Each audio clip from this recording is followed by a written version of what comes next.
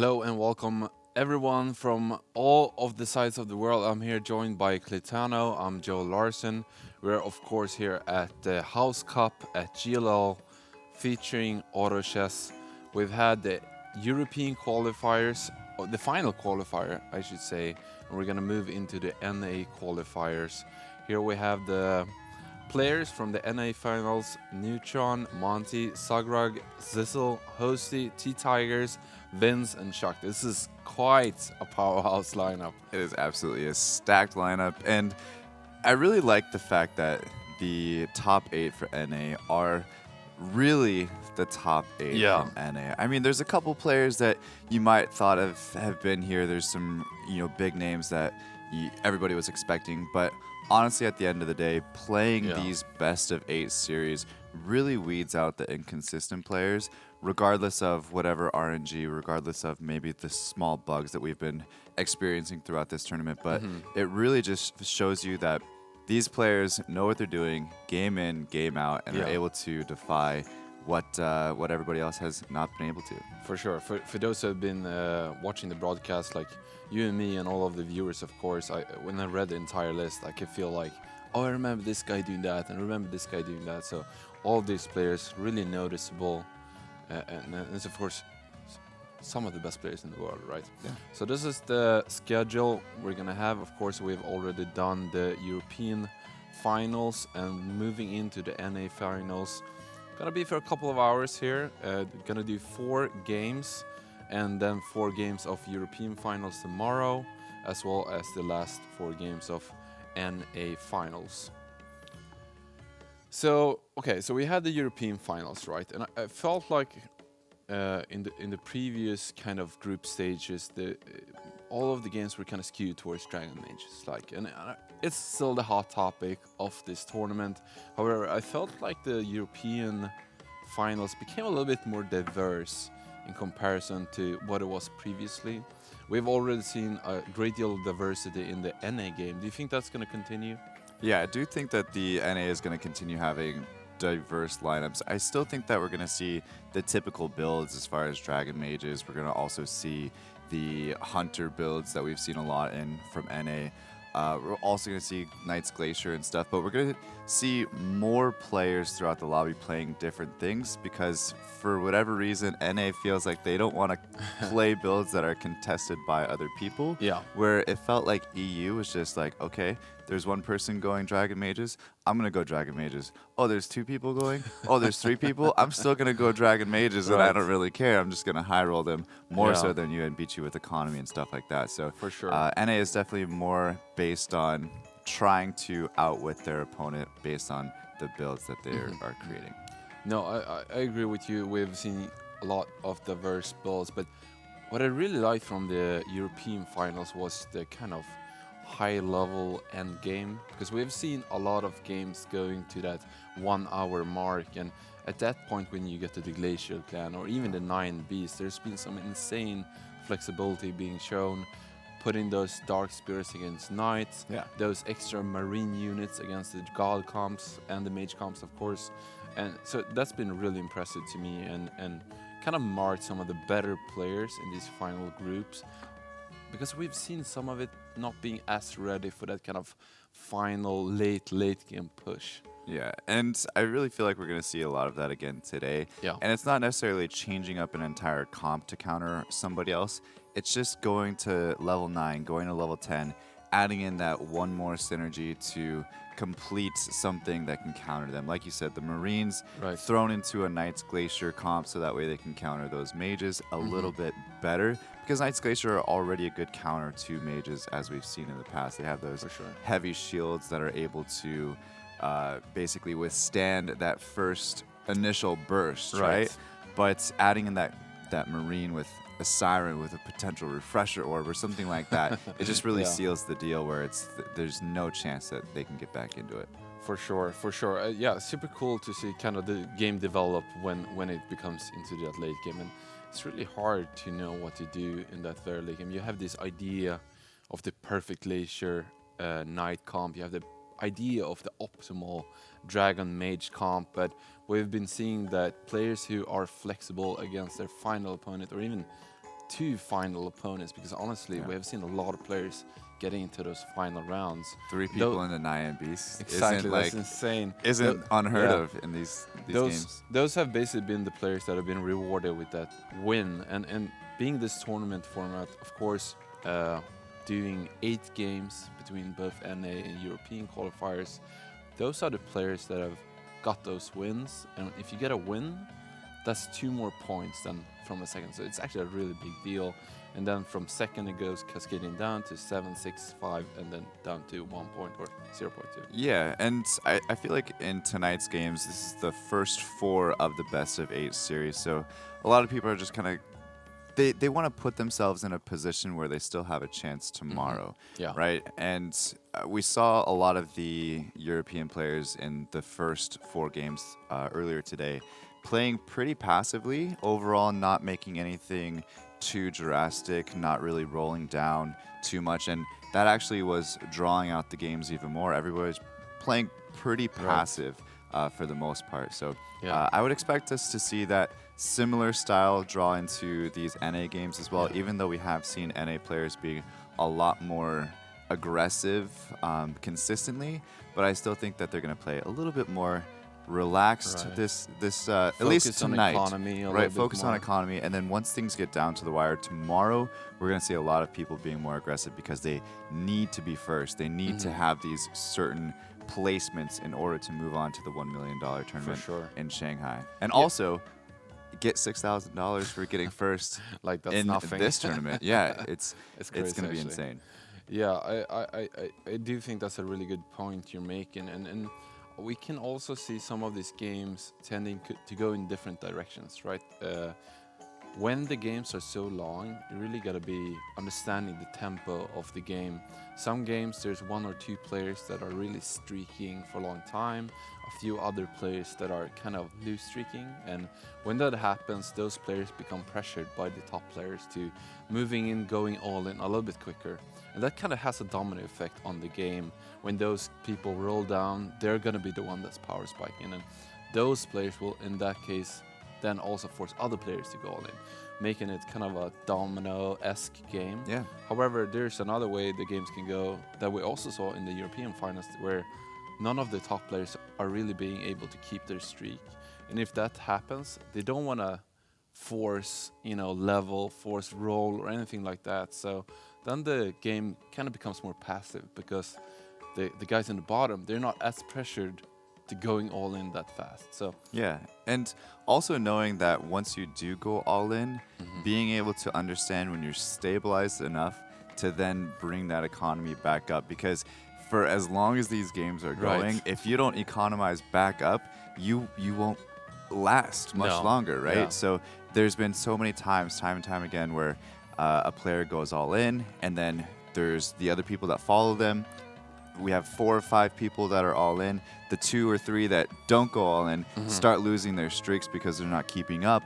And then 2 or 3 of the players that did go all in start economizing back up, and then they leave that other person down in the dust. Not only that, but a lot of people has to go all in when they're loose streaking around round 15 or something. And this game, they last for like 40 to 45 rounds. And maybe you can economize again, but you probably have to go in all in again, and then economize again, or even a third time when it gets as our record to round 48. Yeah, either going all in or at least knowing when to roll down to like 30 at least, or something to power spike to at least keep up with the rest of the lobby. For sure. Understanding the tempo of the game has really been the namesake of this tournament, I'd say, especially when all of the rounds drag out for so long. That's really kind of understanding the balance between when you're in the fear of actually losing the game and when you're strong enough to kind of survive for a couple more rounds, even though if you're low HP. Yeah, timing has been everything for all the games, honestly. And one round could make a difference of winning or losing, or potentially, losing a streak even. So every round is very crucial, and knowing when to go in and when to not. So what did we see for the first time today? We did see a Rogard for the first time. We did. Didn't go for that long, but it would be cool to see some of the less units being played, because at the beginning of the tournament it was really like crystal clear which kind of setups worked and which one didn't, and which units weren't really contested at all. And then we started seeing some more water spitters, some more phantom queens, even some obscure units. But I feel like Rogard is one of the few units that hasn't been shown a bit of love. It's very understandable. It doesn't really have a perfect fit in the meta game, but when you get to those super late-esque games where you have a front line of 3 warriors and sometimes even having Doom Arbiter at that point, Rogard could be a thing. You never know. That would be super cool to see. Personally, I love myself some Rogard action. Yeah, no, of course. I mean, he's a super cool looking unit as well, and has a pretty interesting set of skills, which does make him kind of niche in this situation, in this current meta. But we did see some assassins today as well, which was also nice to see, and they didn't do bad. Yeah. They didn't necessarily get first, but they didn't do bad. Right. So at least it was something else to propel them into, I believe it was top 4 at least that game. And I think that's important in these kind of tournament style games, and this is not your normal pub game. You don't have to get first every time to feel satisfied. At some point you gotta understand that you're not getting the units for some of these top tier comps, and selling yourself into assassins and securing a 4 for a third that could be good enough to kind of get those important points. Yeah. So it seems like the match have started here. We're gonna watch Chuck, of course, with that Soul Breaker. Speaking of units, we're starting to see a bit more of from the EU qualifier. We have seen a lot of 3-star Soul Breaker. The G.I. Joe. Just one person. Technically, there was another person that built a 3-star Soulbreaker along with them as well, but we saw Disowned go for a 3-star Soulbreaker 3 out of the 4 games in the EU games earlier today. So it was really, really interesting because he didn't necessarily build it with anything that had synergies with it.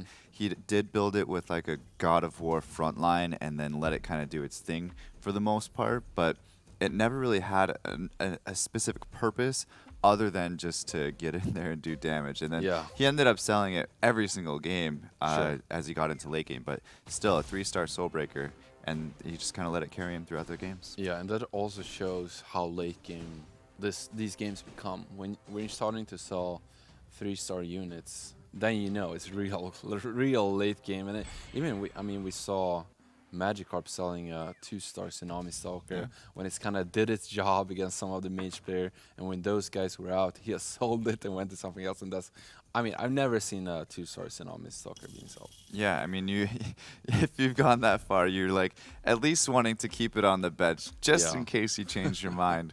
But no, knowing Magikarp, he just sold it. He was like, okay, I don't need this anymore. I'm up against a different type of player now, and I can go ahead and throw in some other useful things, and never going to come back to that. I really like Chuck's start here because he's on his way to get a pretty decent Goblin start. But if it doesn't hit it, he's actually picked up a Fortune Teller, which could make him go into that lose streak, of course, making it a bit easier for him to not lose too much health while he's lose streaking. And we all actually see him putting, I think he got a Frantic Mask, if I'm not mistaken, like a potential Frantic Mask. So you could start thinking about which comp is Frantic Mask good for. And of course, Knights, and I'm thinking especially of Lightblade Knight being really good with that. And no real use to not try to win the first round, I think. You really want to try to win that one, and if you lose, then you can start Fortune Teller. Yeah, I mean, this is a really great start overall. He's not going to beat Monty's 3 goblins, I would assume.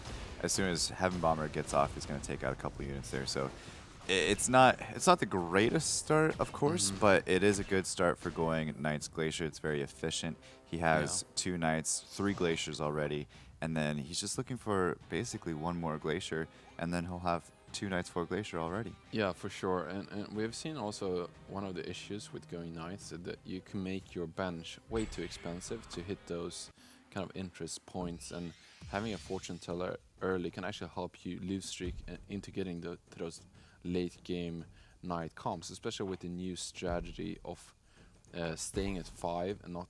If you stay at 5 and don't level, you're going to lose a lot of life usually.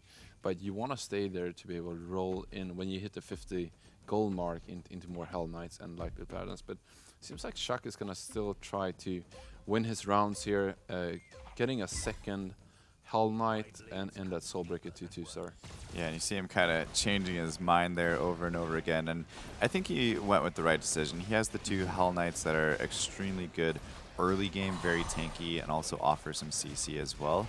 And then just putting in the Frost Knight in order to buff it up a little bit. Stun is The Desperate wow. Doctor is really good early on as well, but the Soulbreaker is just going to be a little bit more useful in this For situation. sure, So yeah. he was able to pick up another Fortune Teller as Wow. well. So he's getting a really good start for Knight's Glacier, Yeah. and it's going to be pretty scary if he starts picking up some of these 3 stars here. He just seems like he's getting one Knight after the next and just stacking them up. So we'll check back in on Chuck in a little bit. Of course, he is one of the top players of the NA Lobby Yeah. 2, I believe, Group 2. Yeah, So and saying one of the top people in the NA lobbies. I mean, all of these people have their history in the right, games. of They've been course. so impressive. And before we kind of switch off of Chuck, he is known for his high rolling ways and just being super lucky with the Must pulls be that he's nice. getting. So I mean, I wish I had that skill personally. it's very apparent here that it's no different in today's game as well. All right, so Monte still at 100%. Of course, it's only round 6, so we're gonna see a lot of people staying at that streak. He has the Goblin start with a 2-star Skybreaker and that Taboo Witcher to potentially shut off some demons, but also shutting off some frontline units. And the 1-star Sniper, we've seen that being so efficient in the early game with that strong kind of nuke, kind of similar to Soulbreaker in a sense. Soulbreaker and even Flaming Wizard as well. Both of them Ooh. all have the Sizzle. same type of effect. And yeah, he's got a Swordman now. He also has a few Warriors, and we've actually seen Monty be very effective with Warrior front lines, Yeah. along with other types of backlines, whether it be Hunters or Dragons Mages. Sure. So I no think, different here. I think there's a chance he will. Okay, he picks up 2 light blade knights here, but I was thinking that he was at 6 gold and probably wants to see if he wins this round or not. Whether he should try to get that interest point that could be crucial for kind of leaping into the mid game here, starting some interest. But seems like he's gonna keep his options open with a kind of broad bench instead, and maybe waiting for the next round to start picking up some interest. Actually, only Sagrug having a real amount of gold in this game so far. Yeah, swapping over here to T-Tigers, also the other 100%er as well. And honestly, is building strong. a pretty similar build to Monty already with the Hunter build. Already has the Exorcist Ranger 2-star, Stone Spirit 2-star, just has that Argalianite with the items because he knows he's probably going to be selling it here in the next few rounds or so. For sure, and we talked about that before as well, that the 3 Hunter start is very strong early game because it gives you that flat damage increase, right? And that's, of course, it doesn't scale that well, but at this point of the game, it's actually amazing. The earlier you get it, the better it becomes. And Wow, that Water Spirit just it crushed it, completely yeah. had the perfect skill and was able to, unfortunately, knock T-Tiger's win streak offline. Water Spirit super strong against these Hunter lineups, because their backline is usually very squishy, and when it jumps back to the backline and gets its ult off, it usually sweeps away the entire backline. So pretty unlucky there with the matchup, I'd say. Yeah, Vincent here going with some interesting units to start. Of course, he has the 2-star Soulbreaker, which With- is amazing. 2-star God of War, also amazing. Has a random defector just kind of thrown in just for Yeah. some value, but also got the Shaman bonus early on. And This I is think so that's something nice. that you typically would add in much later in the game, but being able to turn the Tab Witcher into a duck right after the start I think is it's actually pretty amazing. amazing. At this point because he has a Magica Crystal as for Soulbreaker, which means together with the God of War is going to pump out a lot of damage, and getting actually a synergy early with God of War is incredibly difficult. I mean, in the beginning of the game, you usually get all of these racial buffs, you know, the 3 goblins and the cave clan, etc., etc. But being able to kind of manifest one synergy with a powerful 2-star God of War is gonna. I think Vince is incredibly powerful right now. Yeah, and round 10, we can go ahead and take a look at the gold acquired stats here. And Monty running away with things, of course, with a 100% win streak at 64, and then everybody else kind of right in line. Sizzle, of course, just a little bit behind, also with Chuck, but so far, no real outliers. Everybody's pretty much right on track with each other. Yeah, Sagrog feels like it's weird. Sagrog is kind of loose streaking here, but it's also level 6. It's kind of a different, it's kind of an interesting position he's in. Maybe he's actually not trying to lose streak, that's just what happened. He played against some strong opponents, and here we are. Yeah, one of the best lose streaks that you can actually have is the unintentional lose streak, where you just happen to start gaining a ton of gold because you're at a plus 3, +2 win streak just randomly. Yeah, so Mont is still at 100% Neutron. Let's have a look at some of the bottom players, what their work. Another Storm Shaman this early. Okay, Neutron actually doesn't seem that weak. He has a Pirate Captain super strong early. His CC is strong, of course, but especially that extra damage from the boat is something you shouldn't underappreciate. And that 2-star Swordman does look kind of scary, honestly. Yeah, honestly, there's not much difference between teams between 8th and even first placers.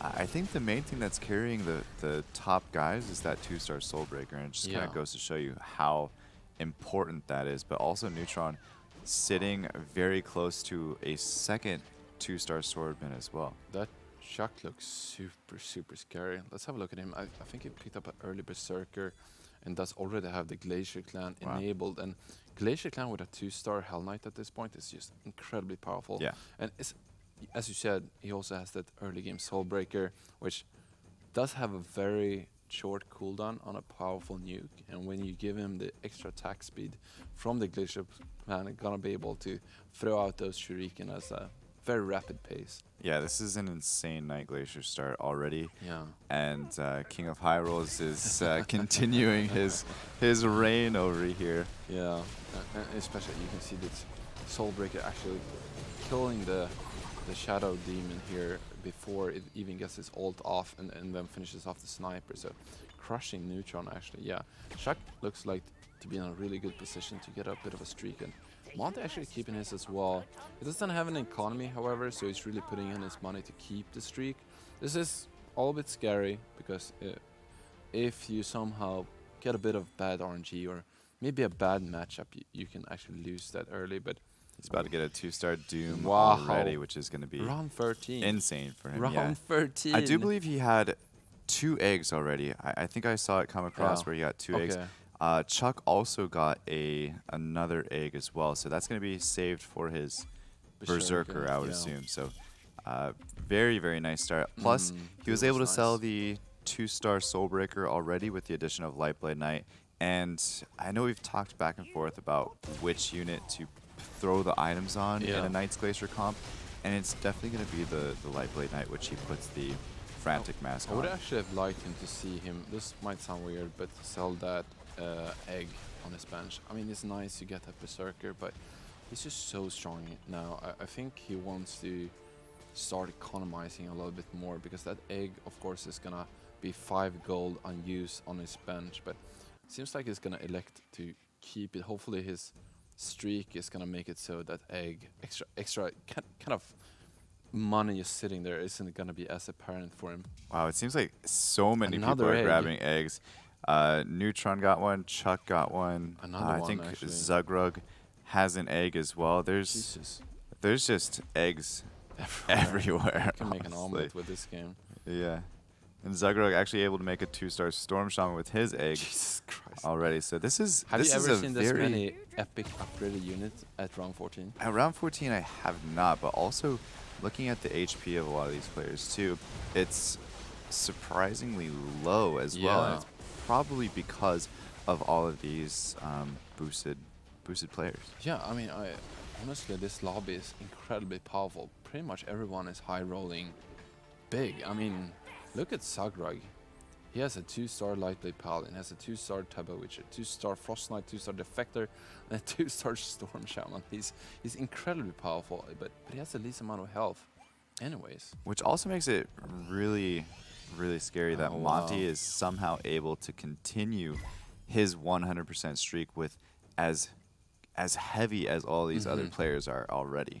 Even scary so is that he pretty much has like the perfect front line for a hunter team, Hmm. also helping him dealing a ton more damage, looking to go up another level to 8 and putting in that one extra aggressive unit Yeah, of and Evil even though he Knights. hasn't had necessarily any economy, he's been able to Hmm. get it from his win streak, and I think he's been playing this pretty well so far, Hmm. obviously. And we've talked before how playing with a win streak and playing with a 100% win streak is actually sometimes more difficult than playing with a lose streak, because you really have to decide when to spend your gold, when to roll, when to level, and when to do all these things, so that way you can make sure that you maintain that win streak, because it's very easy to lose, and it's also very dangerous if you do lose it. Yeah, for sure, for sure. Yeah, Monty, of course, running on a thin thread, but he has been the only player to be level 7 for quite some time, so that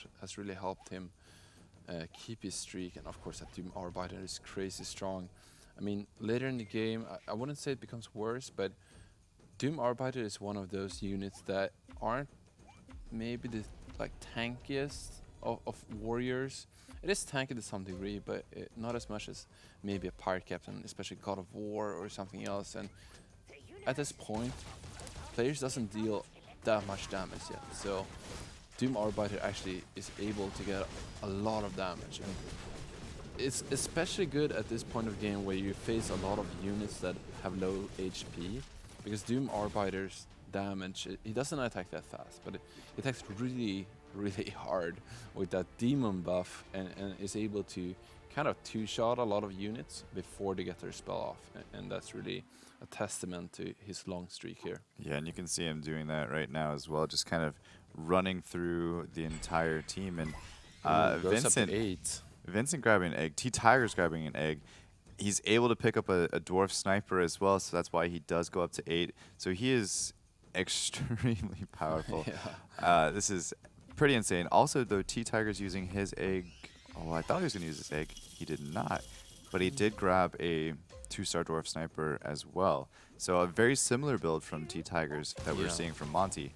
And right off the bat, we can see all of these hunter plays that have been super popular, actually in the NA region, being very representative here.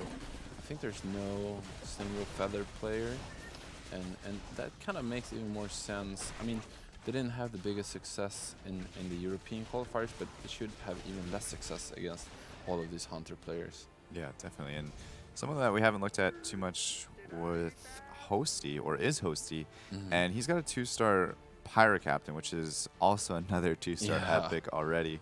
And what he's really hoping for is a 2-star Dwarf Sniper, especially since he's already masked it. Mhm, I mhm. would have definitely recommended waiting to mask it until it's at least a 2-star. Right. Yeah, I mean, at least you can wait with combining them, right? I mean, he still benefits, of course, from that extra attack speed from quarterstaff not having the highest attack speed, really. And of course, that hunter bonus giving that flat out damage to him. So one thing we haven't seen too much of right now, or just yet, is some mage comps. We see one hunter Oh, team, yeah, we you're see right. 2 hunter teams. This is a Knight's Glacier. There's a lot of night glaciers, and Alright, so here we Vince go. has got the Now I'm dragons. feeling comfortable. Yeah. again. I'm like, wait, are we playing a different patch now? I thought they didn't release that to PC yet. Yeah, the Chiropter. Not that that would mean that there will be less mage dragon comps, but I mean, just saying. Yeah. All right, so Vincent, let's have a look at all the comps. TT Tigers, I think we were at him a second ago. Yep. Okay, he's playing that Hunters. Sissel, Knight's Glacier. Nice Glacier. Yeah, Sugrug is Nice doing nice. Glacier. Wow, there's a lot of Night Glaciers. We can see some Utron. Venoms on Sugrug's board, Hunters. so maybe gonna try to move into like 6 Knights Dragons instead. To Yeah. We Oh. do have, I think, 4 exactly the same hunter builds. Not necessarily feathered hunter, Another but egg. warrior hunters. And yeah, Hosty picking up another I've never seen egg. this many eggs. Honestly, this is ridiculous. Yeah, What every is round going there's on? some type of egg flying across the Yeah. screen. And I think Vincent is the lone dragon mage Yeah, player. And he yeah. also has an egg already for him as well. So Fully economized too. yeah, I think Yeah. Vincent's actually in a really good spot. 78% HP as well. only one playing a Right. non-contested build. Not necessarily just a Dragon Mage, but he's the only one playing a non-contested build. Everybody else is playing something that there's another player in the lobby For playing. sure, for sure. And has a 2-star Venom already, could be nice against all these Knight Glacier builds, locking down a Berserker, or even against these frontline heavy units like the Swordman. Maybe not the best against the Swordman if he starts spinning right as the Venom hits him, because of course Swordman has quite high attack speed. Yeah, and Monty's still able to maintain his 100% win Yeah, streak it's with looking real all good. of these insane rolls. And look, Chuck picking up 2 more eggs this round. Has he had like Look at 5 his eggs? bench. I think. He's 1 away from a 2-star or 3-star Hell Knight too. Mm, right. Yeah. Because he can combine the eggs and then combine the Hell Knights too. Yeah. Very expensive Hell Knight though. Basically costing him 9 more gold if he wants to do exactly that. It might be worth it. I mean, Hell Knight just carries you for such a long time. It's also one of the most important units. Or he could hold off, try to get a 3-star Berserker, as you said, Ooh, that you've yeah, always I like wanted. that. I think once you have 3 eggs, you also always have that thought behind your mind, like maybe I should go a 3-star epic. What? So, his Lightblade Knight, does he have all the items already? Oh, we do see another Berserker. Okay, he does have the items already, so does use the egg to finish that Berserker. Of course, that's a really big power spike, but I don't think it's gonna go for the 3-star Berserker now that Lightblade Knight already having basically all of the items that they both want the same items, right? So you kind of gotta choose there what to go for. Yeah, and he did roll down quite a bit that round, which you'll probably end up Ships seeing are coming. a lot of other people doing the same thing. And Chola Elder too, actually, from Neutron. yeah, but it's Neutron switching into mages pretty quickly there. yeah, not gonna be enough though for him. We've seen him gone down to 30%, so makes sense that he's kind of rolling down here and trying to hit a power spike, forcing the rest of the players to react with that domino effect we talked about earlier. Actually, a lot of players rolling below 50 gold. Actually, all of them except for Sizzle. Sizzle was kind of low on the gold gained situation, so I understand that he's trying to re-economize a little bit here. It does make sense, but Yeah, he's got to be I'm careful sure we're though. gonna see There's him roll as well. Yeah, we see him roll down to 40, 30, 34.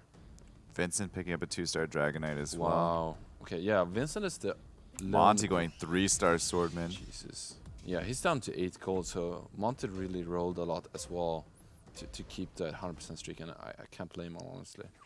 Wow, is that a Ghost Prophet? Yeah, he's got a Ghost Prophet. He just said, you know what, I'll skip the Soul Reaper on this one, guys. I'm just going to go straight to Ghost Prophet 2-star because I know how this game is going. Yeah.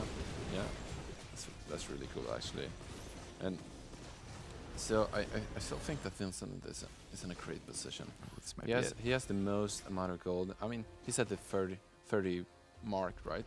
But he already hit his 2-star Dragonite. Did lose against TT Tigers though, which has rolled down all the way to 5 gold. But I don't think Vincent is really in trouble. I feel like he could save some amount of gold, because if he starts rolling here, what is he actually? I guess he is looking really for that Tortola Elder and that Thunder Spirit. So rolling here before going tonight does make sense. Does sell the Thunder Spirit, trying to get 4 humans in, which really makes sense here. Yeah, he's just a little bit of ways away though from Tortola Elder, right? So I would probably say start saving up, maybe until you like naturally roll another Tortola Elder. Yeah. Then try to go down for it. Unless you feel like you're just really bleeding, then go look for it as far as like rolling completely down. Because this 2-star Tortola Elder is very scary from Neutron. Hosty going down to 5% HP, so he's really got to make sure that he wins from here on out as well. And he's up against Monty, which is originally the 100% win streaker for the lobby up until about 20 rounds or so. Yeah, Jose is in a very, very scary position basically, because people have been really high rolling in this game. I mean, we call this like the omelet game or something, because I've seen so many eggs, which means of course a lot of epic upgrades. Yeah, scared to be a loose streaker in these types of games. Yeah, it's definitely not looking great for Hosey this game. Mm. He is picking up Ooh, quite a bit of stuff here and does have some decent mana regen on his Siren as well, which is super important. He also yeah, has the Abyssal Guard plus Siren combination for the Marine bonus against. We have Vincent and Neutron both going mages as well. So yeah. not a bad pickup for Hosey. It does look sort of stabilized, but the problem is that everybody else is also super high rolled. So not necessarily able to relax just Right. yet. He's gonna get to play against Chuck, and Chuck actually has a few one-star units at this point, and he doesn't look that powerful at all. I wonder, however, it seems like it was close there in hopes this game. Is he gonna go out here? Let's have a look. Oh, it's close. Okay, I think, yeah, Dwarf Sniper is gonna take this, but I actually thought it wasn't gonna be that close, given that Chuck actually had a few one-star units. Looks like Zugrug is also. Wow, Light Blade Knight 3. That is nice with Frantic Mask and Rune Hammer and another wood staff there. Super powerful unit. And we have a bit of a pause here from the admins. Maybe Yeah, I believe that Chuck. this is. Yeah, I think it's Chuck that's disconnected. Looks like he's back into it already though. But yeah, this has been a really interesting game. There's so many people high rolling their minds out, Yeah. and as somebody that's not ready for this, you can fall out of this competition sure, yeah. extremely quickly. Takes a lot of experience to understand what's going on in this game. As we see another egg coming out, I think it's like the 15th egg. I don't know. Yeah. But seriously, you're right there. And as we thought that we had kind of seen it all with countless hours of auto chess from some of the best players in the world, this auto battler genre really keeps surprising you.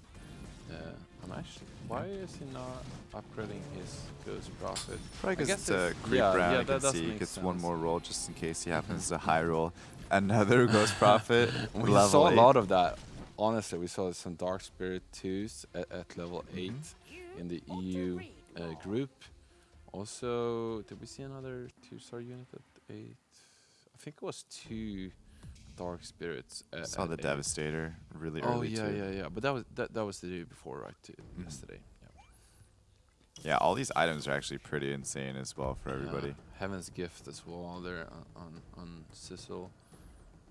Another Heaven's Gift on Jesus, 3-star Swordman for Neutron. No big deal, but it's still at 70%. I mean, this really shows how powerful this lobby. And I mean, you look at this setup and you're like, wow, this is powerful. You're one away from that 6 mages. Have a really strong front line. Doom Arbiter, Swordman 3, which deals a lot of magic damage, especially those mages. I honestly really like, first of all, if you have a 3-star frontliner with Heaven's Gift, that really helps. It really helps actually the 6 mage comp, because the issue with 6 mage comp is that your backline is so weak to burst damage, right? It takes one Storm Shaman to kind of kill you, basically. And if you have that Swordman to kind of give you that extra life buffer, you can get an extra set of spells off, as well as the Swordman actually deals a lot of magic damage. So finding that 6th mage could prove to be detrimental for Neutron. Yeah, and Hosey actually dropping down here to Vincent, and it's not really a super huge surprise. He was kind of on borrowed time for the most part with 5%. Not even because he had a weak team, but just in a lobby where there's so many strong players. If you're at 5%, there's bound to be something that goes wrong that makes you lose that 5%. Yeah. And it's just unfortunate that Hosey picked this game to lose streak into, and you know, we have all these other players that are going to be right behind him, and then really this game is favoring the people that started out with the high HP, because they're just going to kind of ride that HP a little bit until people get knocked out, and then I think we'll kind of stabilize a little bit where there'll be kind of a stalemate of 2 or 3 players that'll just drag the game out for you know, an hour or 2 or so. As it goes. Yeah, Vincent barely winning here against Chuck, the kind of second player in the lobby here. Actually going up to first place with that Light Blade Knight, being ever so strong, almost has a. Yeah, he only needs a Rave, not a Rave Shard. For the Broken Sword, Hextech Okay. Gunblade. Picking up the upgrade from Oblivion Staff with that extra damage item. We're getting the Pulled up the encyclopedia. encyclopedia. No, everyone is really strong. I think Sagrog also pulled another Dragonite 2. Also went up to 9. Let's have a look at him. Also one of the closest players to God. Yeah, he did go for that kind of. Uh, this is an interesting combination. He does have 3 mages. He does have knights and dragons, but it's not going to be enough against ever so powerful Neutron. And is this enough damage here for him to go out? No, but it's close. Only at 4% after that battle. Yeah, he's kind of in a weird situation right now. He's going Knights Dragons, but typically you would run Knights Dragons with 6 Knights. Yeah. But he does have the Shaman bonus because he threw in a Storm Shaman to kind of counteract the mages that he's seeing from Neutron and Vince and them. But at the same time, he's picking up a Tortola Elder if he might not be necessarily fully committed into a build just yet. No, I feel like he wants to try to go to 10 or remove something to get into 3 mages. I saw the Thunder Spirit and I was like, oh yeah, with that Storm Shaman it makes sense to add that extra mage bonus and of course Venom dealing some mage damage, but Tortola Elder without any magic crystals, nor does it have a source to rely on, only level 1. Not the strongest unit, but we can see that Storm Shaman dealing 3,700 damage. Oh, it dies actually from the dot damage. So Sagrog getting to kind of dodge a bullet there with that extra tick damage. This game is getting down to the wire pretty early, actually. Yeah, it's crazy because we were talking about this before the game, whether it's going to be very passive or more aggressive. And I think just the fact that Monty was high rolling pretty well and also going 100%, and then forcing other people to roll in as well with him. Yeah. He kind of set the pace at the start of the match for a few rounds. And then everybody, not only did they roll down, but they also high rolled down. So they were picking up everything that they needed and just turning this into this massacre of a game where we're at round 30 and there's about to be, you know, only 3 people probably left in the lobby in the next few rounds here. Yeah, it's basically like every player is living in the future where they have the comp they should have in 5 rounds. Exactly, Basically, Okay, so Sizzle is also kind of on the chopping block, but I feel like Sagrog, okay, he does have some 3 stars, does have that Lightblade Knight. Picking up a Shadow Edge, this is really nice for the Lightblade Knight. You usually see the Lightblade Knight stacking up a lot of extra armor during the fight, and it's usually the last unit to be in every battle, being in the backline as well. And then it's usually gonna have kind of a mano-a-mano situation, kind of a kind of units fight, and having that extra evasion will help him win those duels. Those slight 1 versus 1s that he can kind of barely sneak in there, right? Yeah. No, exactly, yeah.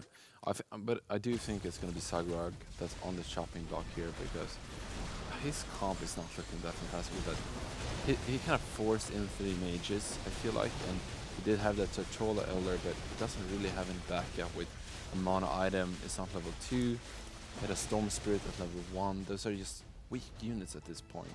And yeah, he goes out as a result. And Sizzle, just like you said, just with the little bit of extra something on that Lightblade Knight, he was able to pretty much solo out the entire team, or she was able to solo out the entire team. Yeah, Knights are really good at that, but with both Hell Knight and Lightblade Knight, kind of getting it done, even facing larger threats in kind of the end game of each combat. And T-Tiger's here really close to dying, and his build is okay. He has a 3-star Aegrisys Ranger, which, as we've seen in the past, isn't really that yeah, it's not impressive game-changing, right? But he is going to switch up his units so that way he has 2 groups, which going against mage comps is always a really good Wow, look at this situation. But Monty setup though. He really had his Doom Arbiter and his Pirate Captain in the right position to meet T-Tiger's opposing left side. Yeah, oh, here we go with the Ghost Prophet, of course, that we talked about previously at 2 stars, waiting for that creep run to be done, but then probably using his egg to kind of finish that. And T-Tiger's going to drop down at yeah, 6th here, which is really crazy because T-Tiger's one of the favorites to win this entire thing, of course. Sizzle, still doing good, also put up against T-Tigers. Now, just Neutron and Sizzle kind of looking to hang on for the most part. Monty dropping down quite a bit of HP. Vincent picking up a 3-star God of War as well, which is absolutely insane for him, especially against these Knight players as well. So also adds in a second 2-star Dragon Knight. Yeah, he's super strong right now. Yeah, the thing with God of War against Knight comps is that Knight comps can't really control the way they get into the backline, so they will usually get stuck against a God of War until you get something like a teleport dagger for maybe your Hull Knight to break, go loose on the back line, which I have seen a bit of. And wow, he's playing against this and just crushing him. Yeah, honestly. it's no competition here. No. Yeah, we knew that Vincent was going to be in a really good position, being almost alone on those dragon mages, and we have seen them being ever so powerful. His setup is almost like complete at this point too. Yeah, there was some people that tried to sneak into the Dragon Mage comp as well, but they were a little bit late to the party, as you see. Nice. Neutron actually found his 6th mage in God of Thunder. Yeah. Probably being the 6th best one he could add, and with that 3-star Swordman, we talked about that a little bit earlier, has that Heaven's Gift, can help the kind of backline survive an initial burst with some extra HP, and then get another wave of attack, and then deal an extra magic damage with those 6 mages. Monty making a 2-star Devastator with probably his 7th egg of the match, by the way. Egg assist, bonus 2, and Venomancer. Not able to get a bomb off. Yeah, getting stuck under the static storm from Storm Shaman, and I mean, Vincent is just looking so strong. Sizzle going out here against Monty. Monty and Vincent looking real good, are very healthy as well. Neutron barely surviving with what we think is a pretty good lineup. I feel like his synergies are very well constructed here. The issue is, however, he's looking for some upgrades. God of Thunder, and he doesn't have a Storm Spirit 2 either. So really needing that extra kick to be in the league of the other top 4 players. Yeah, and luckily he's going into a creep round right now, so he has a little bit of a breather here where if he can snag that 2-star Thunder Spirit and also the God of Thunder, he'll be in a much better shape. I'm not sure if he's actually going to be in good shape with the amount of units that these other 3 have, but at least he'll be in better shape. Vincent, of course, pretty much maxed out on his build, honestly. He did add in a Defector, so that way he has that Storm Shaman. Just for the creep round, of course. He's going to probably throw the Pirate Captain back in afterwards, though. Yeah. So Chuck has actually kind of taken the place of Monty in this game, for his being that super strong, long streaker, and he's fully economized again. And we talked about this previously, kind of going like a roller coaster where you go all in, and you're trying to hit that power spike, so you can then fully economize again. And Chuck is really the only player who's been able to do so. So he's really getting ready for the late game, trying to find that Hell Knight 3 before going to 10. He's also got 2 2-star Berserkers as well. One up here wow. getting turned into Yeah, a you're duck. right. But once he can make this 3-star Hell Knight, he's going to have a lot of empty space, right, for that extra who? Berserker. Yeah. Right, but of course he did take off the Hell Knight to add in that extra Berserker, but I'm saying that he'll actually be able to use that value on his bench right now that he's not able to previously. Of course, Neutron is going to get taken out 4th here to Vincent. And oh wow, 1 away from Berserker 3. He picked up 2 more. 2 on that one round. Chuck gonna roll down. He's gonna stay at 10 gold here, I think, getting an extra interest point. He also got the 3-star Hell Knight that round as well. Wow, that was some That was some shuckish rolls right there. Very chuckish rolls, for sure. Yeah, I like that he's staying at 10 gold and not trying to be greedy to find a berserker because one, he doesn't have anything else to put in, and if he does roll, he only has kind of 3 extra rolls to find a berserker. It's better to wait until you think that there's a good chance that you have good EV to hit that berserker before you kind of go for it. You gotta make that measurements right before you Also go for having it. something to put in its place as well. Yeah. Right now he just has a 2-star Frost Knight to throw in, which may or may not be worth it. So as we're entering the late game, what do you think you should put in? This is really where you want to look at your opposing teams and be like, what do I need? Okay, there's some Dragon Mages, there's some, I guess some Death Prophet, Hunter, Warrior frontline, kind of like a minus armor frontline, if you will, with Venomancer, 2 Egersis units, and that Devastator. So is there any way you can increase your armor? I mean, probably not. You already have all of the knights, right? But getting that Berserker to 3-star is going to be usually important not only for its damage increase, but especially that extra HP. You don't want them both to be dying from the burst from the dragons, but also the burst from the Devastator.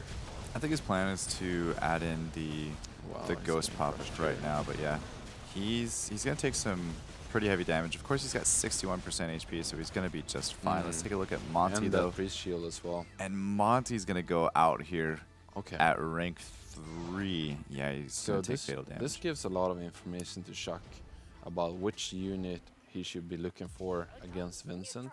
You really want to specialize against him. And if I'm not mistaken, if he can maybe, wow, he does have an egg actually. Yeah, he can make his 3-star Berserker right now, add in the Ghost Prophet if he would like, and then potentially go up to 10 if he can re-economize himself and add in either another Egersis, which I don't think would really be No, necessary, Marines, right? but also he could add in another Warlock, Oh yeah, such yeah, as Dark Spirit or something along those lines. yeah, yeah, or of course that Prophet. But I'm thinking he's playing against mages with the Storm Shaman. I just feel like he's crumbling under the Storm Shaman's silence and is not able to kind of come back too well after that. I know that there's only a finals. Chuck was able to actually spread his unit well enough so both of his kind of carries, which is the Lightblade Knight and that Helm Knight, was able to clean up afterwards. But what you really want to try to do is survive that burst and that silence from the Storm Shaman, and maybe getting some Marine units could be nice at 10. This is definitely going to be in the later stages of the game because Chuck doesn't really have much of an economy as for now. Yeah, and like we saw, basically what T-Tigers did in the previous rounds is have this exact team for the most part, and then add in the Siren plus the Tsunami Stalker. You see what I'm seeing? This Hell Knight actually does have a teleport dagger, and we've seen that being crucial against these God of War comps. The thing with the God of War comps is that they have this kind of cone of magical damage happening, and that teleport dagger can avoid that cone of damage with that magical burst, but it also avoids his opposing God of War, so it doesn't just sit on him and kind of wastes his precious damage on him. Both players picking up some really good items from that. Is that a killer from bot? that. It is a Killer Bot 300 on the Dragon Knight, and he does have another Dragon Knight coming as well. Oh, so we might see a Frost Dragon in this game, which means that much like Chuck, he can get, if he combines his epic unit, he's able to put something else in. I wonder what that would be for Vincent, as much as I wonder what that would be for Chuck. I'm actually, I don't know, do you think he should upgrade his Berserker? If you look at this round, right, Berserkers are gonna die so fast from these initial bursts. One of them do you think the reason why he's not pulling them together is because he's afraid of the opposing venom? Like, right now he can spread kind of the love between 2 Berserkers while one is getting hit by that crucial venom debuff to the most fastest attacking unit. If he combines them, it's gonna hit basically both of them, if you know what I mean. Yeah, or he could probably have a secondary. I mean, honestly, right now, 2 Berserkers would be better than 1 3-star Berserker if you don't have anything to put in its place. But he does have a Ghost Prophet now, so I think if he finds either another Berserker or another Ghost Prophet, he'll egg the other one, Yeah. and then he will add that in. But Vincent was able to get up to 10 where Chuck was not, and I think that's going to be very beneficial for Vincent right Yeah. now. Yeah, the Siren is really nice. It's gonna let those two Dragon Knights do a lot more extra damage. And actually, Vincent has another avenue to upgrade his team, and that is getting a Dragon Knight 3. But it would take a lot more gold for him to add a unit for that to be worth it. Actually, losing to Chuck, that's winning on his board too. So he's got to be scared here because Chuck, I mean, he can get a big upgrade at any point. Yeah, here. for me, Vincent needs to, one, get the upgrade of the Dragon Knight, so that way he has the 3-star Dragon Knight with Killer Bot 300, which would be great, especially with the Wraith Shard and potentially a Mjolnir, you never know, at round 45. But he really needs a Dark Spirit at this point to It's funny though, we just say kind of help round out against 45 these so knights. casually. We're like, yeah, it's another round 45. You know, Yeah. of course it's gonna be another round 45. Yeah, very interesting here. Oh no, this Hell Knight slid right behind the God of War, which Yeah. is extremely scary for Vincent. And honestly, Teleport dagger, man, with I'm the telling teleport you. dagger, yeah, it wouldn't surprise me if Vince wanted to put his God of War in the back line Yeah. and kind of hold that. But I think that And is this going to be gonna it, Yeah. which was honestly a super exciting game one for these NA Yeah. finals. crazy. This is probably one of the most exciting games I've seen so far, with so many players rolling at an extremely high rate and also being pressured. It felt like the game went so fast because Yeah. there's so much going on and so many cool upgrades all at the beginning. Yeah, and this is, I mean, this is also, we gotta remember, they weren't only high rolling, they enabled themselves to be enough, like, I mean, they were in the right position with the right units, right, at the right time, so they could get the most out of the RNG that they were presented with. If you kind of dabble between a lot of different teams because you don't know what's gonna be best, then you're gonna lose a lot of economy and a lot of potential units if you're gonna get those interest points. So good on them to make this game super exciting, Yeah. honestly. And I mean, there's so many eggs. Yeah, there I've is never eggs seen so many eggs. everywhere, and I don't think we're gonna see another game like that probably for the rest of these finals No. because there's so many things happening that it just, like I said, it was so exciting. But honestly, at the end of the day, if we look at who was first, it was Chuck and Vince. And remember in the Oh, yeah, I yesterday's group 2, it was always Chuck and Vince Yeah. every single time. Back and forth. First place, second place. So they are bringing their dominance over into these NA finals as well. Of course, Monty, another dominant player from his group, and Neutron not far behind at 4th place in this Yeah. one. There's a lot of really good players, but Chuck and Vince standing out in this first game. So are Chuck and Vince gonna continue the dominating streak? We're gonna see that right after the break.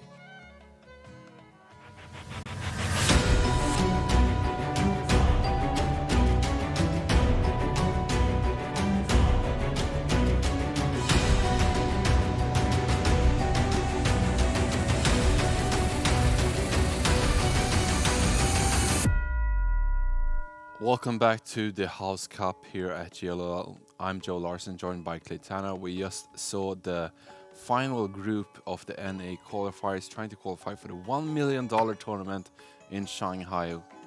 Super exciting. There's a bunch of money on the line here as well, 20K per region. We just saw the first game of the NA qualifiers. Really super cool game, very exciting. A lot of people high rolling. Fast pace. Fast pace. It took 44 minutes to go to round 43. 44? Yeah, 43. Which, I mean, we have seen games go to 9 Bs at like 62 minutes. So this was Yeah. something different. And let's have a look at the scoreboard, see who did well here. We have Chuck winning the first game. I mean, they're all super impressive, but he's really been standing out. So good on him. Vince also in that kind of same league. Monty taking 3rd place. Neutron at the 4th position. And then we have the bottom 4. Sizzle, T-Tigers, Sagrag, and Hosty. Speaking about Hosty, Oh, I'm getting sweaty already. so my good friend Joel and I had a little bet yesterday. I don't know if you guys were here or not, but we No. did bet whether or not Hosty or M80 was going to make it into this round. And so since I bet that Hosty would get into this round. He bet that M80. We have a little challenge that he has to do right now. Yeah. So, chats, you gotta pray for me because I gotta eat all of this wasabi, and I gotta. We'll see how it goes. You gotta take over if I'm lying here. Okay. Easy. Okay, here we go. It's not that bad. Just wasabi. This is like real. This is no radishes. This is real wasabi. As he's taking a drink of water. Honestly, though, right back into business here while he's trying to gather himself. We did have an extremely fun first game, and we thought things were going to be a little bit less intense, but honestly, they did not disappoint. I'm super happy for these There's a NA lot boys of things bringing some intense very right now, that's for entertaining sure. content to us. So looking forward to getting into game 2. I'm hoping that we're going to see some very high octane gameplay right back into it here, and maybe some more eggs as well. Yeah. Wow. I'm a loss of. I'm a loss for words for multiple reasons currently. But yeah, we basically call that. I mean, if you put it on your YouTube, of course, you're a YouTuber and a streamer. If you do that, you gotta call it the omelet game. Omelet game. Yeah, literally. Not just one person, but everybody was making eggs that morning. Yeah. Well, we all know that egg is very nutritious for you, so keep picking those eggs, get those epic upgrades, and you should be very powerful. How you feeling? I'm not great. I'm trying to pull it together. Stop asking me. It probably helps, energize you a little bit, I'm sure. Yeah, it is. Wait, what is the time? It's 3 a.m. in the morning, so we're kind of pushing the envelope here, but as passionate casters as we are, we're going to keep crushing it right into the morning. Yesterday, I think I saw some bird chirping, and like, it was actually light out. As we went left the home. studio, yeah. You know the nice news, though? We're 4 minutes ahead of time right now. Yeah, that's true. Yeah. More of these games, the 44 minutes one going almost to 9 beast. I mean, some of the games that go What that more late. could you want? I mean, it's excellent. I'm all for it. Me too. Yeah, that's great. I mean, Let's go. we all want to see 9 beasts, but when the game becomes so long, you precious casters gotta get to sleep too. Think of us. Speaking of upgrades, God of War 2, Turbo Witcher 2, Soulbreaker 2, very powerful start for a lot of players. And if you're looking at this, you gotta be thinking to yourself, should I start to lose streak? I mean, if you're gonna try to win streak in this kind of a powerful start of a lobby, I mean, it's gonna be hard, man. If you don't get your synergies right, if you don't get those upgrades to 2-star, pick up that priest. I mean, you go for lose streak. But as we saw in the last game, the people that lose streaked were punished severely. True. I mean, Severely. come on, it was an omelet game. You can't compare that to everything. I know, but what if we have the exact same thing? I mean, Chuck is in the lobby. You already know that he is going to be high rolling. My throat was actually starting to hurt a little bit before, but with this wasabi, I can't feel anything anymore. I feel like this is kind of an upgrade to my previous is good. state. Yeah, Perfect. Maybe I should have some more later. I won't stop you. I'm sure you won't. So we have Chuck here with a 2-star as well. I think pretty much everybody has a 2-star. Just want to click through real quick. All right, Zugrug does not. Vince is open fording, as we talked about. Yeah. I mean, honestly, you can be punished, of course, for taking too much damage while open fording, but you don't want to be middling. I mean, you can be middling if you hit those interest points really well, but it's a really hard task to do, kind of surviving off every shop and trying to optimize all the time. And it's just... So these are some of the best players in the world, right? And there's some idea that, okay, they will do that just fine, right? But if you open yourself up to more mistakes, it's going to be easier to make those mistakes against better players. You're going to be more punisher. Middling it's really hard the better your opponents become, you know.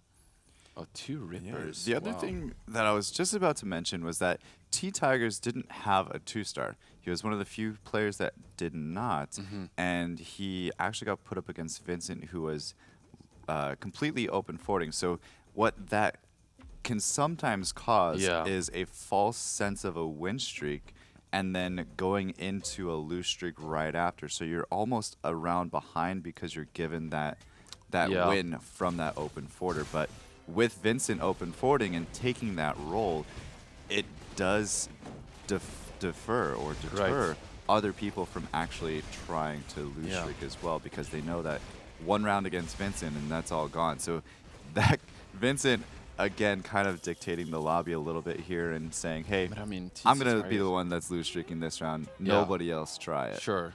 Yeah. But T Tigers, of course, very lucky to play against Vincent there, and before he got in the upgrades. But wow, he's strong now. He has 2 Rippers. Finally upgraded that Skybreaker as well. Finding that 3 Hunters. And we talked about that being so nice in the beginning of the game because that Hunter synergy, unlike many other synergies, actually give you flat damage.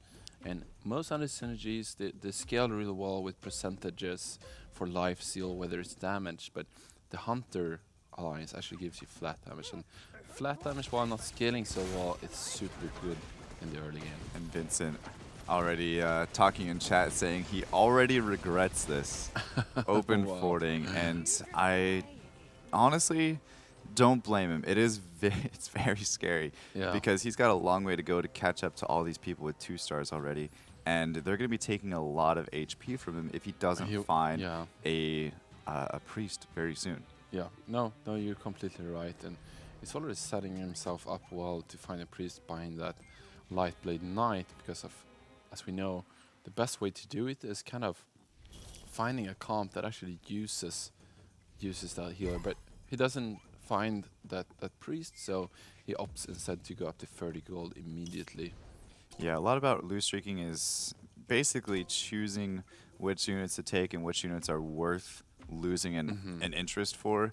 And until he can find himself a priest or something that he knows that he wants to transition Yeah. into, he's not going to start wasting any gold right now. And not only transitioning into, but you really want to be able to defeat that round 10 columns and finding the right units to do so can be kind of important. Finding like a good front line, a lot of damage, and maybe some magic damage even because of their high armor, and some maybe a Despacito or two to kind of control them too. Yeah, the only thing that I don't want to see Is Vince that do. Fallen Witcher? Is it? Yes, it is. And it's Wow. actually on Sizzle, who is 100% right now. Along with T Tigers, actually, both of them are still 100%. But the one thing I don't want to see Vince do is lose streak, open 4 into feathered. Because we know Yeah. what that says. That says, hey, I'm going to take 0 points this round. That's exactly what that says. Yeah. So I would love to see Vincent go into something more, Dragon Mages or Knight's Glacier rolling at 5 to get his units. I think something like that would be a little bit less risky than going into Feathered right now. I just feel like, for whatever reason, it is a recipe for disaster. Yeah, the only players we've really seen doing well with feathers is the one who kind of high rolls on 3 stars and the ones who are not loose streaking. Yeah, They- win streaking into Feathered, which is really hard. unheard of. Yeah, it's Right. hard. It has happened during this cast. I mean, it hasn't happened often, and there has been a lot of games, so it really just speaks to the being a larger sample size. So it's gonna happen at some point. What has happened, though, is what has happened a lot Yeah. is people loose streaking into Yeah, Feathered no, and I getting agree. 8. I'm with you, and especially in this NA lobby, I feel like the feathered units are the best against the hunter comps, right? Because that they have that piercing bonus. Oh, and, no. And in NA, the piercing is really good. I mean, sorry, there's a lot of hunter builds in NA. Wow, we actually found a ton of goblins, like a lot of them. All in the same shop. This is crazy. He basically found an entire comp in 2 rounds. This is crazy, actually. Gonna try to lose streak before the rock column, but he's very well set up to actually beat that rock column, especially if he finds another skybreaker here.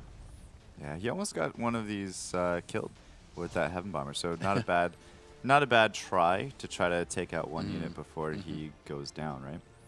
Yeah, and Chuck already finding some nice man items, so Chuck will probably, or maybe not go for that source. Oh, he's actually close to a refresher already.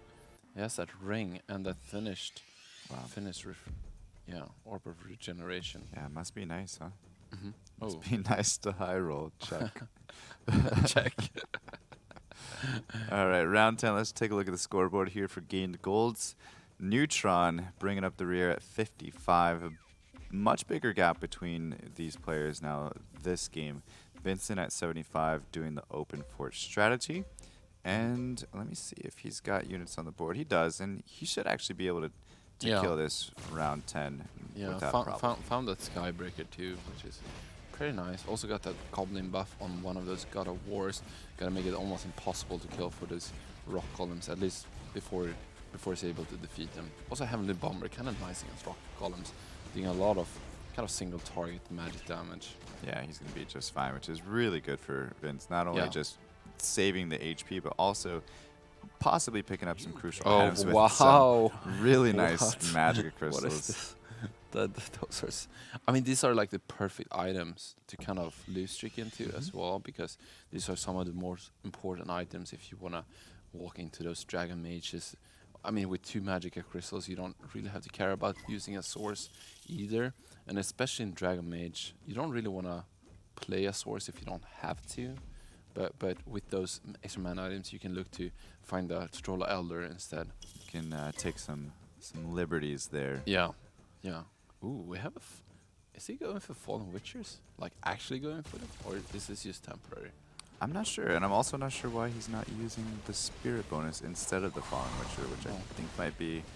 He might be inspired by his opponent, basically locking down all of his units continuously here. Yeah. But finally, that Fallen Witcher actually getting his ult off, and it's getting thrown away by that Stone Spirit, which means, as he has pretty much global range, is going to be able to take care of Chad's units. So that was a big throw, and I mean, he already has a bunch of items.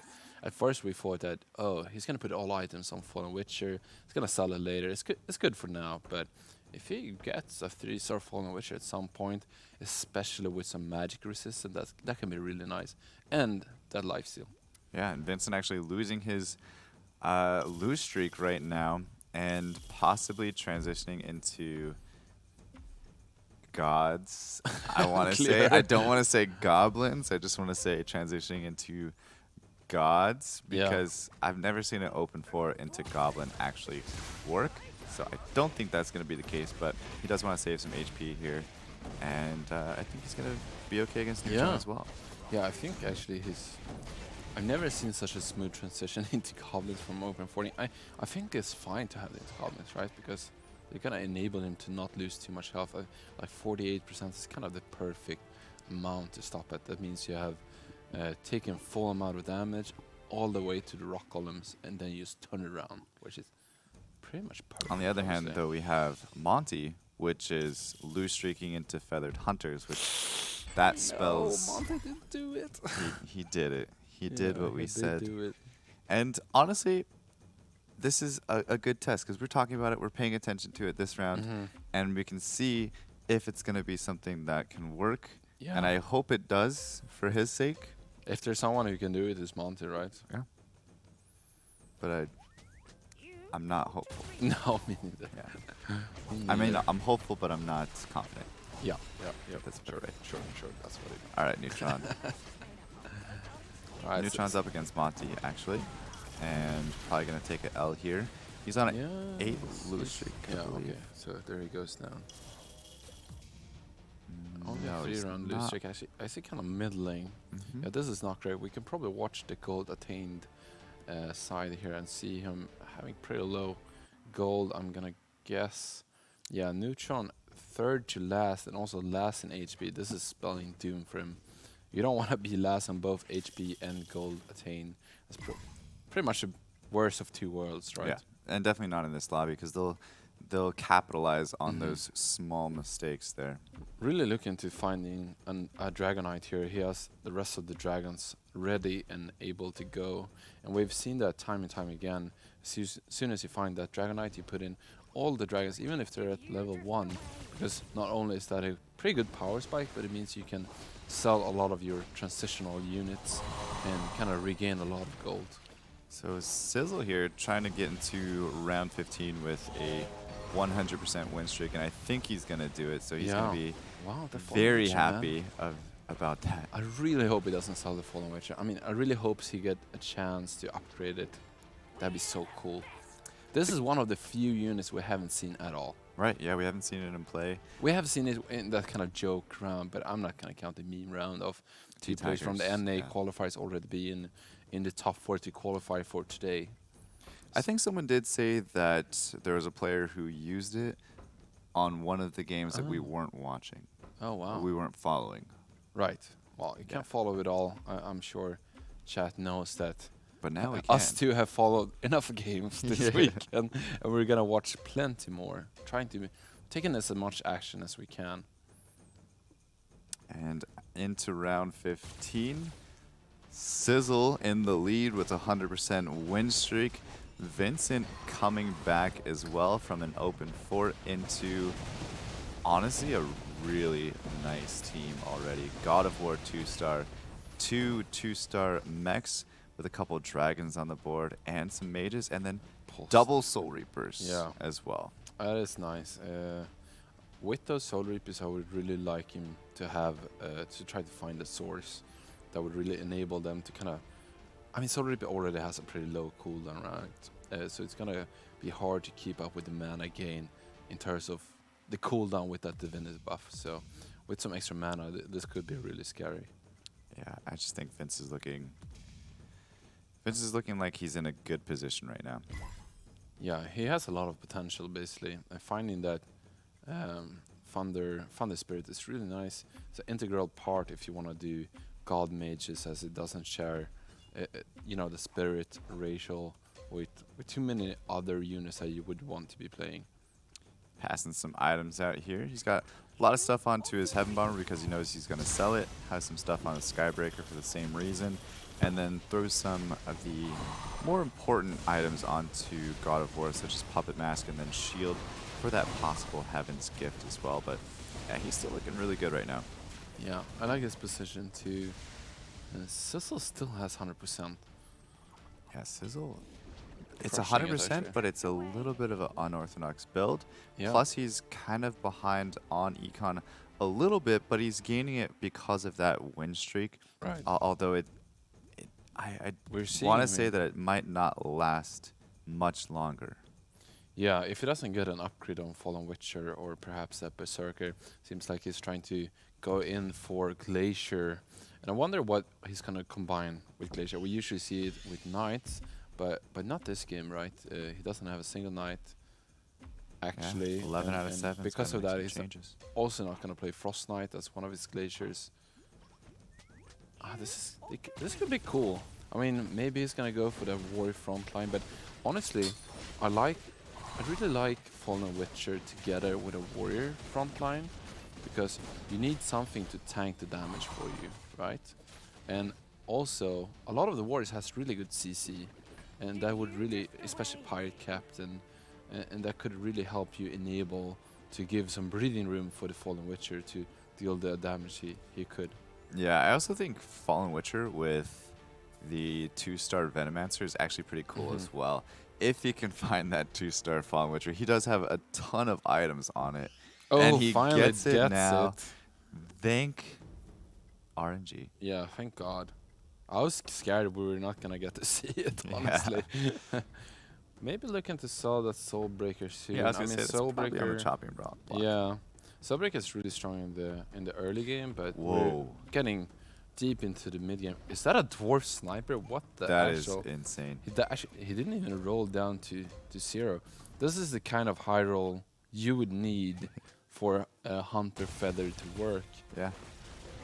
And it's He gave him an item too. What did he give to his dwarf sniper there?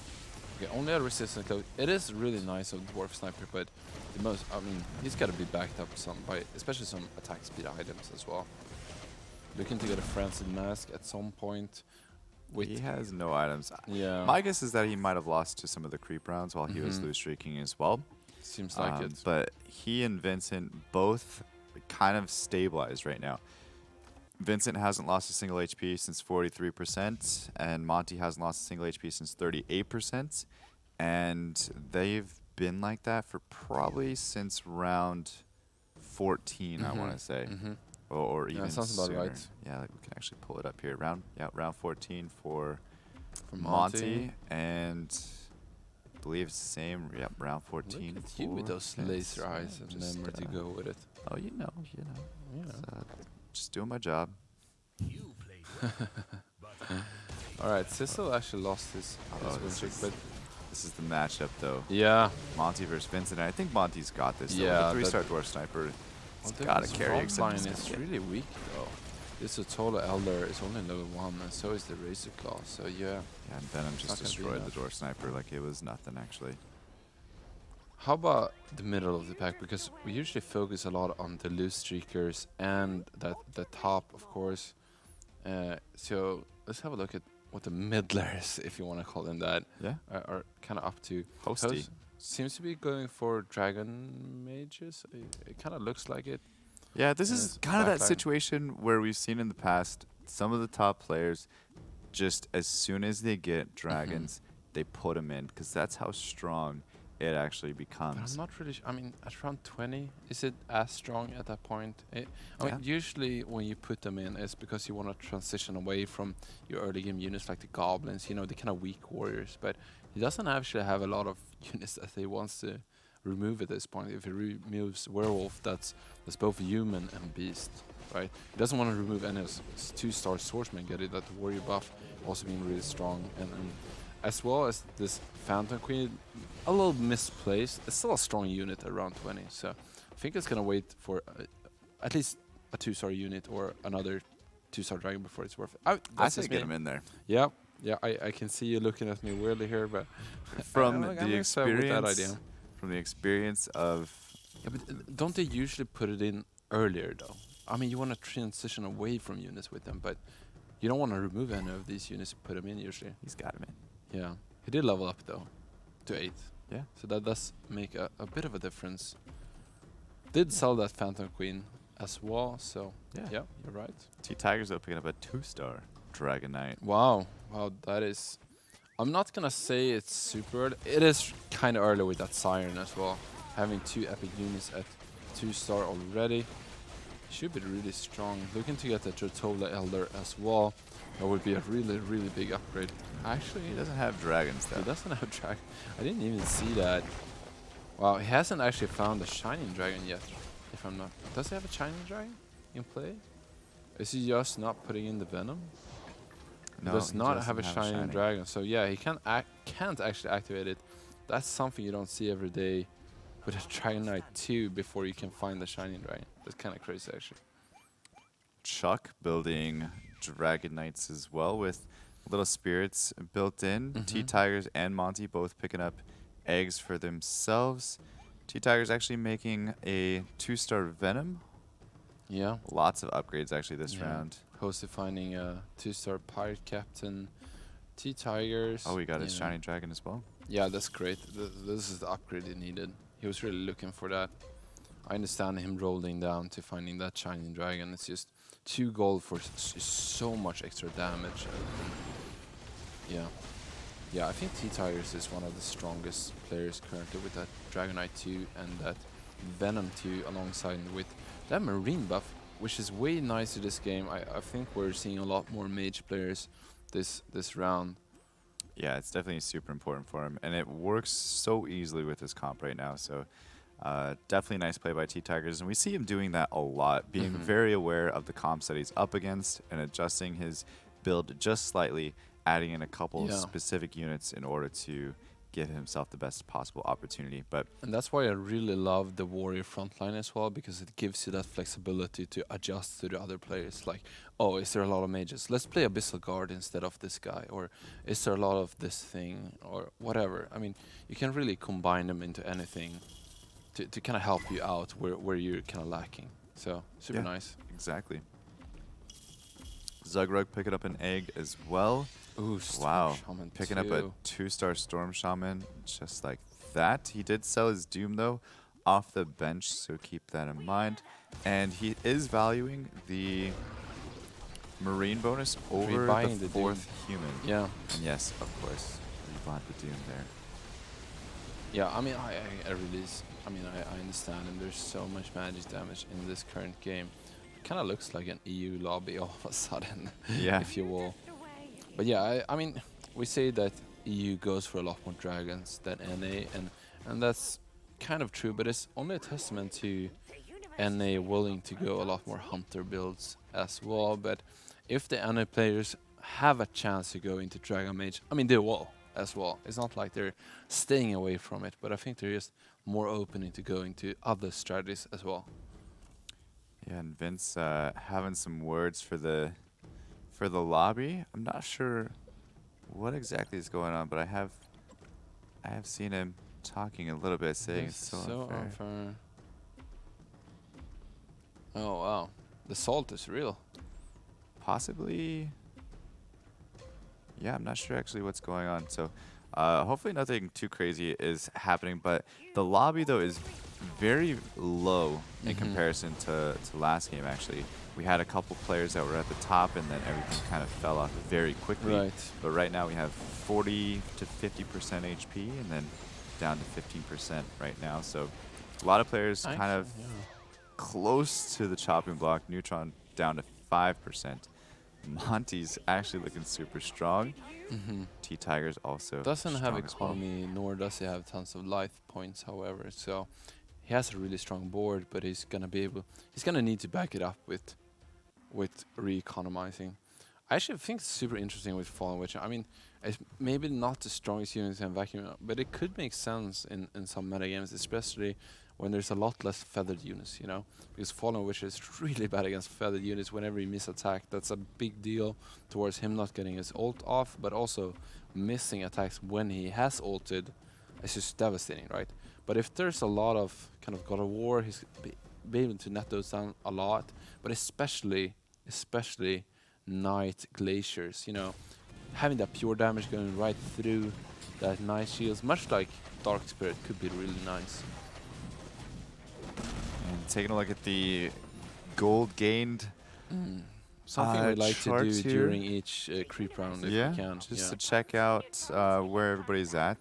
T-Tiger's at the very top right now, and he understands that he's stabilized to an extent, and kind of like what we said, he was able to re-economize himself, go up to level 9, add in that extra warrior here as well, so that way he has the 4 human bonus now, which he didn't previously, as we talked about.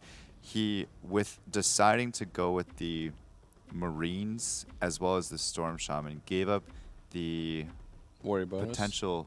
Well, he doesn't have a warrior bonus, but adding in the human, he took out the human in order to keep the Abyssal Guard in. So now he's got it back in with him going up to level 9.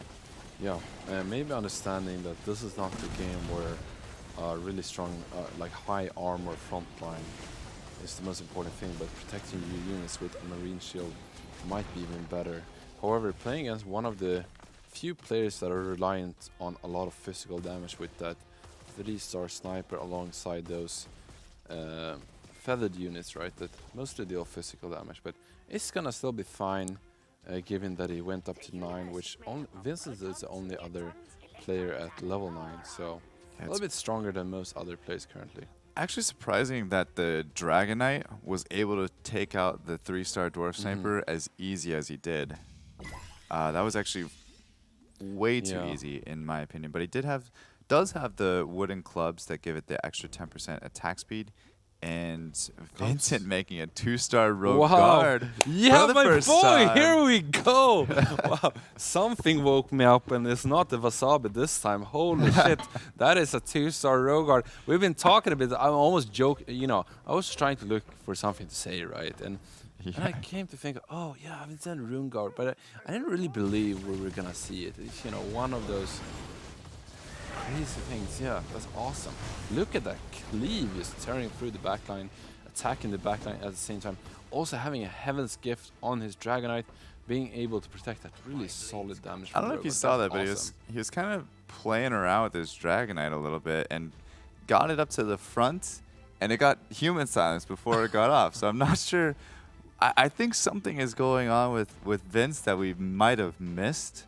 Oh yeah. And he is, I don't know. Oh, you think his Dragonite is bugged, or?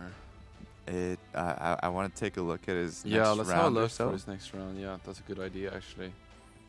I do love him to death though for going Rogue Knight. I mean, I mean, I love honestly. it to death before he goes Rogue Knight. I mean, of I had course. no previous relation with Vince, Okay, but so he's gonna toss him back into yeah, place. I don't know.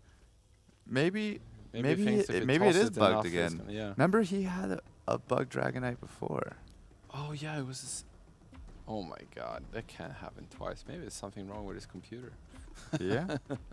Maybe you should stop putting items on him. Let's see what happens.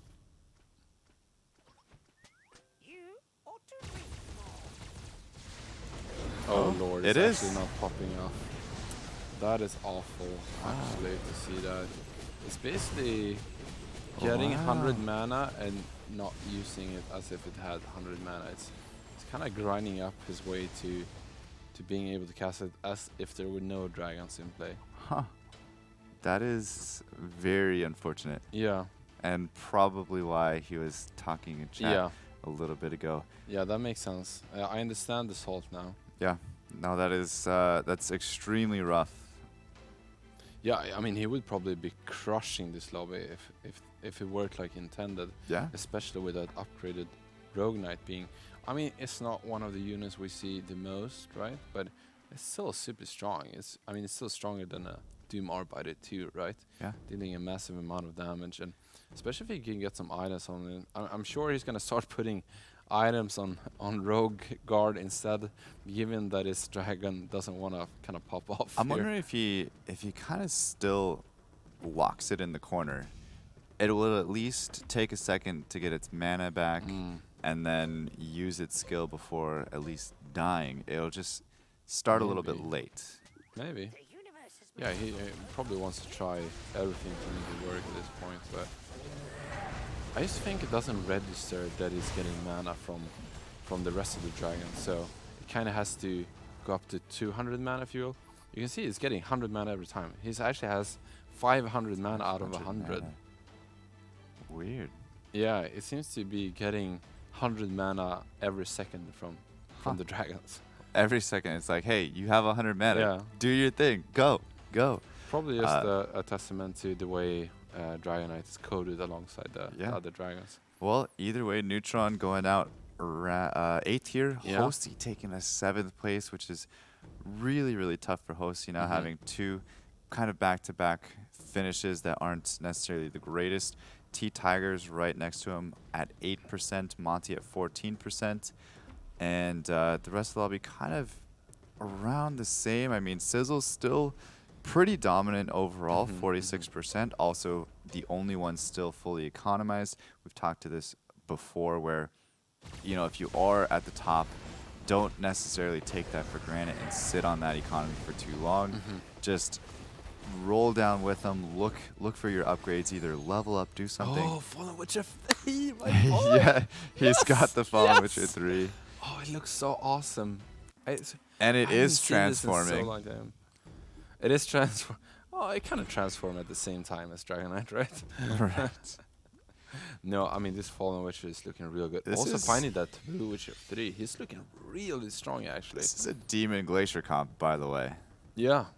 This is something that was only memed about in the previous NA lobby, but it's actually crushing with it. And adding that Storm Shaman too is actually perfect with that Defector, instantaneously turning something into a duck, as well as that silence against so many of these mage teams.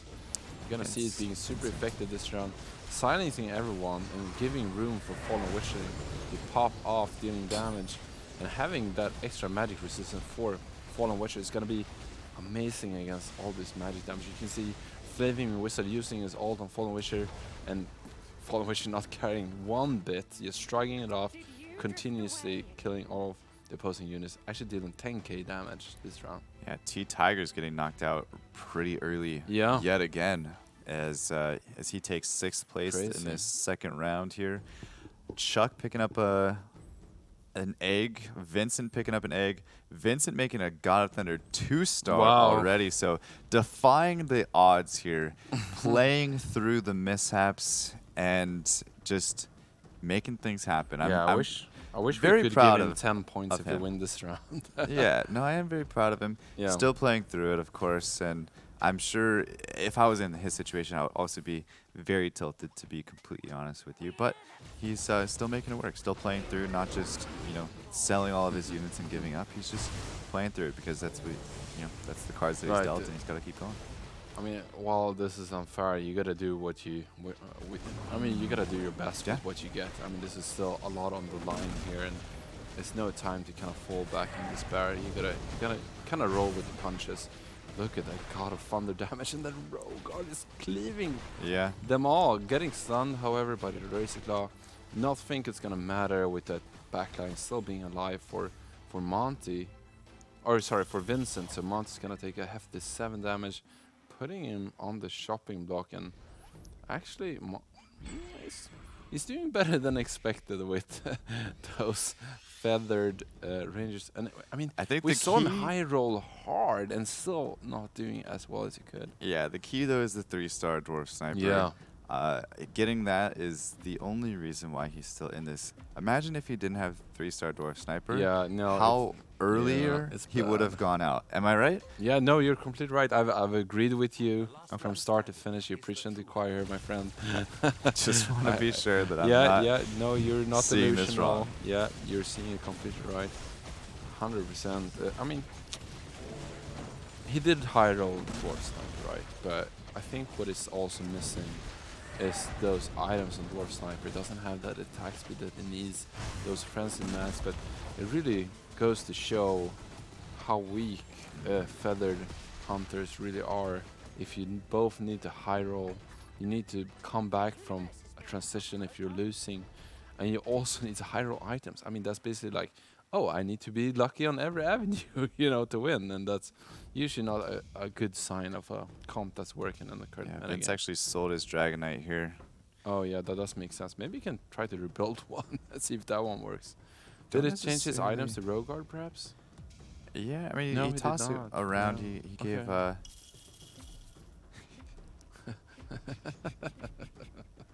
I saw it too. I saw it too.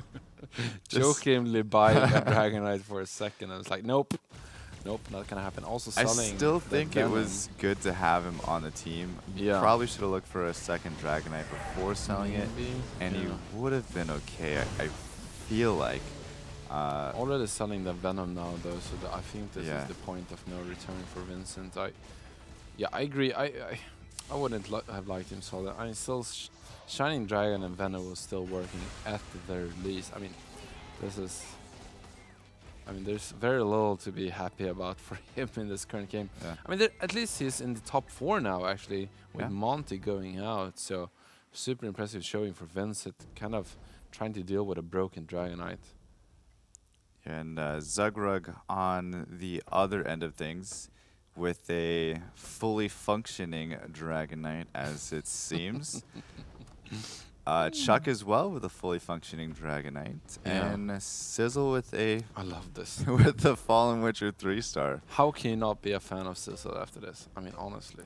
I mean, doing this in a $20,000 tournament, it's pretty cool. Yeah, to say the least. And it's Instant only duck. 1 away from 2-star Rogue Knight as well. And when that thing pops off with the Fallen Witcher is gonna one-shot things. Yeah, definitely. How much extra percent is it? 200, 300? Or is it flat damage from the Rogard? From Rogard, if you can get it in, it's, I believe, 400. Oh. Ooh. Oh. Wait, this isn't updated into English. Yeah, unfortunately, I can't read Chinese. I think it's. Is it 100? I think it's 100% at level 1 with a 60-second cooldown, going up to 200% at level 2. It's a percentage? Or is it 100 flat damage? I thought it was 400 flat. Because I remember they probably changed it from Dota to Auto Chess. Rogard hasn't been out for too long in Auto Chess, but back in It the is day, I 200 remember flat. there being some percentage damage, but I might be wrong, of course. Huh. Okay, so I think Vince is going out here. Yeah, he took a large portion of damage. Wasn't able really to recuperate after he sold the rest of his dragon with that broken Dragonite.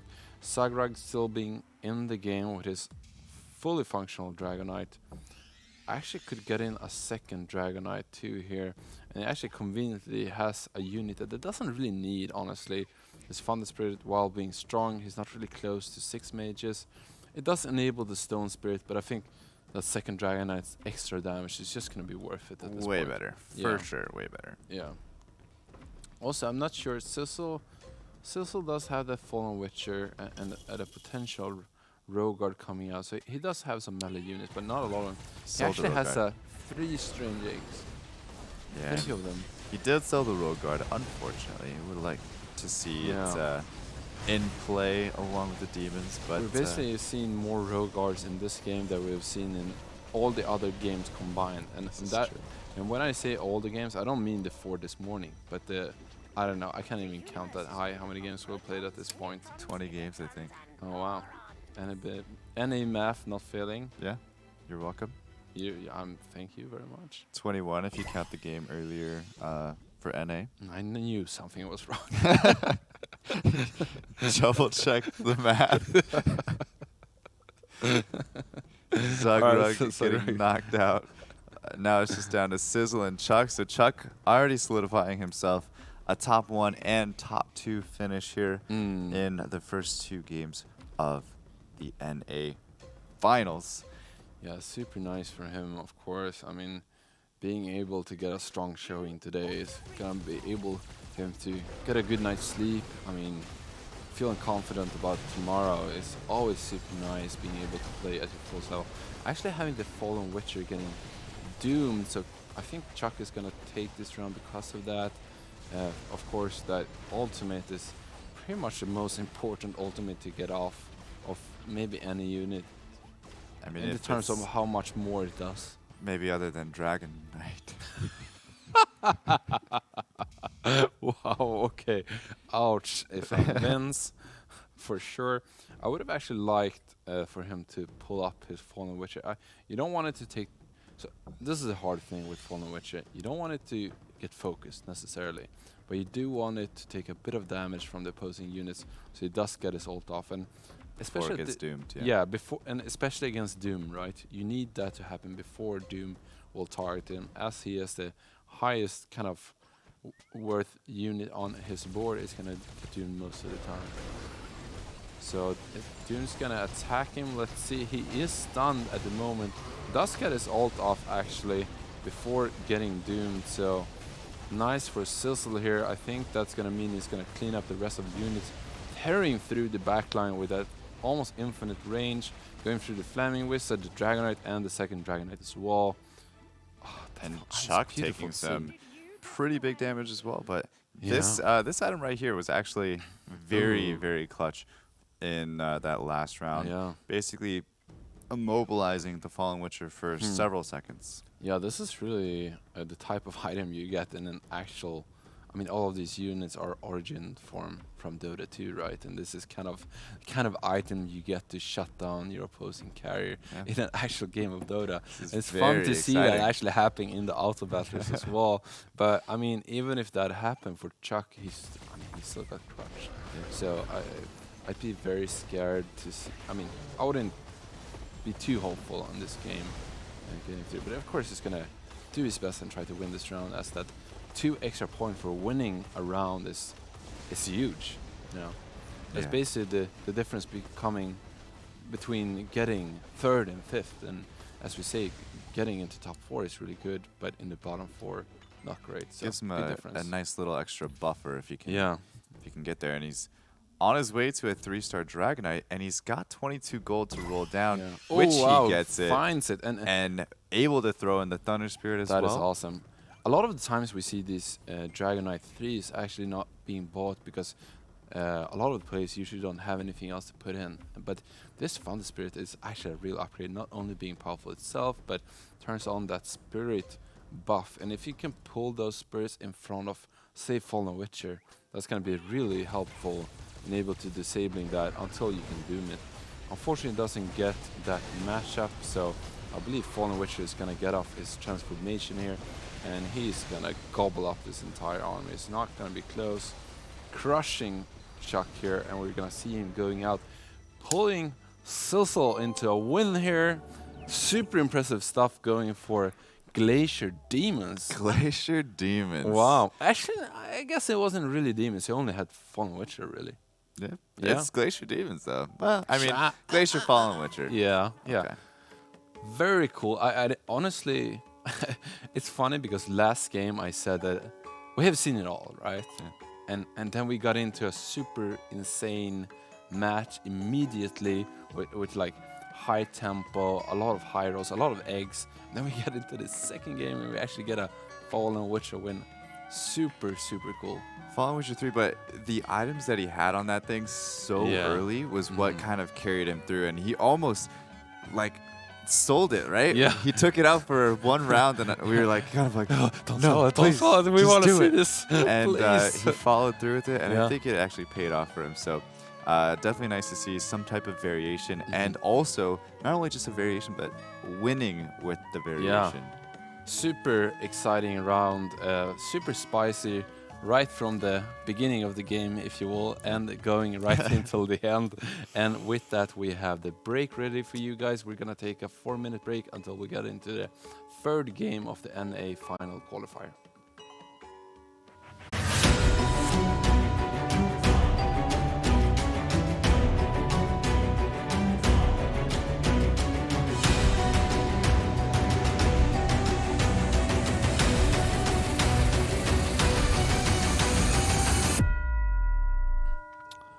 Hello and welcome back to the House Cup here at GLL. I'm joined by Claytana. I'm Joe Larson.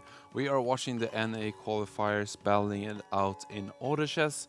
We've had two really spicy rounds so far, if you will. Even between the rounds, some spice there as well. Yeah, how you feeling after that, by the way? I'm good. Yeah, I'm surprisingly good. Yeah, I had a few moments of weakness there, almost dying, but that's all good now.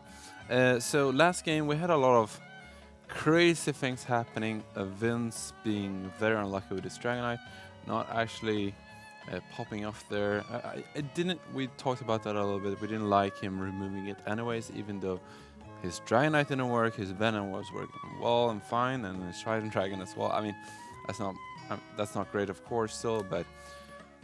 Unfortunately for Vince, but that's not the only spicy thing that happened. We had a game with Fallen Witcher winning the lobby, Fallen Witcher 3, and that was cool to see. That was really cool. It had Yeah. stacked items, and he was kind of like hovering a rogue guard with an egg, and Yeah. probably looking for a 2-star rogue guard, and ended up just not putting it in. It would have been fun to see that actually in play as well, but Vince also had that 2-star rogue guard in his team, which was pretty Oh, cool yeah. to see. I almost too. forgot about that. Yeah. All right, with that match in the books, we have the scoreboard for all of us. Chuck has kind of been crushing it in this tournament, leaping beyond with 4 points on second. Sissel winning that last game, putting him in second place and 12 points. Vince still up there, even though clearly unlucky with a few bugs here at 12 points. Then there's a 3-point leap down to Monty at 4th place, Sagride at 7, Neutron at 5, T Tigers at 4, and Hosty having a lot of issues in his first games here, only at that single point. So a lot of work still for Hosty, but he can definitely pull it back. This is only the second game out of 8, and I'm sure that he has the capability to pull it back. There's a couple surprises for me right now in the points. One of them also being T Tigers, down at the very bottom, just with 4 points. Yeah. So both of them looking to up their games much higher than they have been. Of course, it's only 2 games into it, but as each game progresses, you start running out of time. And with that being said, though, let's get right into game 3 here. Everybody's reset, and the lobby is back to level 1, and Yeah. everybody has a chance again to get those Dragon Knights. Dragon Knights.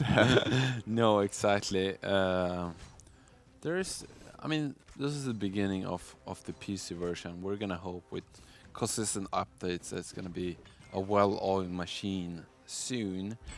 Unfortunately, for that sure. is not happening yet, but I'm sure that will happen. But if there's one thing that's come to these NA groups is that there hasn't really been any disconnects with.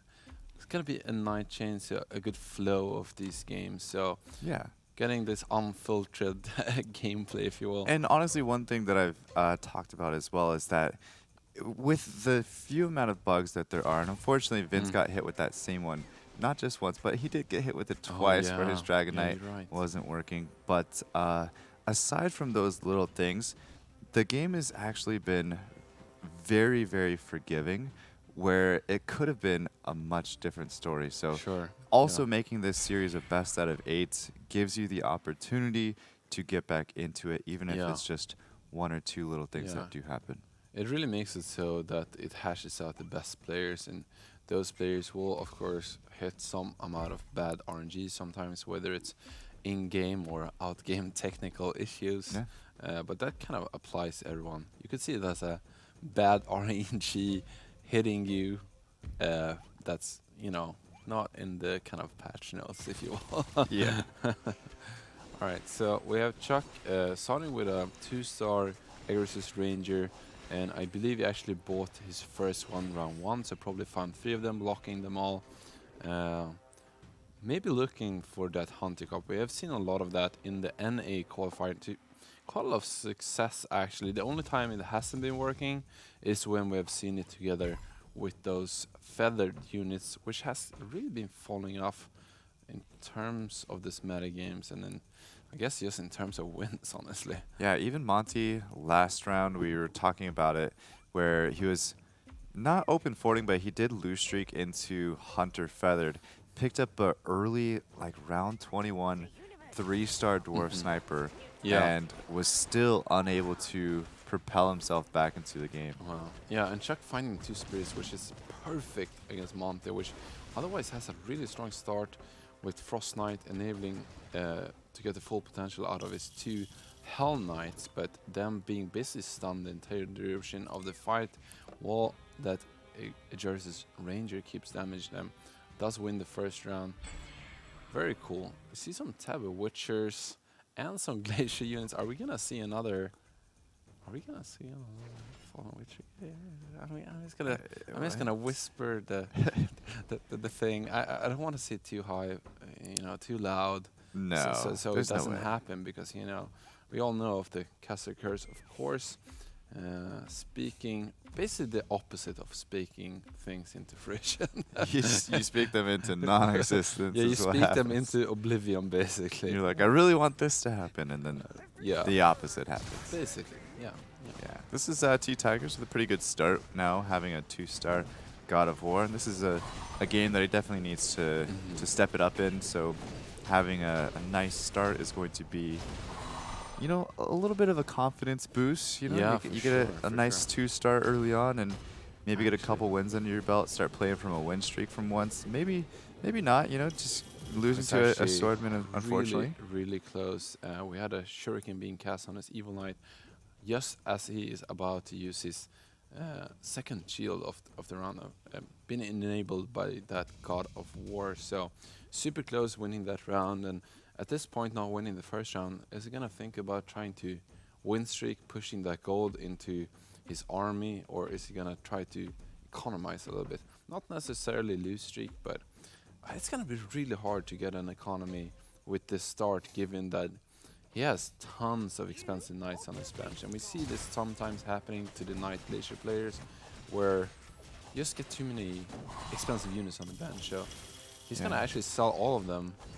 Very cool, actually. I like this decision, honestly, a lot, trying to economize a little bit more as he wins this round. Well, it is one thing that Chuck does very, very differently than a lot of other players, which is he actually keeps very little units on his board, and it's been working out for him very well. So T-Tigers, you mean? no, I'm saying Chuck Okay. is actually the one that does it very well, but Right. T Tigers maybe now taking a page out of his book and selling off his bench, allowing himself to gain that economy already.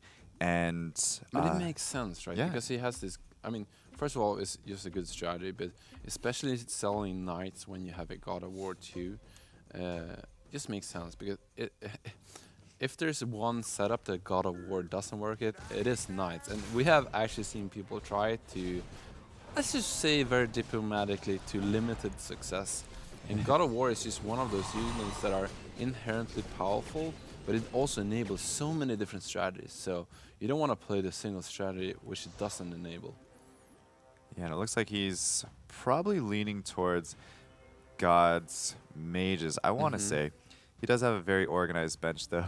If you look at it, has all of his glaciers on this side, has all of his gods on this side, and he's going to be basically deciding which one he wants to go along the way. Yeah, I mean, it makes sense. With in the PC version, you basically hold the cell bottom, whatever you would want to bind that to, and then you can just start clicking the units you want to sell. And if you have all the units you sell, if you hit this unit, or all the units you want to sell on the other side, if you hit another unit, then you can just rapidly sell them and save you some time. Yeah, rapid sell, click, click, click, click, click. Clickety click click click.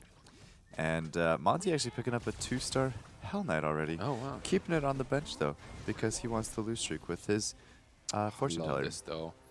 If there's really seen something be successful, it's actually loose streaking with knights. I think Magikarp did that once or twice to quite a lot of success. Honestly, one of his games in his group in the EU lobbies with that exact strategy, and this really avoids what we were talking about previously, where you get a very expensive bench while trying to have a semi-successful board.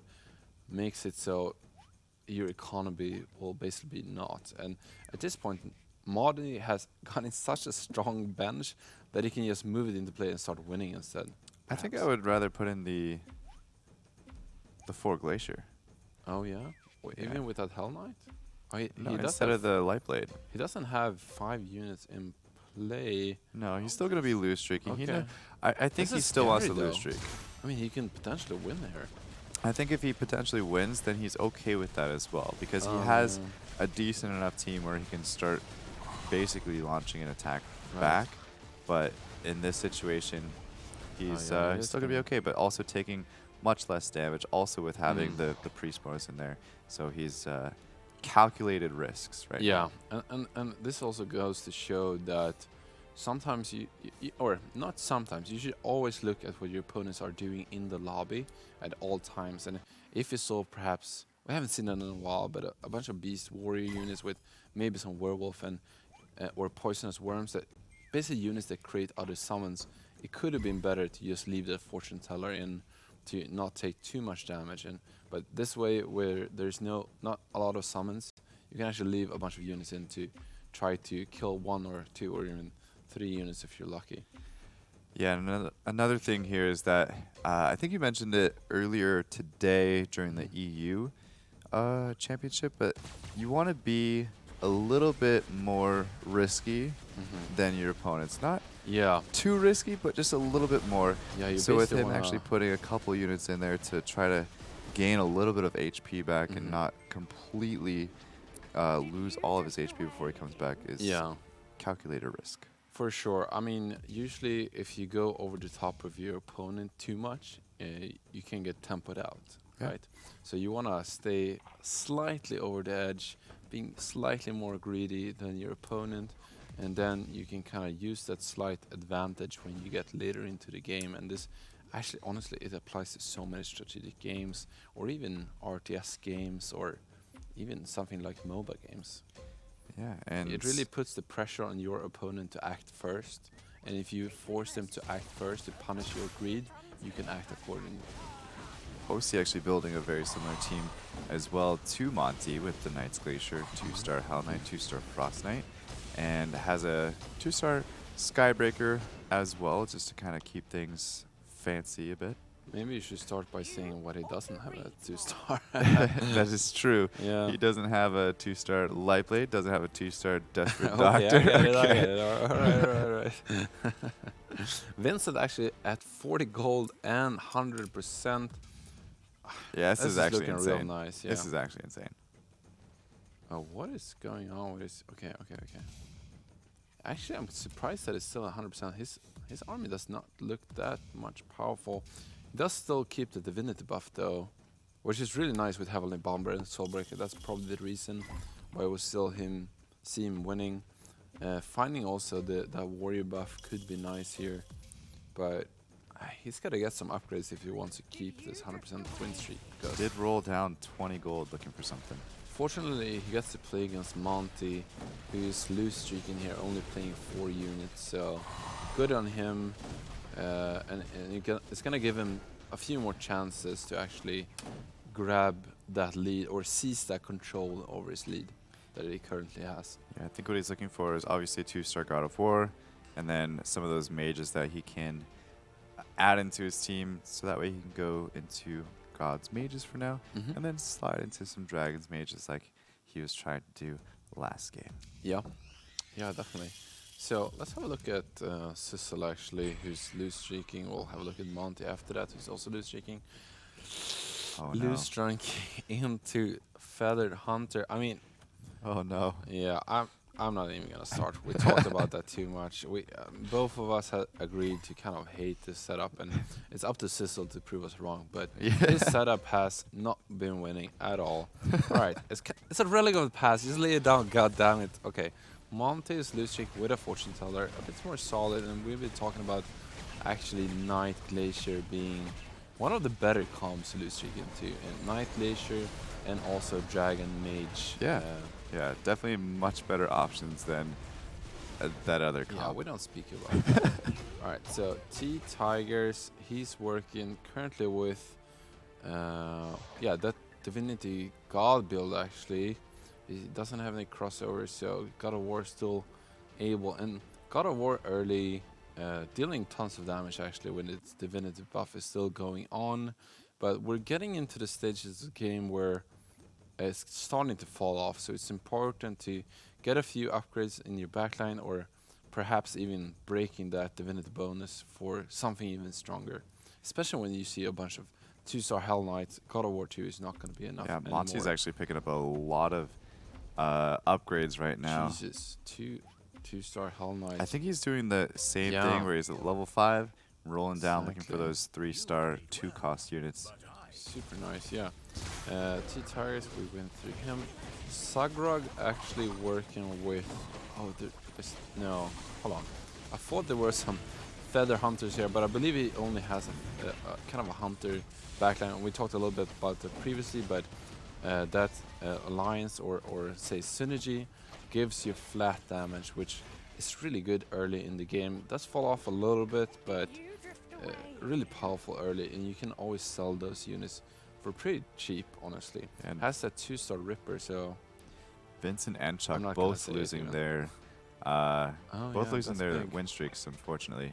Vince actually rolling down really far, trying to keep it, and also leveling up to 7 to try to keep his win streak going into round 15. So it's super devastating for Vincent trying to get that gold back up, and Monty picking up a 3-star Hell Knight at round 15 as well. This is So this is the earliest 3-star 2-cost units we've seen, period. Yes, the Knight gamble is paying off in dividends. Yeah. I always hate that phrase because there's so many casters that use it, paying off in dividends, but it is paying off in dividends for him in this case. You know what it's also close to? A 3-star Despacito.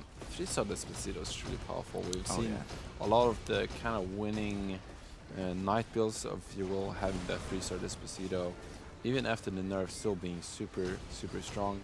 Let's have a look at some of the last players we haven't been looking at. Hosty, also doing Nice Glacier. There's actually a lot of Nice Glacier in this current game.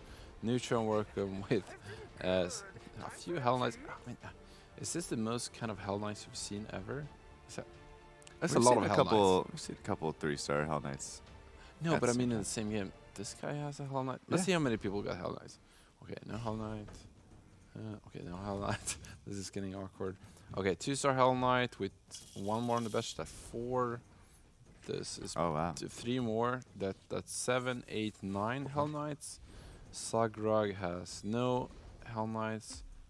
No Hell Knights. And Monty, of course, has 9 Hell Knights. So that's a total of 18 Hell Knights in play at round 16. If Sissel doesn't have any, of course he's... Yeah, okay. We're gonna skip him. Yeah, let's have a look back at Chuck working with those Dragon Mages. And you have been mentioning this a lot more than I have, but I do, of course, agree with you. As soon as you get all of them, especially this early, you can put them all in for that dragon bonus, and this enables you to remove some of the units you want to transition away from, basically boosting your team and your economy at the same time. So super nice for multiple reasons, these dragons. Vincent's still kind of doing well, honestly.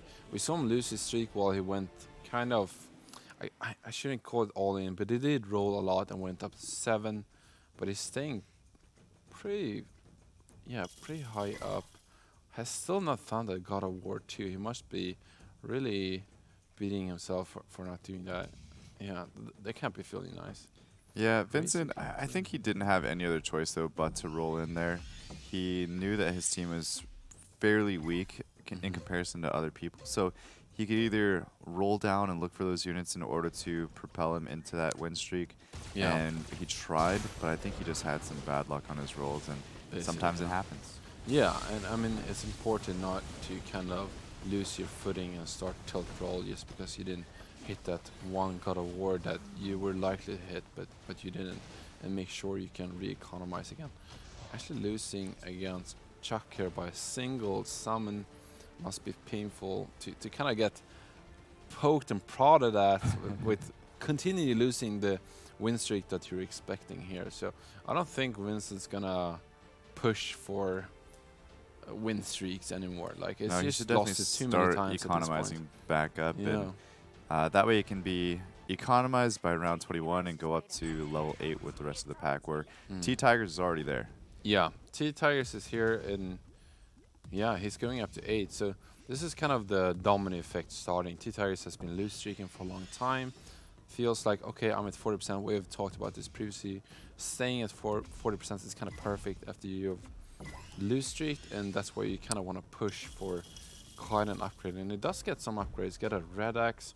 Not the greatest units, but it lets him keep his god bonus. No, actually, he does have a couple of humans here, so he doesn't actually have the god bonus, but it lets him get some, at least a warrior bonus in the front line. Yeah, and he actually rolled down quite a bit there, almost going all in. So he's level 8, also spent a lot of his gold, and he really needs to hope that he starts winning here. Yeah, gonna lose this one as well, unfortunately. It's always so devastating once you do all this and you upgrade all of your units and you're on a lose streak and you're ready to start winning, and you still rough, man. lose. Yeah, but he's close to a 2-star Dragonite, so once he gets that, also needs to pick up a Venom or 3, and then he should be in good shape. Yeah, and for sure. I think Monty's even closer to that 3-star Despacito now, if I'm not mistaken. Wow, yeah, there's a 3-star point right here. Yeah, he is. No, he's not getting any further. He hasn't picked up any other since we saw him having 2 in play there against the creep round previously. It's actually getting a little low here. It's not like, I don't really think it's loose streaking either. He's actually won his previous 4 rounds. He's starting to win streak here with his Hell Knight. And Hell Knight actually has some additional steel plate now. Could be really nice to find that Battle Cuirass perhaps, or even an Ice Armor. We've seen the combination of Ice Armor together with Teleport Dagger being actually wrecking opponents. Why not both? Yeah, like the meme says, why not both? Of course you're gonna get both. Vincent has fully re-economized without actually losing again, since we saw him getting prodded there by the wolf. Yeah, I guess there hasn't been too many more rounds since then actually. But fully economized. We haven't looked at Hosty for a while. Okay, so he's trying to transition still actually into Night Glacier. Still has this Skybreaker in here. I'm kind of surprised that that is the case. Does not currently have 4 Glaciers. Looking for either that Berserker or Fortune Teller. Fortune Teller, thank you. So yeah, kind of unlucky that it hasn't naturally rolled into that.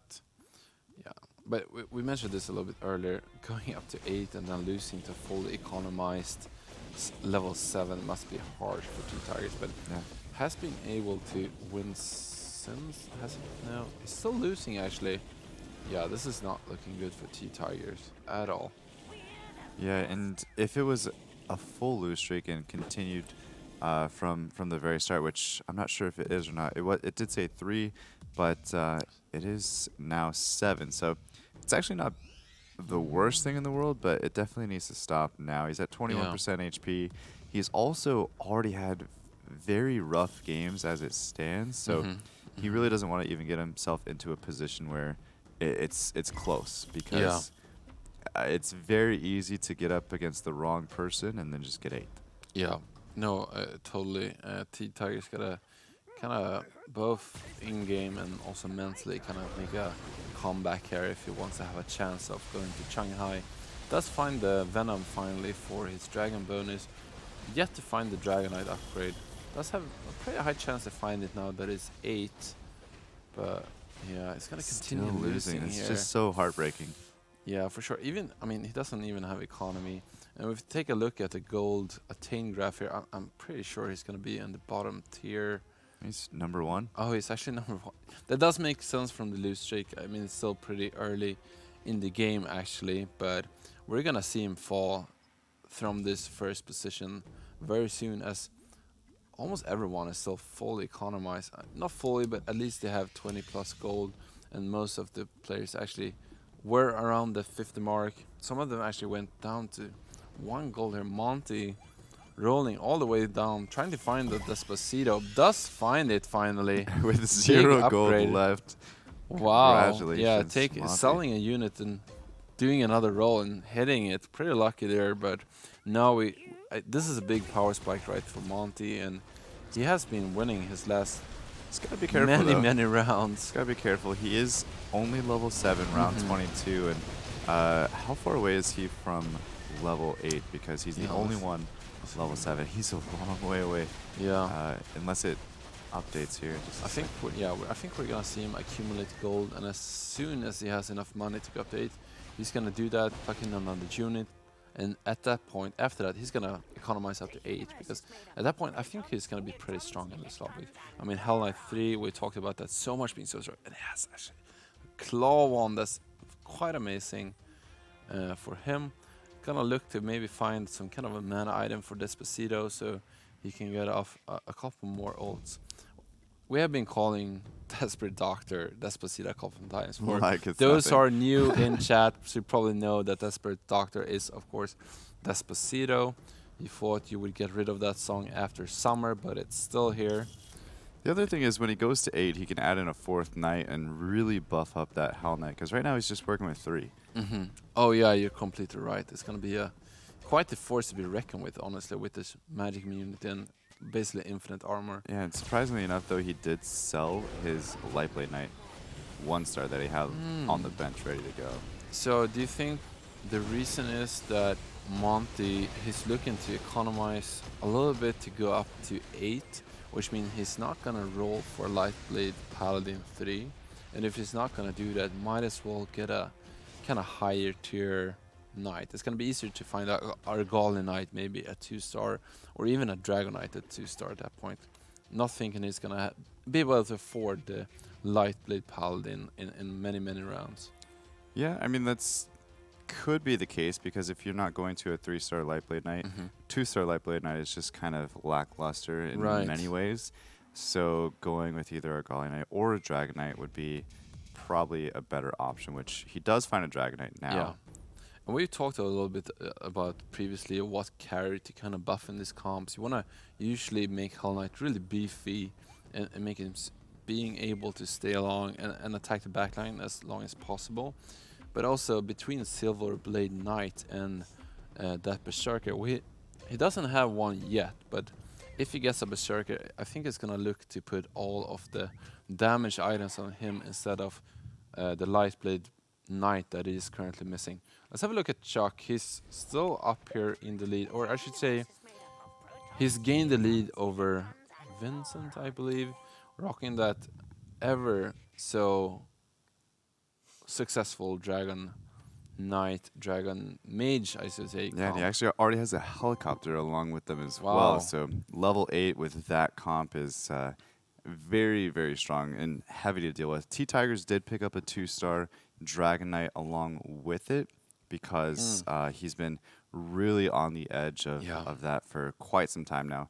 Finally picked it up, so he's going to be in a little bit better shape, but he's still been bleeding at, I think now 2% HP, so he's got to win every single game from here on out, and being at 2% HP with 8 people still left in the Yeah. lobby is just scary because anything can happen. Just put up against the wrong person, and that's it. And then that would be a few really bad finishes for T Tiger. So definitely be keeping an eye out for him and making sure that he can stay in it for as long as possible. But at this point, I don't think he's going to finish very high unless he can Sure. turn things around really quickly. I mean, speaking of turning things around, maybe he's having a tough time from losing so much early and turning things around mentally as well. I mean, if you're not in the zone, it's gonna be hard to start winning if you've already started losing. And speaking of keeping your head in the game, Vincent is in second place in this lobby, and we saw his Dragonite not working to an unfortunate bug in the last game, and it's kind of turning it around mentally. I think that's it's a really cool thing happening. You really see what some of these professional players keeping their head clear Yeah. of any kind of tilt, because that's when you start losing in these strategic games. I mean, if any of you guys have ever watched Vincent on stream, he actually streams on Twitch. I think it's twitch.tv/VIIINCE. So just Right. Vince. He is You're taking some percentage of that. no. I'm just saying his Yeah, demeanor. beloved streamer, of course. Yeah, He's a just beloved kidding. streamer, but his demeanor is very realistic. Yeah. And he knows that, things happen. The game is the game, and the next game is a new game. And it's something that I admire about him and try to learn his just calm energy Yeah. from, because it is such a huge part of the game that I really like I said, admire him for that demeanor that he has. So Yeah, it's not something that's easy to come by either. It's No, very easy to get tilted. For sure. I mean, some of it might be to some personal traits, being very calm in every situation. But the more you're gonna kind of get accustomed to these kind of high pressure games after playing tons of them, right? The more you experience stress, the better you are at dealing with it. So Vince has probably been in a position where he has had some very tough tournament games in not only this game but probably previous games as well. Yeah. So experience really tells the tale here, I think. And as we're trying to get back into the game, who do you think is going to take this lobby? I mean, it's a little early to tell still. That's your favorite question, just like predictions. I would say I love predictions. I mean, who Chuck and doesn't Vince. Chat love predictions. Chuck too. and Vince. Chuck and Vince. Chuck This and round. Vince, they're doing good. I think Monty's going to be up there too, top 3. Yeah. Chuck, Vince, and Monty. I think those are going to be my Solid choices. Yeah. Nah, that's hard to. Last I'll go time with you- Chuck. Last time honestly. you tried to make a choice against me, we all know what happened. That is true. Yeah, wasabi to everyone's pleasure entered my mouth, and well, I didn't feel too good about that. But that is all over. Luckily, I will not making the same mistake again. So we're not gonna bet about this this time. I'm gonna go with Chuck. I think I really like the way he plays. I like the way he economizes so well. I mean, he's solid in making all of these comps, of course, like most of the other players here. But I think he's really good at thinking about his economy and when to go for certain interest points, and isn't greedy about keeping too many units on the No, bench it's either. it's insane the way Yeah. he manages everything. And honestly, watching him more closely now, I've been learning so much from Yeah. him just by seeing his gameplay, because he's known as that filthy high roller that just happens to get these units. But at the end of the day, if you have more economy than everybody else in the lobby, Yeah. because you manage your bench so well, you are automatically going to have more chances to roll for those units. Therefore, you will get the units that you need much quicker than everybody else, which is what I've been noticing a lot from Chuck. Obviously, he does have quite a bit of luck involved with it as well, Yeah. but it's amplified because of his management. Sure. Yeah, I mean, super impressive stuff. And speaking of high rolling, something we're not really high rolling with is getting back into the game. We're actually having more technical issues than we're used to. We're going to go to a small break, actually, and try to get into the game as soon as possible. So stay with us. We'll be right back.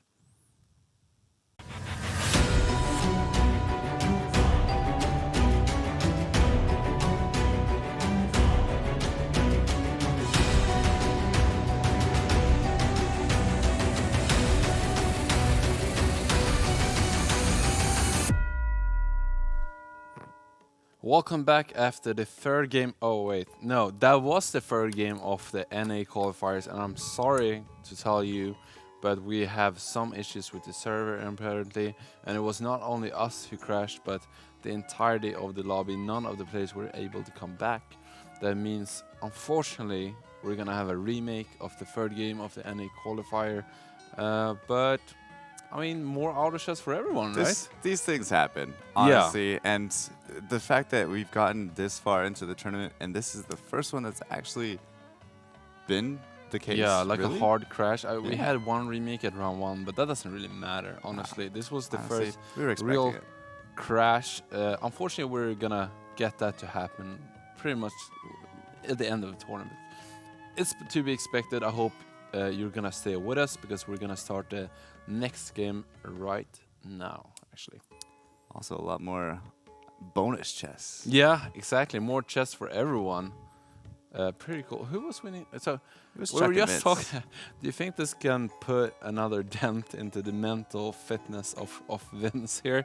I mean, he had that Dragonite not working, of course, and then he kind of recuperated, probably mentally as well. And in the game, he was kind of in second place, and now that game is also gonna be remade. So must I be think funny he's going to rough. be just fine. Yeah. Who I'm worried about, not necessarily worried about, but like happy for, and who should be happy for himself is T-Tigers. Yeah, was he He the was one at with 2%. feathered hunters? No, he's at 2%, Oh, right. trying to climb his way back into the game, Yeah. and he wasn't looking good. Yeah, so both for T-Tigers and the Unfortunate Soul that had to go for Feather Hunters were able to get a remake, so they can, they basically don't have to remake their mistakes of the previous game and can kind of get a new shot at game 3. So we have that starting here in a second. Of course, trying to unfortunate for the people that were in the lead, Yeah. and fortunate for the people that weren't in the lead. But again, at the end of the day, whoever is the best player will prevail. Yeah, The best I mean, players will prevail, and we just gotta believe in the heart of the cards for that to be so. Heart of the cards. I didn't think you were into strategy card games. No, my chat told me that was a Yu-Gi-Oh thing. Oh yeah, yeah. I honestly never played Yu-Gi-Oh either, but of course, as a previous, I guess I'm still a bit of a Magic player. I've heard that countless of times. Yeah. Do you believe though? That's I the always question. believe. Well, not in everything, but especially in my cards. Okay. In Yeah. your cards. Yeah, not in my opponent's Not in the cards. heart- Who the would that heart? help? Them. I mean, that's not good for me, though, is it? Is it? No. What are you talking about? You're It's like- crazy. You're like, Okay. yeah. No, it's not. So this is the point of time in the Swedish morning where Claytana stops functioning properly. No, I'm just kidding. We're gonna get right into back into the game very, very soon here. Sorry again for the delay, but we're gonna try to make it as fair as possible, as humanly possible for all of the players, and trying to circumvent kind of the issues, the crash, or the bugs that we can like, do something about. I think the only other option would be to manually put the players back at each percentage that they were at, give them the exact same items previously, and Yeah. honestly, it would just be way too much time to do that rather than just playing. It would take like hours. Yeah, and I don't think There's any so of much us- RNG that Yeah. plays into getting the exact replica. of No, that game. well, like if there was a way to necessarily code it into right, to existence. rewind. Okay, yeah, Not rewind, that but would have like been a just- genius developer to code it into that Mhm. position exactly, but Yeah. maybe possible. I don't know. Would be rough. Yeah, for sure. I mean, this lobby, honestly, I hate to say it, but I think this lobby has been more exciting than the European lobby. We have seen a lot of spicy things happening. We have seen a Fallen Witcher 3 winning one of the lobbies. A super high roll game from top to bottom. Yeah, that was game sick, one. honestly. I mean, if you didn't have time to watch both game 1 and 2, I definitely recommend you to watch the WOD. It was quite amazing, something to behold, really. We also saw a potential 3-star Berserker where the player didn't even want to 3-star it. It had Yeah. the shining egg to make a 3-star Berserker, but didn't even go for it. Yeah. And that's, I mean, how often does that happen? Yeah, you might as well just like make it just for the memes. Yeah, At that right. I point. mean, that's some mad flexing, though. It's like, Yeah. I don't even need it. Who cares? Yeah, he's like, I got this egg. I got these other two berserkers. Yeah. But no thanks. Finally back into the game 3, so we of course had a remake here. Looking at Chuck to begin with, one of our leaders in this current lobby, starting with God of War. Hosty starting with Silver Blade Knight along that Frost Knight. Pretty good start. Except he missed some items there for the first round. Oh, he didn't. Oh, he's actually 99%. You're right. That's something you don't think about. You don't barely see that ever happening, right? You've seen Yeah, that once so far, right? unless maybe he was out, going, to the restroom or Yeah, you're gonna have a hard time explaining this one, my friend. Oh, restroom. I guess restroom is the only thing I can think about. You know what they say? What would he- in a crisis, none of the laws really, appeal. yeah, no, it's just going to the restroom. All right, let's have a little look of what everyone has started with. Oh, Shuck finding that 2-star God of War. This is huge. This Filthy is high roller, him. Yeah. Okay, actually, I've never really believed people who are biased towards some people being more lucky to others, but this is one of the first time I'm actually starting to You're believe starting that. to believe Yeah, it I'm now. starting to believe. This man definitely has the heart of the cards. Tigers working with 3 warriors. Want to upgrade the Tusk champion. Tusk have been pretty nice in the early game, especially could enable maybe a Beast Warrior build. Abyssal Guard really good in that build too, doing some minus armor and making it possible to get an easy marine bonus in a mage heavy metagame. Sizzle working with 2 Hell Knights and a Surgery's Ranger. Probably trying to find another knight, I'd assume, to make those. Ooh, finds a Hell Knight too, and another knight. This is so insane. This is a really good start. Who cares about God of War 2? This is a Hell Knight 2. Yeah, he's With gonna go 2 right knights. into the God of War 2-star, and Yeah. Chuck's.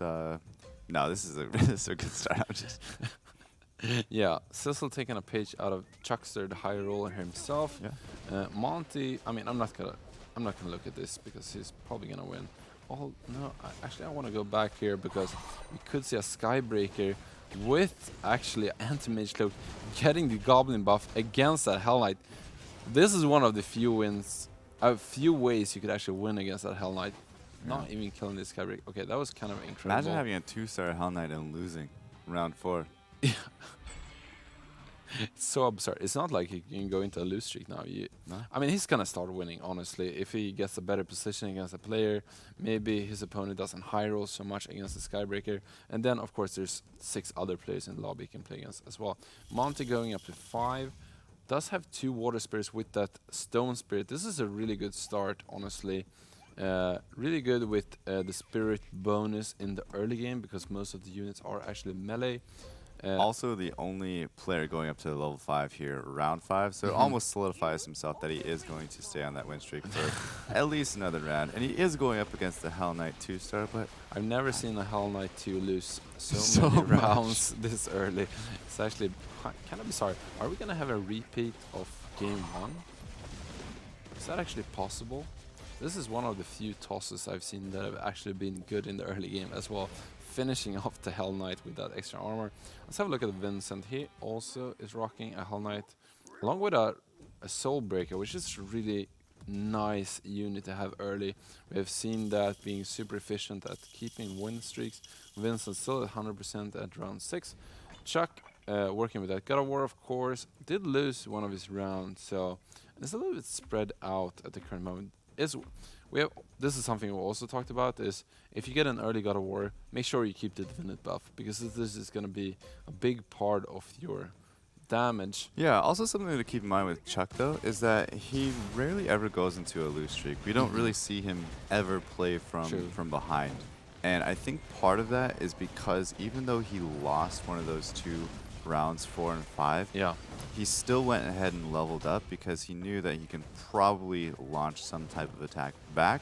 And he believes in the heart of those cards as But much honestly, as he needs to, so also, that way he can we get have back to- into things. Talk to great lengths about Chuck's ability to kind of work those interest points really well. One of the best players at kind of using that economy system in his favor.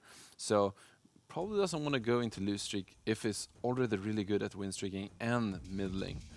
Hosty finding a Lightblade Paladin 2. Sug Rug finding a Soulbreaker upgrade. Let's have a look at him. Staying at 4 and actually he's gonna level up to 5 just as I say that. Working with 4 So- goblins, this is basically Claytano's dream. If he finds a Ripper 2, there's a high chance he will go into Goblin Gamble. I mean, it's a little bit early to say that, but he does have a lot of additional goblins It's a on super the strong bench. start actually right now Yeah. with all those goblins. I think the God of War is God just of- gonna kind of sit there and This is basically not gonna die. soak Yeah. up the damage. Yeah. Yeah, that got a wow. That was a lot of damage from that Argali Knight. If there's anything that can really counter Argali Knight, or sorry, God of War is Argali Knight dealing pure damage, but Sakurai still has a lot of healthy units. He's gonna win this round. What is Neutron work with currently? Did lose against Monty. Oop. Working with no, this is Sakurai. Where did it go? Neutron. Here he is. Working with some Glacier Knights, very popular comp in NA, also in EU actually. It Yeah. wasn't as popular in the kind of first 2 groups, but when the All-Star group was kind of formed, that's when it really took in and paid off. Yeah. Yeah, we've seen that a lot lately on all 3 of these games so far today. We've seen kind of the level 5 Knight gamble with, I believe it was Monty picking up a 3-star Hell Knight round 15, which was absolute madness. And Yeah. I honestly feel like that might be the best way to play Knight's Glacier right now in this current meta, is to lose streak into it with your fortune tellers so that way you're not taking up too much HP, and then rolling at 50 gold so that you can get all of your knights as quick as you possibly can. Right. Yeah, Sakurai actually defeating Neutron by quite a wide margin with that Doom Arbiter upgrade. That's super cool. Let's have a look at the host. The host is currently loose streaking, just having 4 units in play, even selling that queen. I don't think he expects to win at all with this setup, but it doesn't really matter too much that he's playing 5 out of 5 units, because he probably knows he's not gonna face any summon setups or anything at this point. So hopefully trying to at least kill 1 or 2 units, and it's gonna be a lot easier with this light blade knight actually cleaving through the army and usually getting something. Speaking about summon setups as well, we do have a werewolf on the board, and That is awkward. hopefully he doesn't. He's not going to get his Yeah. wolves off, which is good, but that Lightblade Knight was definitely giving him some mana really quickly. So Sagrug, he actually has 2 Doom Arbiters on round 9. That is actually madness. If he finds another one, it's going to be the earliest epic unit we've seen. I mean, and this is even counting the omelet game where everyone gets shining, or strange eggs really early in the game and throughout the game Another altogether. thing to actually keep in mind with Hosty, anyway, is that he's only at 58% HP round 10, which is really, really low, especially if you're going Knight's Glacier, because he couldn't find that fortune teller. So he's got to be really careful here, because he's about to drop down into severe HP ranges way sooner than he actually would like to. Yeah, and yeah, exactly. He has also long ways to go actually to turn this around, because he's gonna want to stay at 5, right, and roll a little bit, because he really needs to find a Hell Knight if he's gonna go into Night Glaciers, only having the Lightblade Knight so far. Does find Dragon Knight instead. Is he gonna pick that up? Perhaps. Yes. Does pick up the Dragon Knight for that. Only 3 knights so far, so I haven't found either Evil Knight, Hull Knight, or that Argali Knight. Very unfortunate for Hosty. He's also 1 glacier away from getting that upgrade, so still a long ways to go for Hosty, honestly, because he's really low on life. Let's have a look and see how this spell goes. Oh no. Up against Zagrog in a 2-star Doom. It actually happened. Yeah, he's not happy. He's actually fought against Zagrog a couple times now in a row. I think at least How twice. did he beat this guy? He even has an anti-mage cloak. This is like such a good item on Doom when he gets the extra armor from the warrior buff. He's kind of protected against any kinds of offense, really. And when he does have that kind of defensive capabilities, he deals so much damage, and he two-shots things at this point. I mean, with Yeah. that extra pure damage from the demon, extra pure damage. Plus, it's It's round 12. People still have one-star units in yeah. play. And Hosty actually dropping down 13 health at round 11 Mm. there. So he's at 45% HP. He's he's not looking good. Yeah, for sure. Yeah, he already has a 6-round win streak, and I don't expect him to lose it anytime soon. Honestly, his economy is not that bad either. It's not like he's pushing too hard actually to keep it, because all of his money has gone into this Doom Arbiter that's already in play. Yeah. And this is gonna last for the entirety of the game. So this is just an amazing start for Zagrod. Amazing, actually. It's definitely going to make the economy back based on the amount of rounds that Doom is going to win Mm-hmm. for Zagrug, especially with the win streak. So Especially since yeah. he's never gonna sell it either. Yeah, I mean, this is he's so good for him. for sure going to be making that gold back. And we've seen this setup quite a few times where you get that God of War early, and then you kind of work yourself towards that Hunter backline. And when you get the God of War, you usually tend to get some of the strongest warriors in your front line, but because God of War can be kind of hard to combine to get that flexibility, extra synergy, which usually means God of War, Doom Arbiter, and as well as a Pirate Captain. Yeah, and there are several Knights Glacier players in play. I think Sizzle as well as Neutron Look at also this dude. going Knights Glacier, but He doesn't even Yeah. care about his God of War. no, he Finally doesn't. facing the right direction, but he has that pure damage. He's like, Yeah. your shield, I don't care about. Yeah. And I mean, 2 God of War at round 13 is pretty good, but it's not even close to beat Zagrod. Who do you want to watch next? Who are you interested in here? Let's go ahead and take a look at Monty. We haven't seen Mhm. him too much this game. And he's up against Zagrod. Hello. we just Hello. We can't get away from this 2-star dude. It's the boogeyman. Yeah, exactly.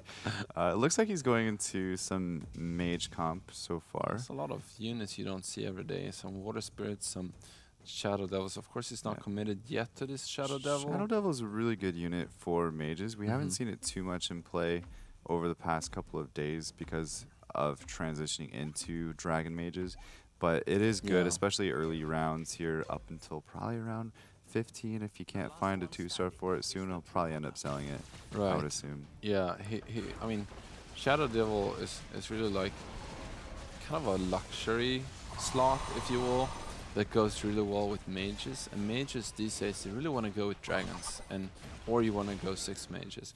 But at that point, when you have the 3 dragons, the 3 mages, the luxury slot usually goes to Storm Shaman anyways, because Storm Shaman is a little bit stronger than Shadow Devil most of the time, especially since this is such a heavy Night Legion and mage comp meta game.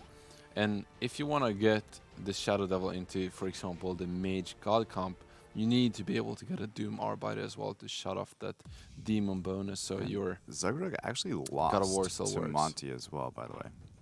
really. Believe it or not, he did lose to Monty last round, which is He must have been locked down yeah. under a spirit Yeah, with his he Doom Arbiter for the definitely got entirety of that. a couple bad RNG procs there, but Jesus. as I was saying earlier, there are at least four that I've noticed Mm. Knights Glacier players.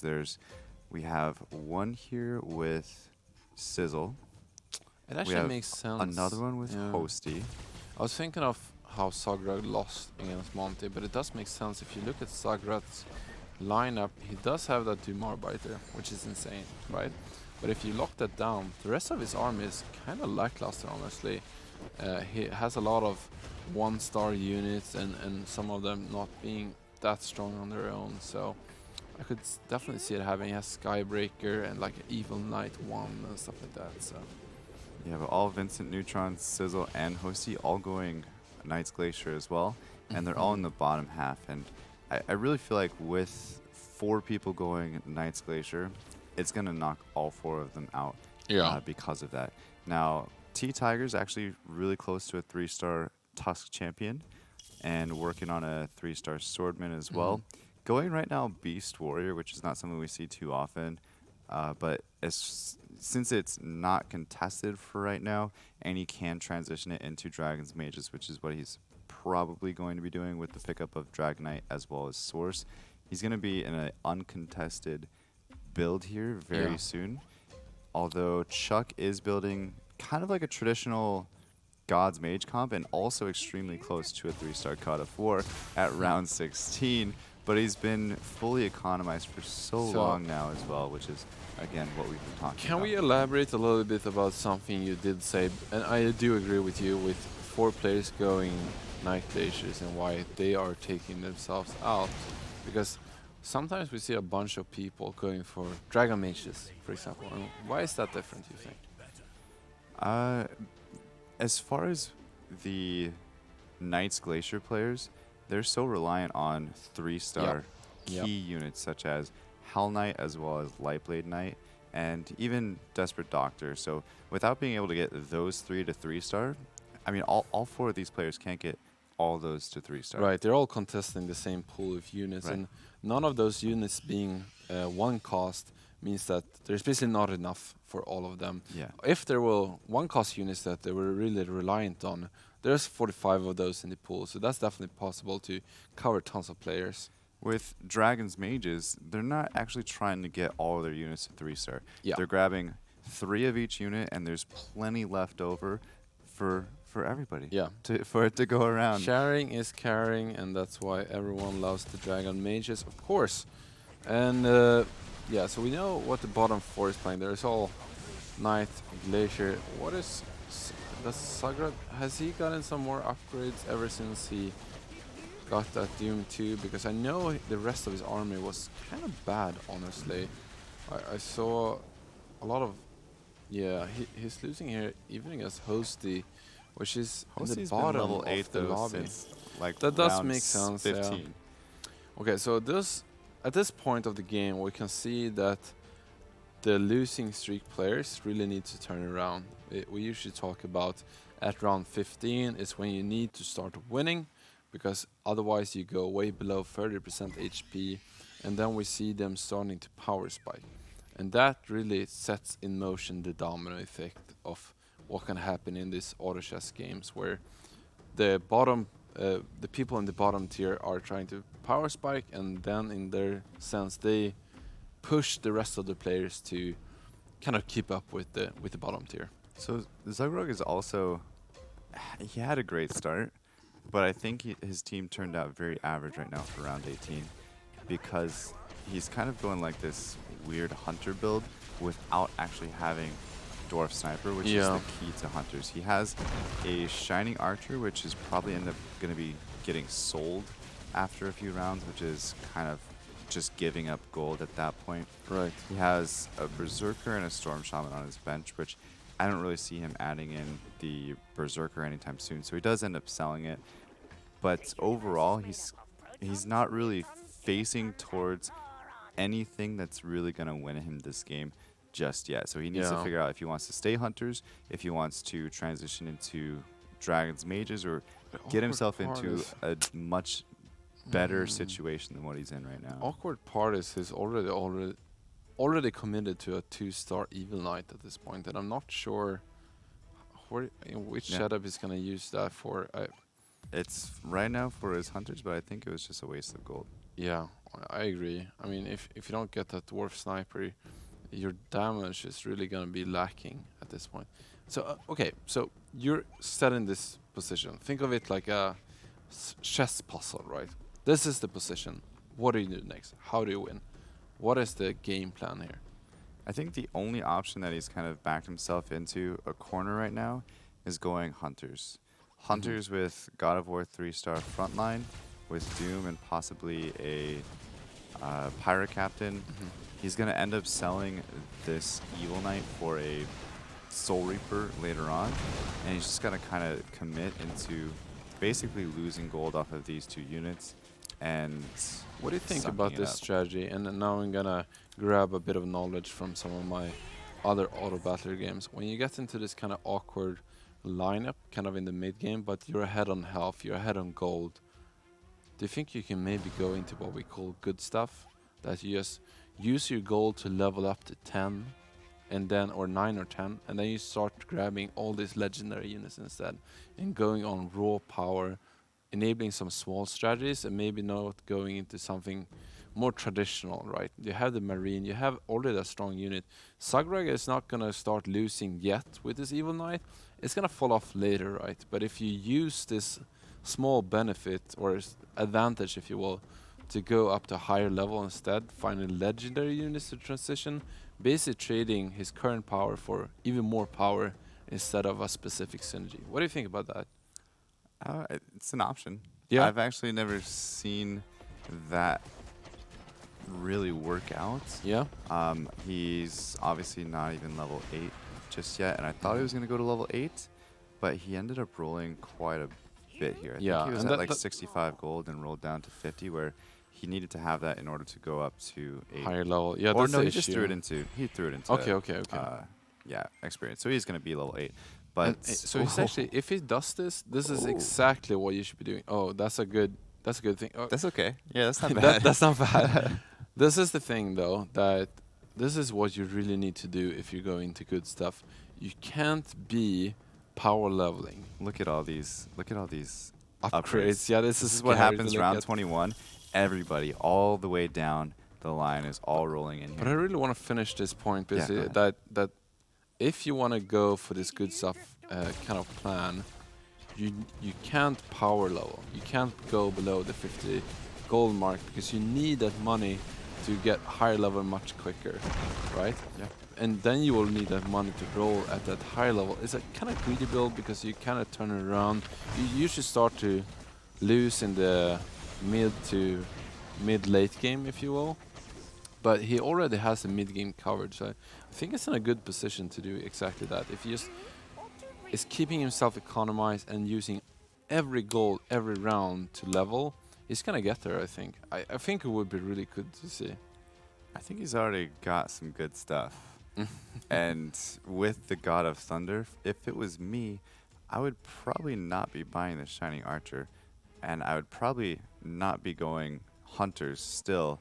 I would probably actually transition into mages at this point, if not even God's mages, because he already has a Siren, and now he picked up a Soul Reaper as well. Like, this is a really decent Yeah. God build. But the other thing is that Chuck is also building a really decent God build right now as well, with his 2-star Soul Reaper, a pair of Thunder no. Spirits, and It's like- Despacito. You put yourself in this position, however, for Sagrag, where you already have so many synergies that are very costly. You already have the Ascaris, of course, with Evil Knight, and you don't want to have a lone Evil Knight or a Ranger if you go into Gods.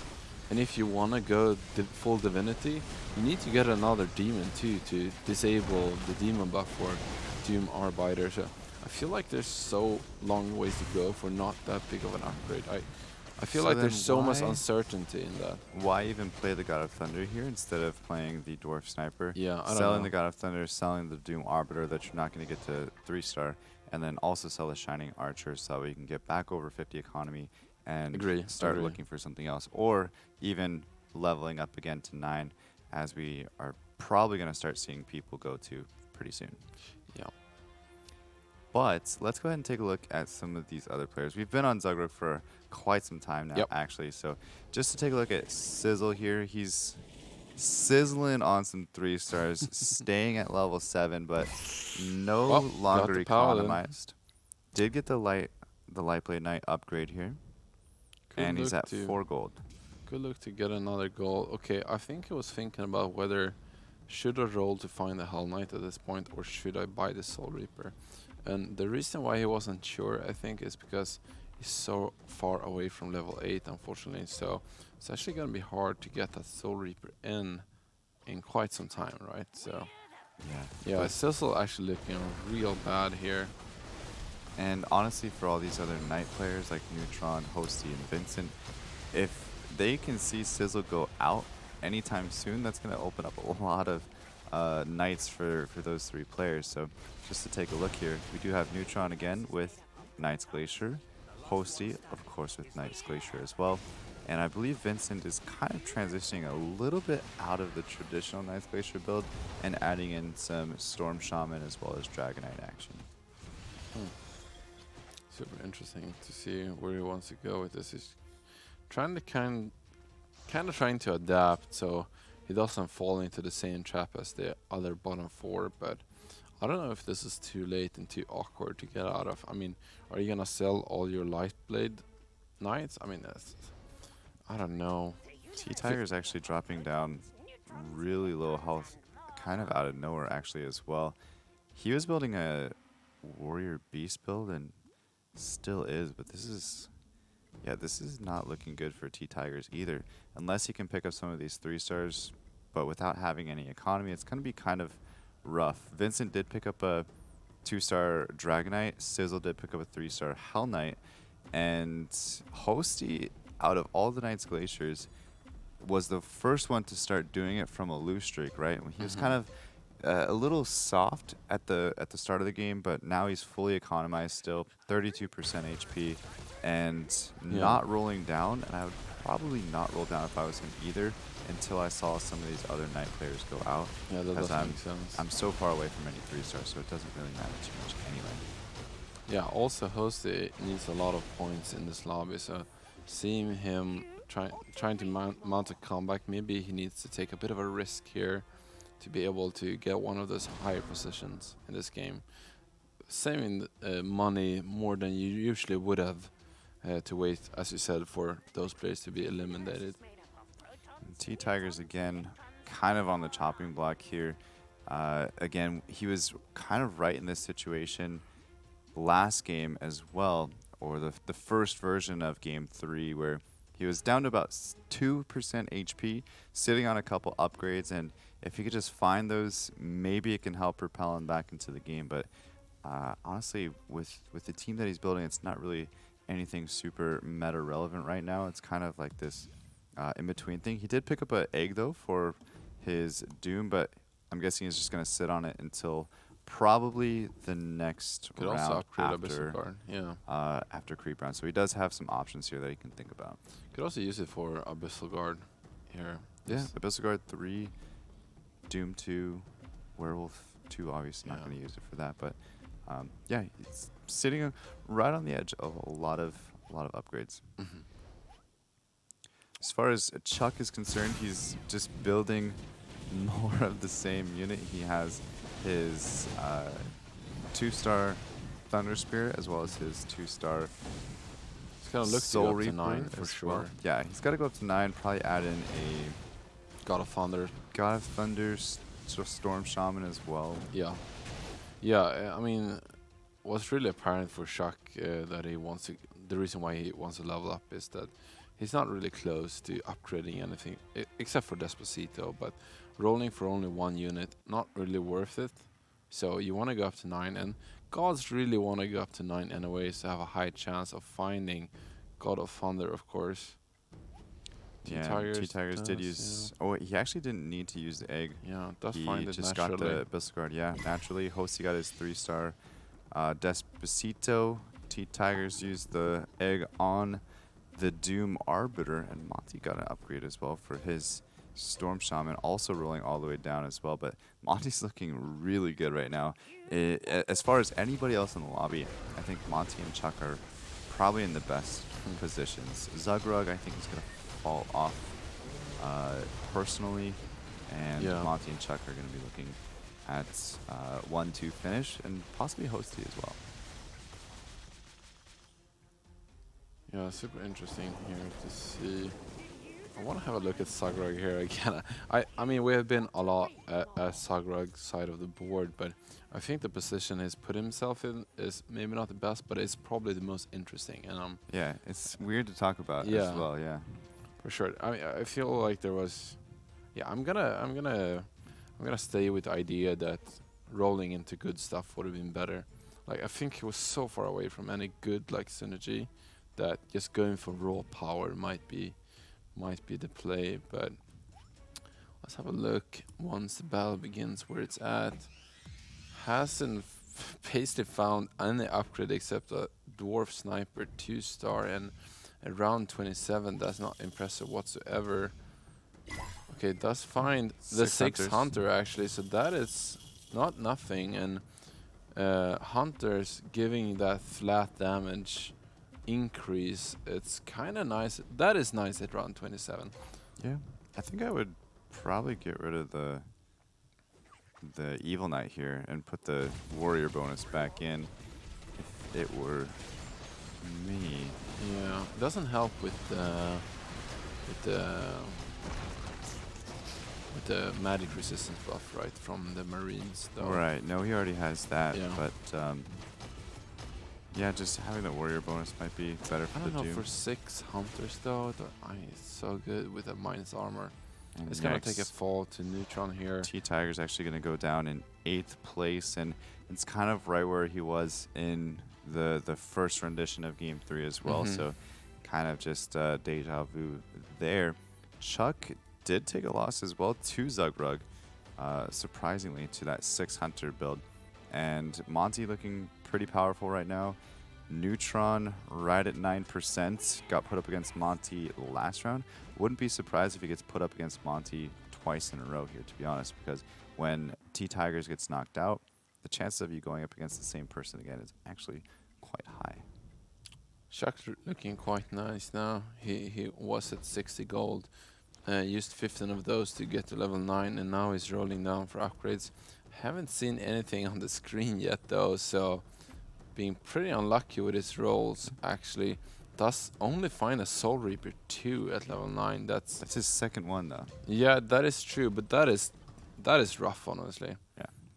Yeah, I was really hoping to find a God of Thunder at the beginning of this round. Did not, however.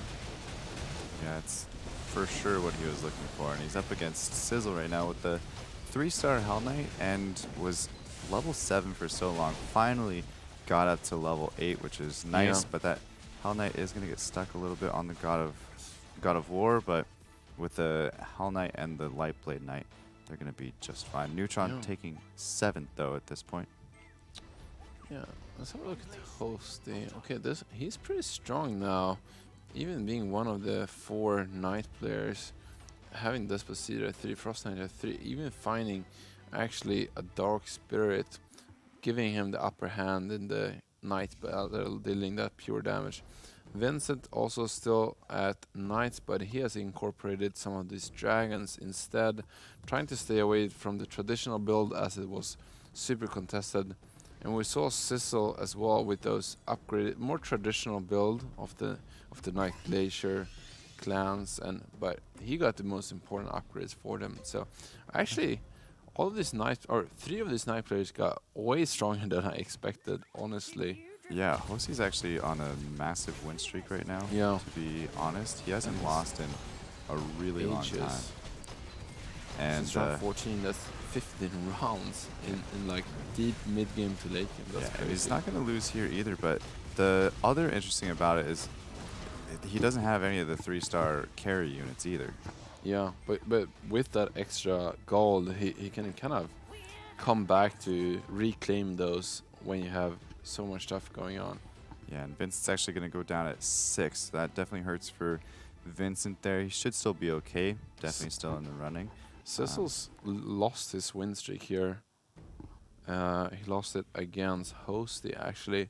Yeah, and he lost it right before the creep round as well, so that definitely hurts to see. And I would assume that Hosey's going to start rolling down now with the elimination of Vincent and Neutron, opening up some of those extra 2 That's cost true, units yeah. for going to 3-star. And if you can get those, like Hell Knight to 3-star with these items, would Yeah, actually be Heaven's Gift, insane man. for him, and can probably solidify himself into a top 2 finish actually now. The sick thing about upgrading Hell Knight here is that it already has a Heaven's Gift on it, which means that if you upgrade that, you get so much more health, not only to itself, but also for the entirety of his Yeah. team. And giving more health to Knights is especially great because they do have the shield, which means they reduce a lot of the damage that they do take.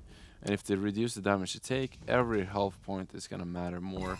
Thus, find the Hell Knight 2 with the help of one strange Not aid. even really rolling down that far. No. 10 gold, and he was That able to is get it. crazy. That is some really high good. rolls.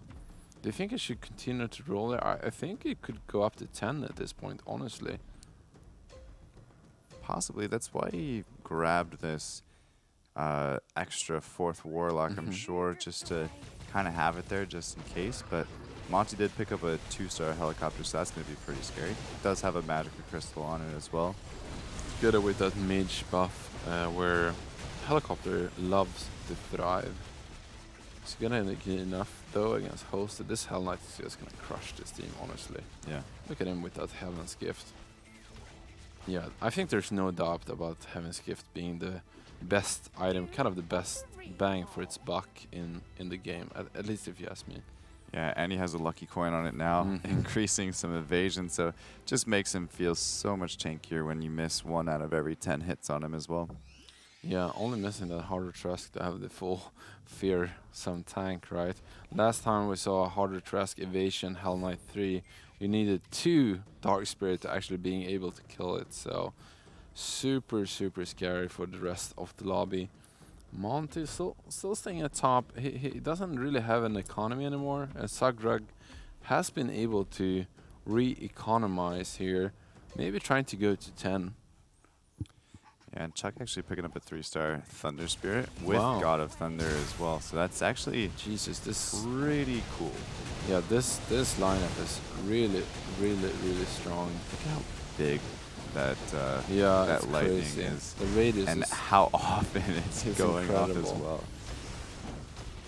Yeah, this is why I love God mages. Yeah.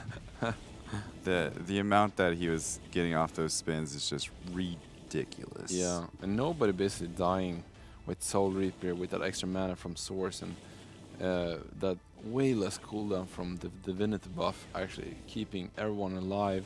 Keep giving God of War a 3-star extra health is just gonna make it so much harder for all this night lineups to kind of tear it down. And I don't think any of the night lineups does have a teleport dagger, which is one of the ways to kind of surpass God of War. But as it stands now, it's going to be really hard to break this front line. Yeah, plus he has the double 2-star Soul Reaper in there as well. What did he sell there for this shaman? I think he sold Wind Ranger actually. Oh yeah, that does make He sense. wanted to get the mana items off of him, I'm sure as well. And What do you I think at about this him point putting is- it on Storm Shaman? I mean the mono regeneration items instead of God of Thunder. I think if Surprising you to me. can get off your Storm Shaman, they're silenced for a long enough time where your God of Thunder can hopefully gain his skills back or his mana up to use it. So that's the thought process there. Plus, Oh, they're yeah, all that's true. kind of CC'd for that. That does actually make sense with the double divinity buff. You do tend to get off a lot more God of Thunder ultimates. Actually losing against Sagrog here, kind of staying in top. We did think his lineup was a bit of a mess, but it did go up to 10. I would have preferred for him to go up to 10 a lot quicker, honestly. We talked about that a bit before, not gonna get into that again, but backed up by those 6 hunters actually pushed him towards a position with that extra flat damage to be able to go into the late game into top 4 of this lobby. Yeah, I definitely would think that this setup was a little sloppy here, and obviously right now, yes, switch those two, get rid of the third Aegrisist to put in the extra Dwarf Sniper, and he held on to this for about 20 rounds, so Yeah. got the value out of the Evil Knight for sure. Sizzle, by the way, got knocked out a round ago to Posty, and now we're just into the top 4. 1 round away from a creep round, but I don't think anybody's getting out here. Yeah, this is one of the issues with Sagrok's army. It's gonna be enough anyways, but he doesn't really have any 3 stars, so yeah, at least he's lucky he has a marine buff. Otherwise, all of his units would be blasted down quite quickly. Still scared though that most of his units are 2 stars, so there is a chance they will get nuked down pretty quickly. It's surprising though that Chuck is losing to Zagreb, and I think, like you said, it is the crowd control plus the marine bonus is what's helping him out here.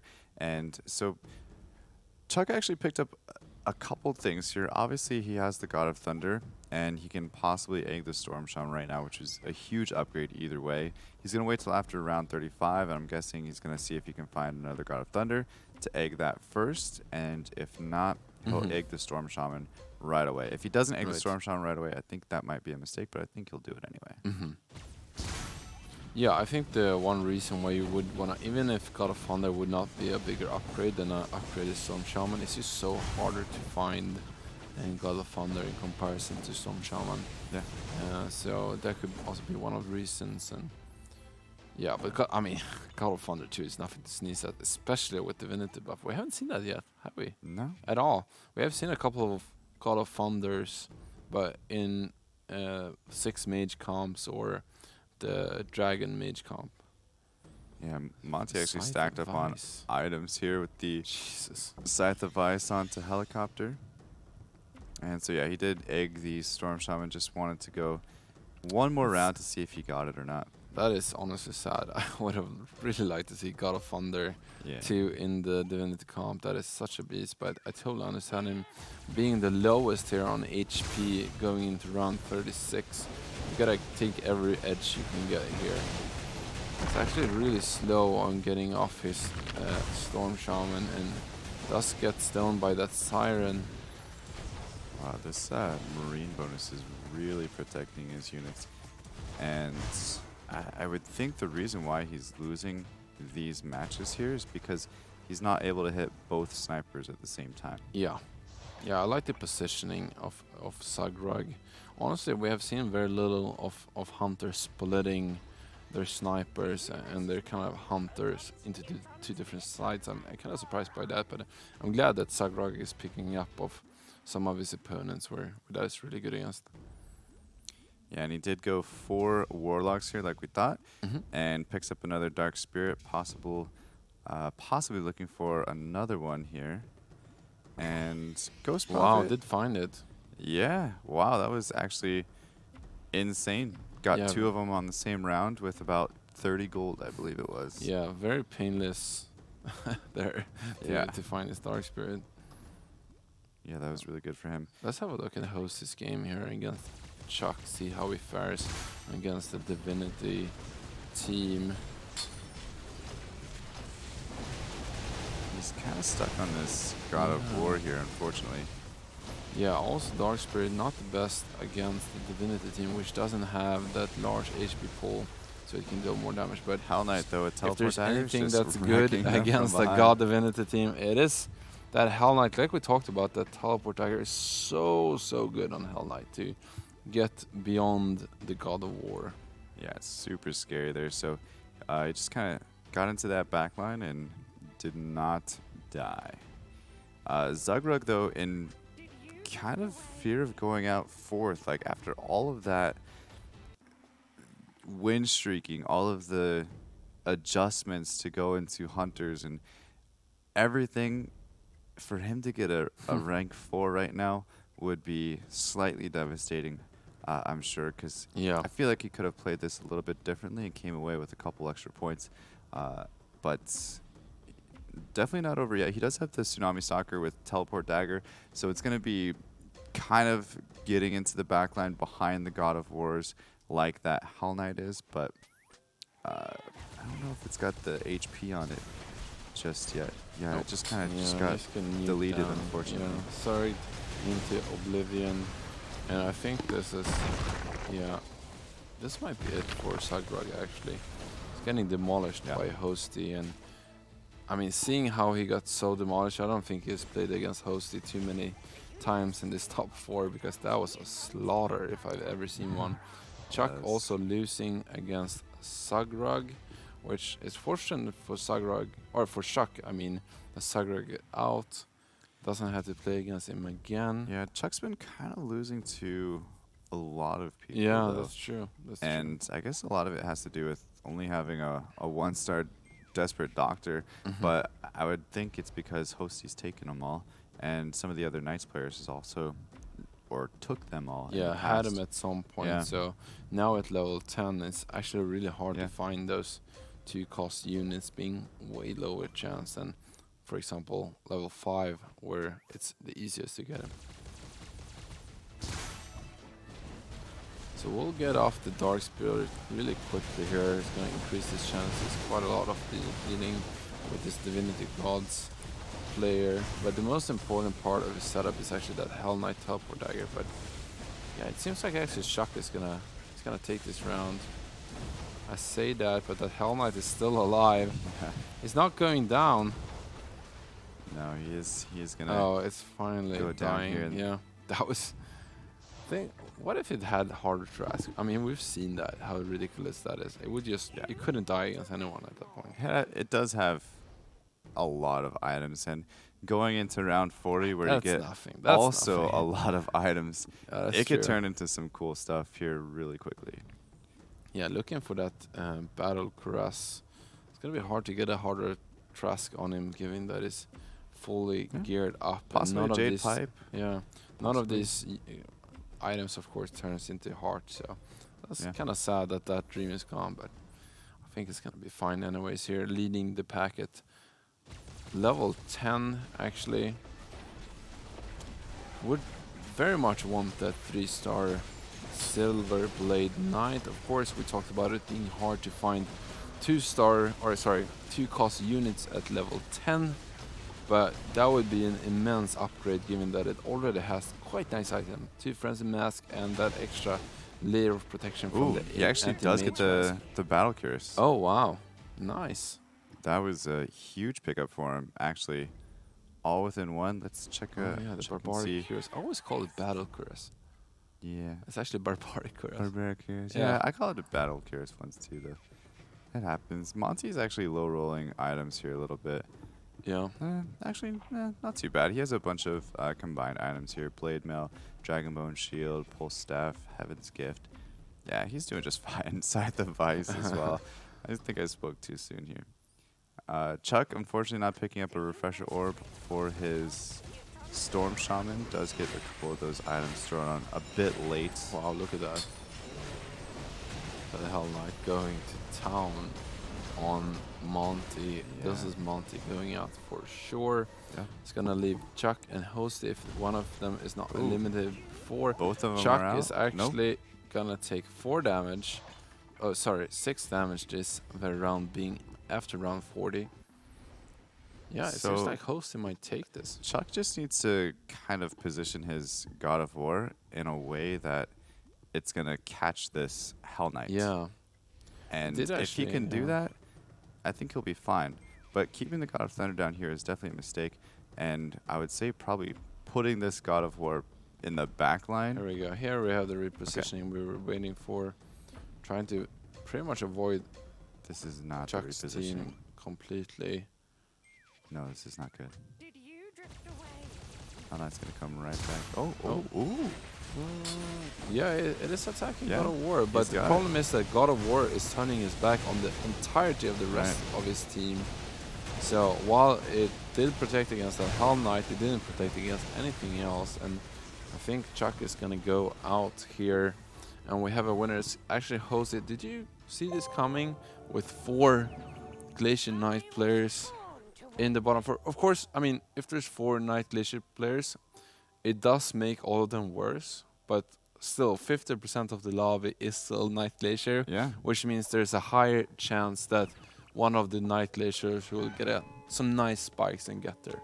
Yeah, I think the weird thing about it too, or the interesting thing about Hosty, was that he wasn't the one with the 3-star Hell Knight early. He wasn't. Yeah. He obviously didn't have a 3-star Lightblade Knight early, and that was actually, I believe, Sizzle, who was staying at level 7 for a while, rolling for those 3-stars, and because of that, Yeah. Hosty was able to grab like the Berserker. He had that extra Aegrisis bonus in there with the addition of Soul Reaper, and it really helped carry him through, even more so than those 3-cost Hell Knights were. Very much so. I think he had a really smart decision, much like you said, that he leveled up to a higher level so he could make sure he was going to win a few rounds in a row with that Aegrisis bonus. And as he did that, he could build an economy and wait out the rest of the Knight players to get kicked out of the lobby. And when that happened, he used a lot of his rolls with all of those Knight players re-entering the kind of stockpile or chop, if you will, and carrying him to a victory. He also got a little bit lucky with that 2-star Dark Spirit pull very Yeah, quickly there true. at the same time. Quite important for getting him this win, this very needed win. We're gonna see in a minute, or actually 4 minutes, how the scoreboard looks like. But let's first take a break.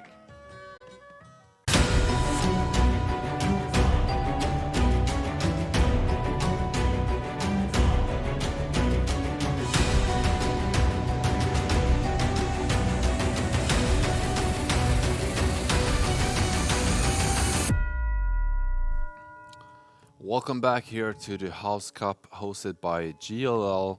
We're here to see who's going to Shanghai in the NA in the European qualifiers.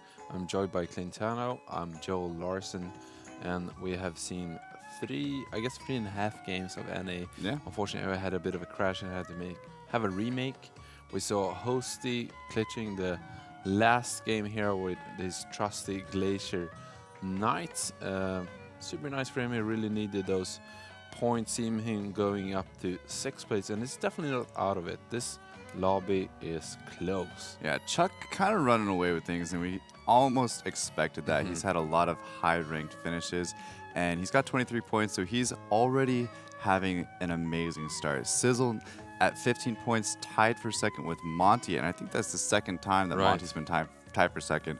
Vince with a little bit of an unfortunate finish in this last and third game here at 14 points, and Zerg Hosty right behind them with 12 and 10 points. Neutron and T-Tigers at the very back, which is something I never expected. Right. And I know you said earlier it was maybe just a little bit of that psychological factor, but being a professional esports player who he is and who he was, I feel like he should be able to compose himself enough to bring everything he has back into this and hopefully give him a little bit better positioning going into tomorrow's last 4 games.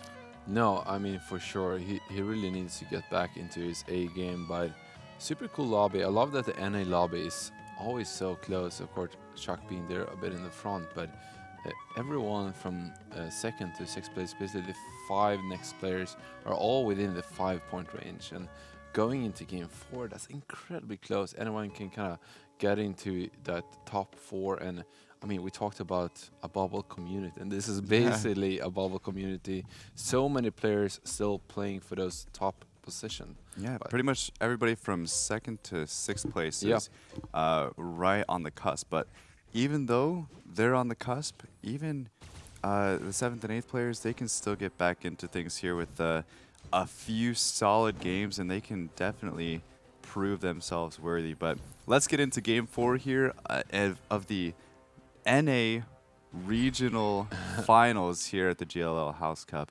And starting things off here is Neutron with a God of War. Yeah, God of War has kind of been the name of the game unless you're going into Glacier Knights. One of the few comps it doesn't work. Speaking of that, we do have a Hell Knight. Yeah, you don't want to combine Knights and Gods, and we have seen people try that and not really working out. Would you rather see somebody go Knights with Gods, or would you rather see them lose streak into Hunter Feathered, which is almost a death sentence, as we've seen time and time again? I mean, it's like forcing me to choose between pest and cholera. I mean, I don't. What is that? I don't even know what that It's is. 2 deadly diseases, my friend, and I don't know. I think I would prefer feathered lose streak.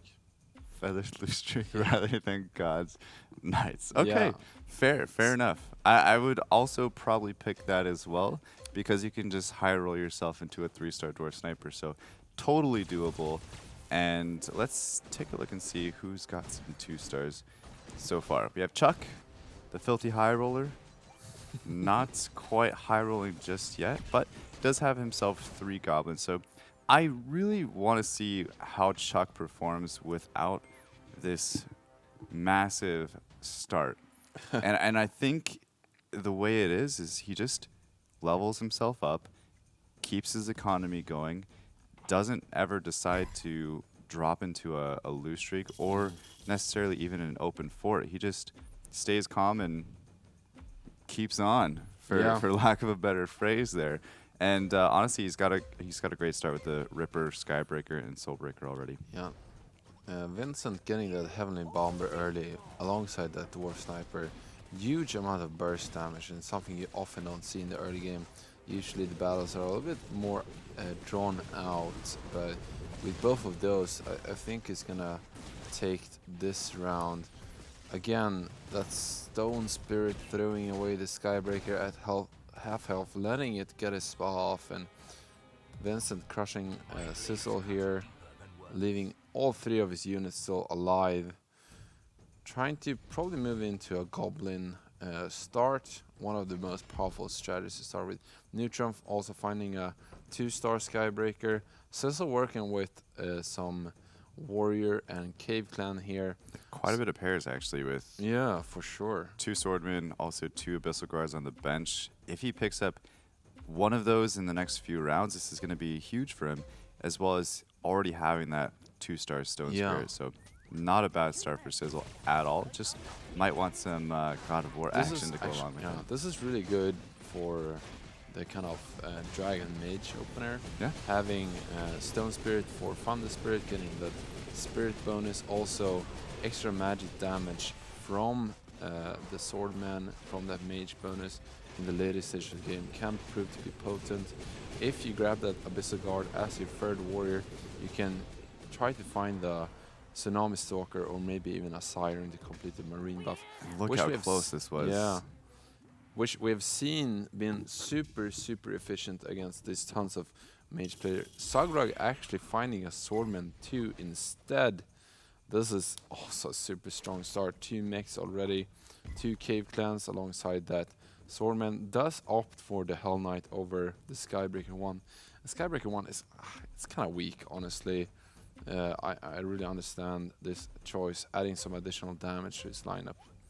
Yeah, and also another potential would be to add in the Red Axe Chief, but also Red Axe is, like you said, kind of right alongside Skybreaker as being necessarily weak. Yeah, Sagrag is definitely looking to keep his win streak here. Does get to face Sizzle though, and yeah, this is gonna be close, but I believe the summons can kind of take care of this, as Stone Spirit is left at 1 HP basically, being able to add that additional damage to Swordman. And since the summons not taking damage from that Blade Flurry, Sagrag actually, even though he leveled up, does lose against Sizzle, who stays at 100%. We haven't seen Poisonous Worm in quite a while, actually. Yeah, I think that was just a little bit Swordman too unfortunate. as well. Unfortunate for the positioning there from Sagrag Speaking up of against Sizzle. something we haven't seen in a while, Beast Warriors are something of a kind of an old strat. We saw that some yesterday, or even more so the day before, but this start is so good for that A setup. bit of an ancient relic, honestly. Yeah. And unfortunately not having any mana items though to put on the Poisonous Worm.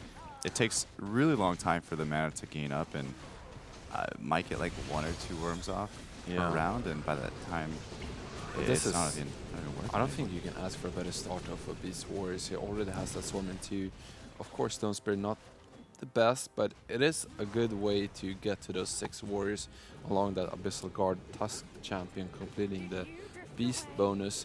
Actually having 2 additional Stone Spirits on the bench. If he goes up, does find 2 Tusk Champions, got a level up there. Wow, that's really big. Yeah, it's huge. Maybe looking to get that Unicorn as well. Could potentially sell an additional Tusk Champion if he does win this round, of course, to hit that next interest rate. So something you can go into from here as well is possibly, like you said, that Dragon Mage comp that we saw Monty build yesterday. It was absolutely insane with the 3-star Swordman, 3-star Red Axe Chief, and 3-star Stone Spirit. All Right, of those 3 yeah, together that's true. as the front line. Also, you have your 3 dragons with a added in Tortola Elder, and I believe it was Thunder Spirit to add in Yeah. those spirits as well. So definitely A lot of possibilities Yeah, with for this sure. start for Sizzle, and But would I would Vince still actually like him to doing go really good into as well. Beast Wars, honestly. I Yeah, mean, you do? I, yeah, I think so because with the start, as he, the thing with Beast Wars is that you really need a good start with it, right? And he's already has a lot of upgrades. He has a lot of things going for that. And if he's able to kind of keep his streak, it puts a lot of pressure on the other players. And if there's something that's good against more professional players is if you put pressure on them, you force them into mistake or you force them into a situation they're not used to. This metagame has been a lot about late game, right? And if you force players to kind of use their gold earlier, it's going to be harder for them to hit their late game timing. So that could be something to look out for. Although Vincent's super strong too, so that's going to be scary for a Beast Warrior player. The only thing that I'm nervous about for Sizzle is that if he doesn't get mana items for his Poisonous Worm, it's going to be difficult. And we've seen other players running Beast Warrior without mana items, and it hasn't really been too great. They actually had to get the Poisonous Worm up to 3-star, Yeah, and it still was like a little lackluster. but since he has this many warriors already, he does have the Tusk Champion, he does have the Stone Spirit, 2 of the King clans. If he just finds a werewolf instead, that's going to propel him so far into this game, enabling that beast bonus early and also getting 6 of those warriors. Sizzle is the actual one staying at 100% here.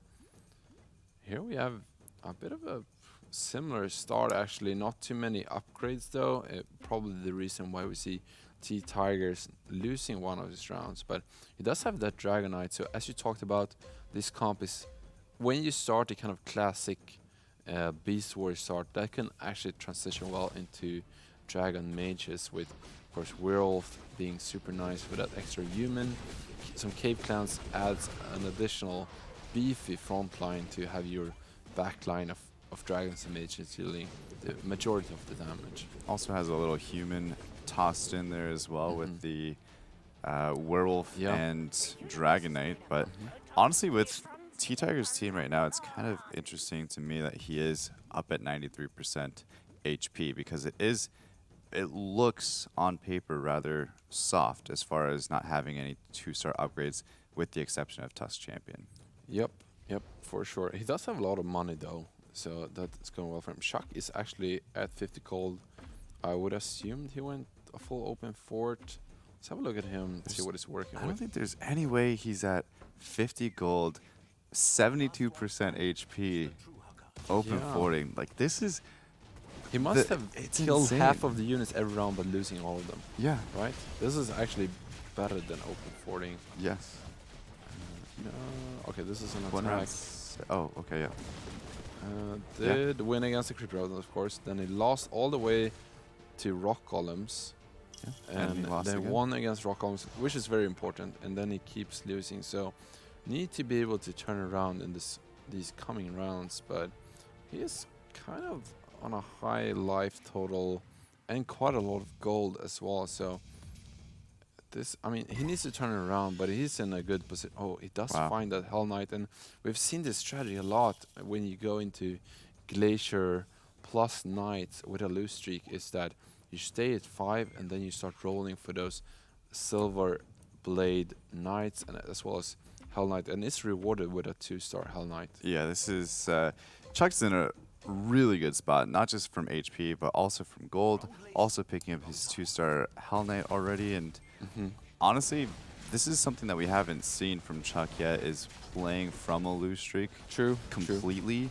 So it's really cool to see how he actually handles this situation, because if you thought he was good at managing his gold while he was win streaking or middling, imagine how good he is at managing his gold while he is lose streaking. And as you can tell, he's already at 50 gold. And I believe he's probably the highest gold gained in the Yeah, lobby. it's And of gotta course, be. yeah, Chuck 94, Monty right behind him at 90, and Zugrug down at 74, bringing up the rear.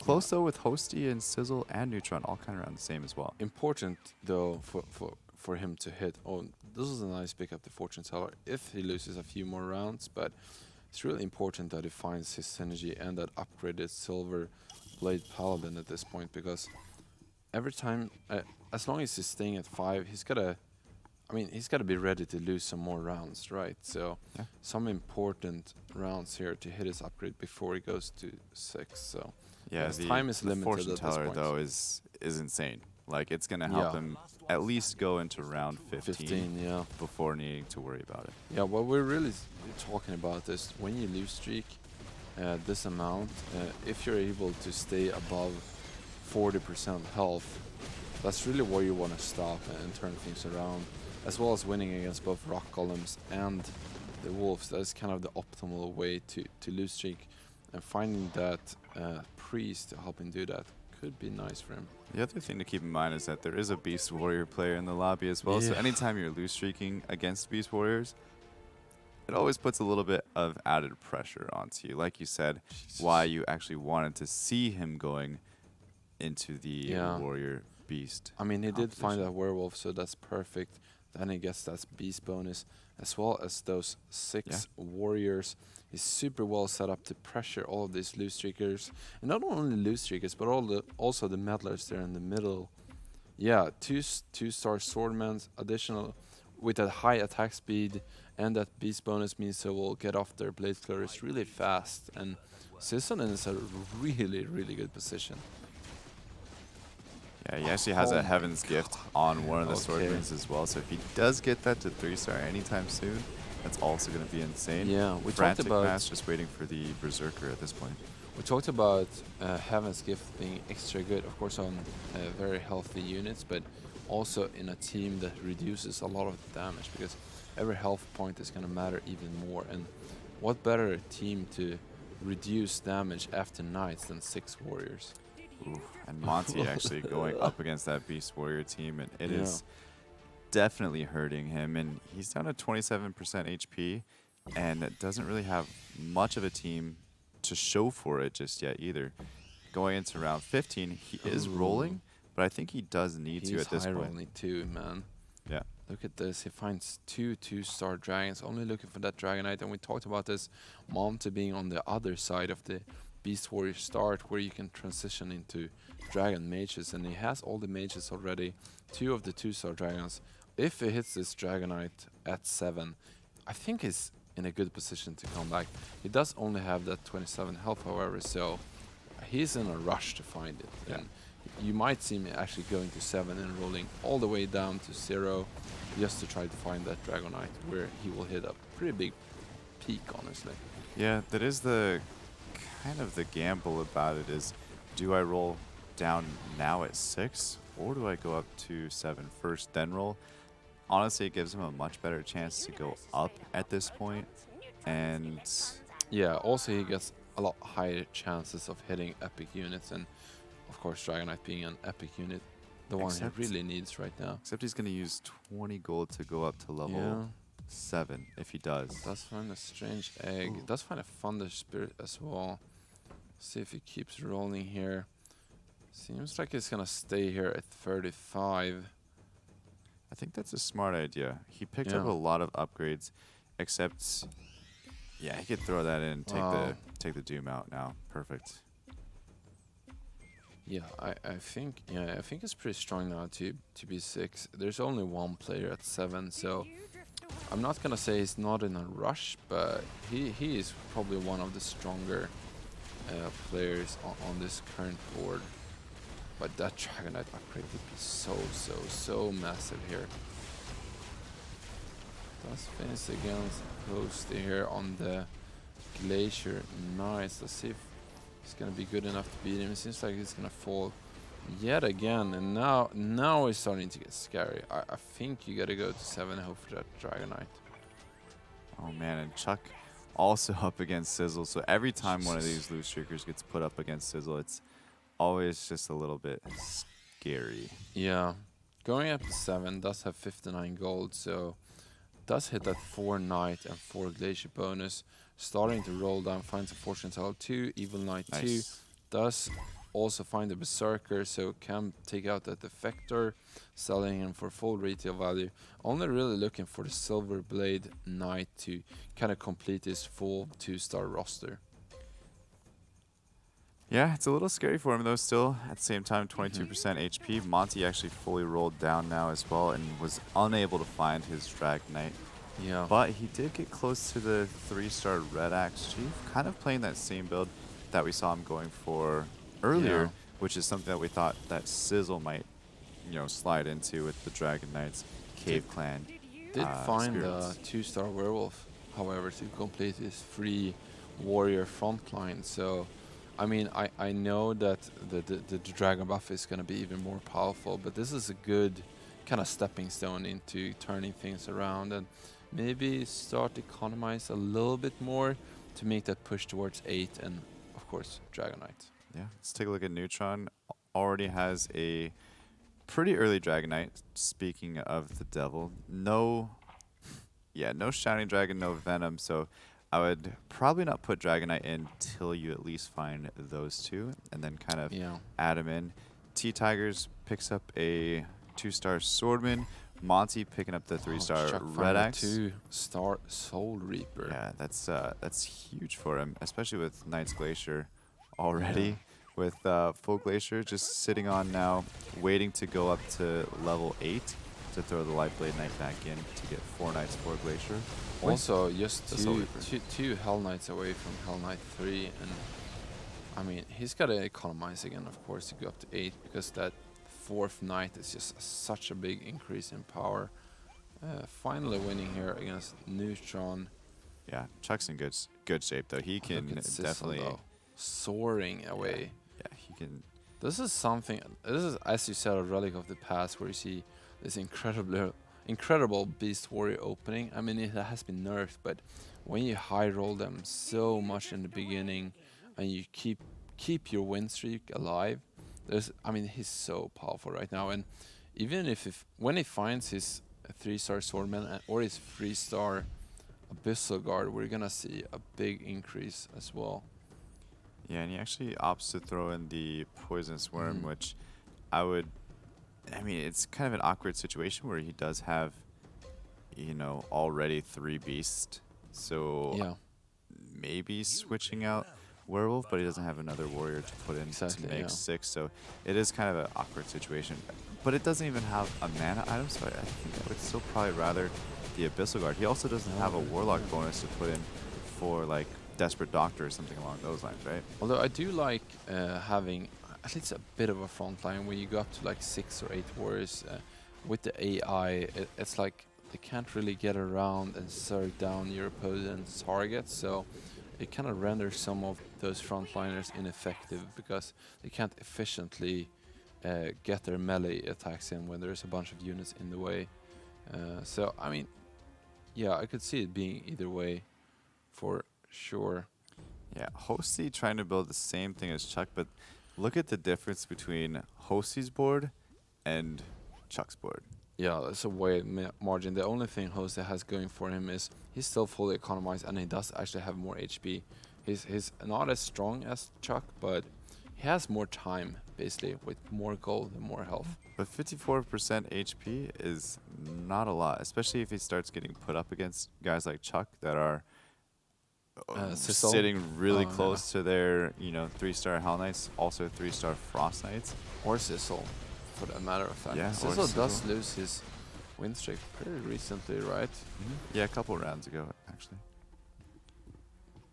But yeah, Hosty's gonna look to probably start spending some of his gold soon. He actually goes up to 8 first, though, which is kind of what we saw him do last game. Even though there's a lot of other people rolling for those 3-star Hell Knights before going up to 8, he went to 8 so that way he can throw all of his pieces in. And right now he's using Venomancer over Soul Reaper, which is Yeah. obviously a lot less, where you miss out on Egersys bonus as well. So, but Yeah. just kind of forcing this in. Doesn't even have a 2-star Lightblade Knight yet. Doesn't have the 2-star Fortune Teller, and a lot of things that Chuck has way advantage over him. Yeah, I mean, yeah, I do agree that his army is not looking too strong now, but I do like that he, as last game, went up to a higher level when there's so many other players contesting his pieces, because that way maybe he can be able to stay alive a little bit longer and wait to roll down hard until one of these Night Glitches players are being kicked out, because we see a lot of players at below or 22% and lower uh, this early in the game. Yeah, this is we kind of saw Helicopter? this last game as well, where there was a few players like on the chopping block really early on. But I mean, Chuck is not going to be there for too long, so he's going to start like he's already kind of evened Yeah. out now.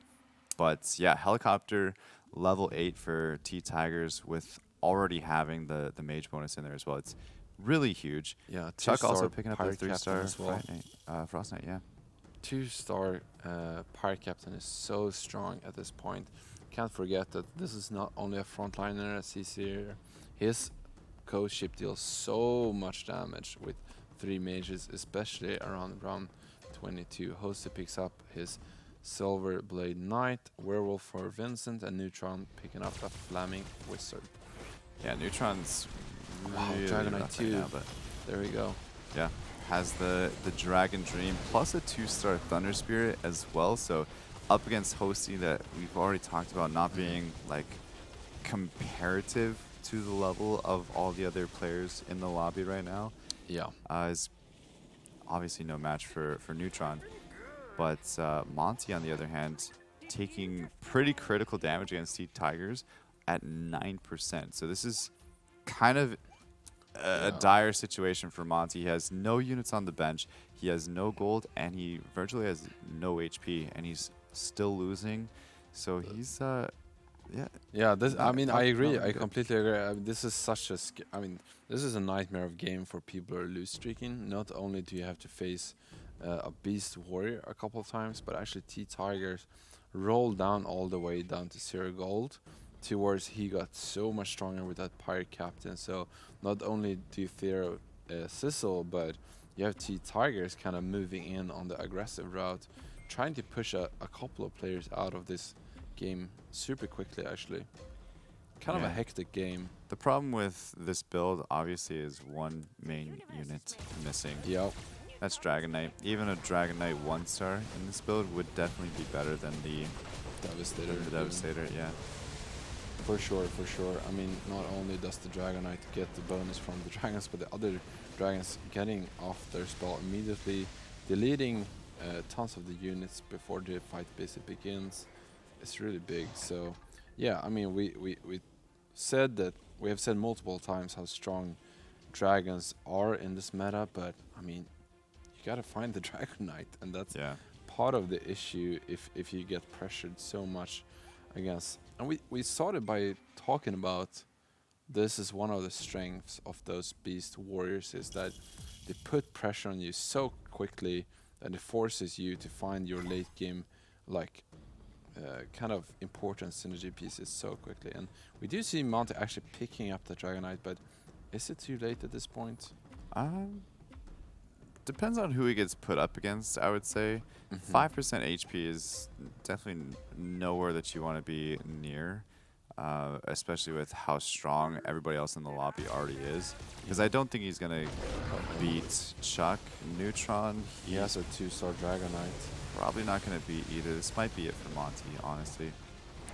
Yeah, one of the quickest eliminations we've seen. Of course, we saw one game where one player went out at round 21, but Yeah. this is close. I mean, this lobby is fierce. Yeah, so Monty will take 8th here in the 4th game, but he definitely still has time to get back into it. He was currently, I believe, 3rd place or tied for Yeah, he's definitely up there. 3rd. Yeah, so he has one game. Right. Give him one game, and he needs to try A little not to do scary that though, again. because Yeah. we gotta remember that everyone between 2nd and 6th place are so close together in this lobby. There's basically only 1 or even 0 points in between them. So as soon as you have a bad game and some of the others of the middlers having great games, you're gonna see kind of a big disparity pretty quickly. Only or not even netting a single point from this round. Yeah, and Vincent actually going back into Dragons Mages. Talk Yep. about getting back up on the horse, am I right? Oh, for sure, or whatever that is, what is running. Dragon. Yeah, I mean, Yep, So that's a it's good clue in his name there. Yeah, it's interesting actually. There's not a single knight in this game that actually rides a horse. I don't yeah, know what's up with that, but yeah. I guess horses aren't cool enough to be ridden in this game. Oh, Zagra going with another hunter build. Yet again, he had some decent success with it last game, yeah, picking up a second place finish, I believe. sure. Or no, he actually got knocked out fourth, I think it was. Yeah, yeah, Um, that's pretty okay for going feather hunters. We have had those not doing too well. This is not a full feather hunter game. It's only kind of using those frontline druids actually, and it's kind of far away from that 6 feathered build. I don't know if it even wants to go into that. I would have actually liked him to maybe add another warrior with his warrior frontline. However, he does want to have that. Yeah, I like this. You gotta choose. You can't have 3 warriors and druid frontline and having that Argus bonus that you so very much want for your hunter physical damage backline. yeah, so many upgrades. Round 26. About every time after a creep round, Yep. you always see just upgrades flying across the screen. Sizzle actually picking up a 3-star Abyssal Guard. Crushed by Chuck Vincent. picking up a 3-star Hell Knight as well as a 2-star Lightblade Knight as well. So he's probably pretty close to a 3-star Lightblade. But Vincent looking super strong. Yeah. I think Vincent has a 2-star Shadow Devil alongside a pretty strong mage build, looking to get those dragons as well. Kind of the flavor of the month here. It's been kind of dictating how long the games go, where it's easy to transition into and has super potent late game power. yeah, I mean, pretty the far idea away right from here those is that still he though. would go up to probably level 9, Yeah. take out the Shadow Devil, put in the Dragon Knight and Venom when he Mhm. gets it to 2-star, and go from there for the most part. I want to take a look at Chuck's team because Sure. he is actually Wow. looking super strong. Is that a Hell Knight 3? Alright. Yeah, Hell Knight 3. I'm not going to click on the items just yet, but he is also working on a 3-star Lightblade Knight and a 2-star Berserker. Once he has all of those units, he's pretty much set in his build for the rest of the game. And not the greatest items on Hell Knight, but I mean, they're items at least that can turn into some pretty cool things. Yeah, this early of a Soul Reaper 2 alongside that level 8 for the Knight Glacier Build is just such a strong power spike for Chuck. And I think Chuck has been winning a lot of rounds. We've seen him being on those low percentage for a long time. And as we say that, Yeah. Hose is going out against Sissel, the Beast Warrior pushing out people left and right, forcing them to do things they wouldn't want to do this early in the game. So Yeah, and it's not putting good another for dimension hosts into either. our games and our tempo. Sorry again? Yeah, I was gonna say that's just not good for Hosey. That's several low Yeah. 7th and 8th rank finishes. So he's honestly not putting himself in a position where he can actually make it back, even going into day 2. So Mhm. he needs to kind of, regroup. It's the end of his day for today. He probably can, either call it a night here and start thinking about what he's going to do for tomorrow, or watch the rest of the game and kind of see what he can do better, as far as maybe taking a look at some of these stats like the total gained golds, where he was at 237 and the other players in the lobby are 280 and stuff like that as well. So Here we see Sissel with his 2-star Siren now, actually, touch champion 3. Also has his Abyssal Guard 3 alongside Stone Spirit 3. Wow, Sissel has so many good upgrades. Finishing that Marine buff for his Beast Warrior lineup. This is the Beast Warrior dream, honestly. We often see Doom Arbiter instead of something like a Stone Spirit, but I mean, Stone Spirit 3, every 3-star unit, maybe with the exception of Whispers here and Agres's Ranger, always being powerful and usually good enough for the late game. So yeah, looking real good here for Sissel, still pushing the envelope and pushing all the other players. also close to a 3-star Oh yeah. Swordman with that Heaven's Gift. Still, he's been sitting on that for Yeah. quite some time, to be honest. But if you can go up to level 9 and then actually throw in either... Dark Spirit maybe? Yeah, I was going to say Dark Spirit would probably be the level 9 move here for him. especially up against Chuck with those knights, is going to be kind of key for sure. Yeah, super interesting to see. I mean, whenever a unit or like a carry has that Heaven's Gift, that's so good when you get him to 3-star. Heaven's Gift, of course, giving shield to everyone, 3 grids away, which is, yeah, basically everyone, based on the unit's own maximum HP. And as we all know, when you get a unit to 3-star, it gets that massive increase of HP, and scaling together with Heaven's Gift just propels you to basically winning games. And Chuck losing here to Sizzle, which is technically his counter. We just don't see a whole lot of Night Glacier counter Beast Warrior teams anymore. Right. But it does technically counter the Knight's Glacier. By quite a bit, actually. Yeah. And also Sizzle being so powerful at this point. And we haven't really seen...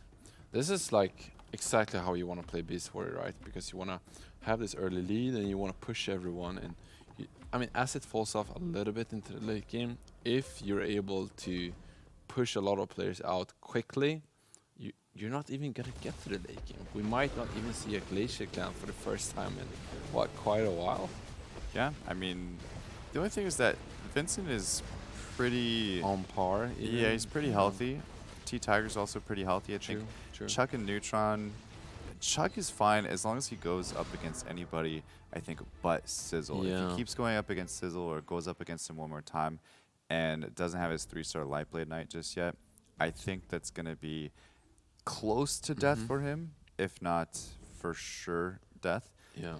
Neutron actually has a really decent team with him as well, plus adding in the Tsunami Stalker, able to kind of counteract against guys like Vince, who just picked up a 2-star Dragon Knight as well. Be careful of the items that you put on him, Vince, please. Yeah. Stop. I mean, you obviously want him, but wow, he did get a God of Thunder as well. Right? Yeah, the passive item's still gotta be fine. He's gonna Yeah. turn into a dragon as long as just I don't know, you don't put a no claw active. on him. Yeah, no active stuff.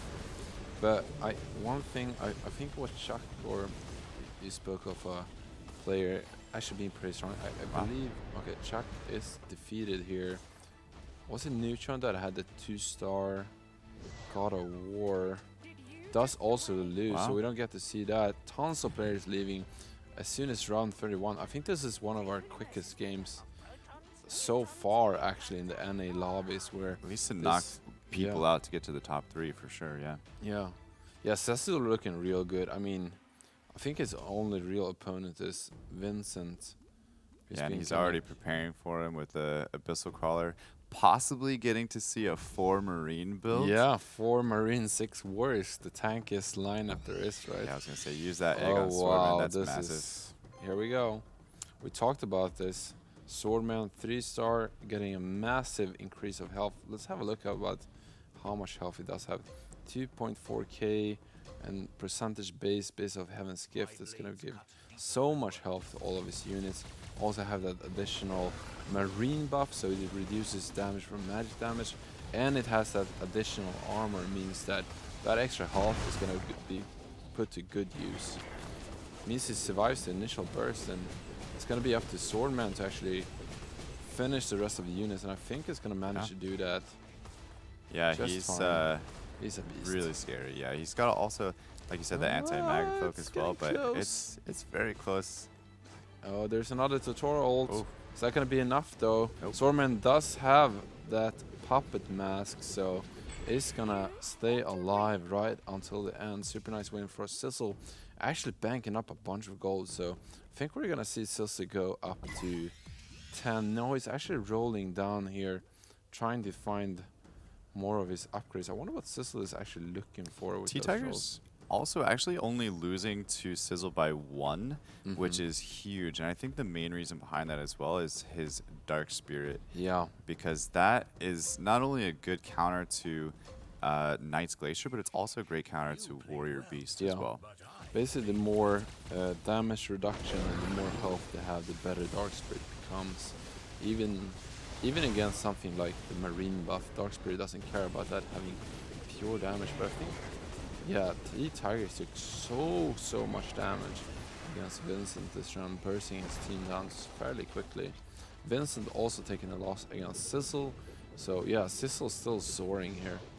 Yeah, I think Vincent's going to at least take second here. He has a 2-star God of Thunder, which is Yeah, really, really good for him.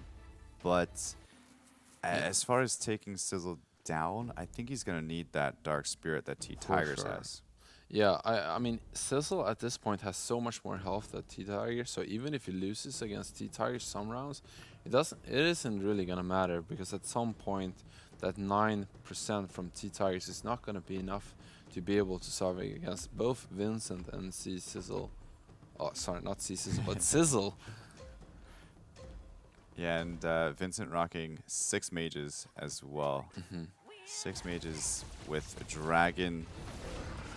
Yeah, That's a very, very powerful build, and there as we long as I go. can, It does get off the Blade Flurry right before that God of Thunder gets off his spell. yeah, So the Storm is gonna continue being healthy, but doesn't seem like it's gonna be enough against the solid damage of that Dragonite, having tons of extra damage items. So Vincent actually netting and winning against CC. So T-Tigers does finally go out against Vincent.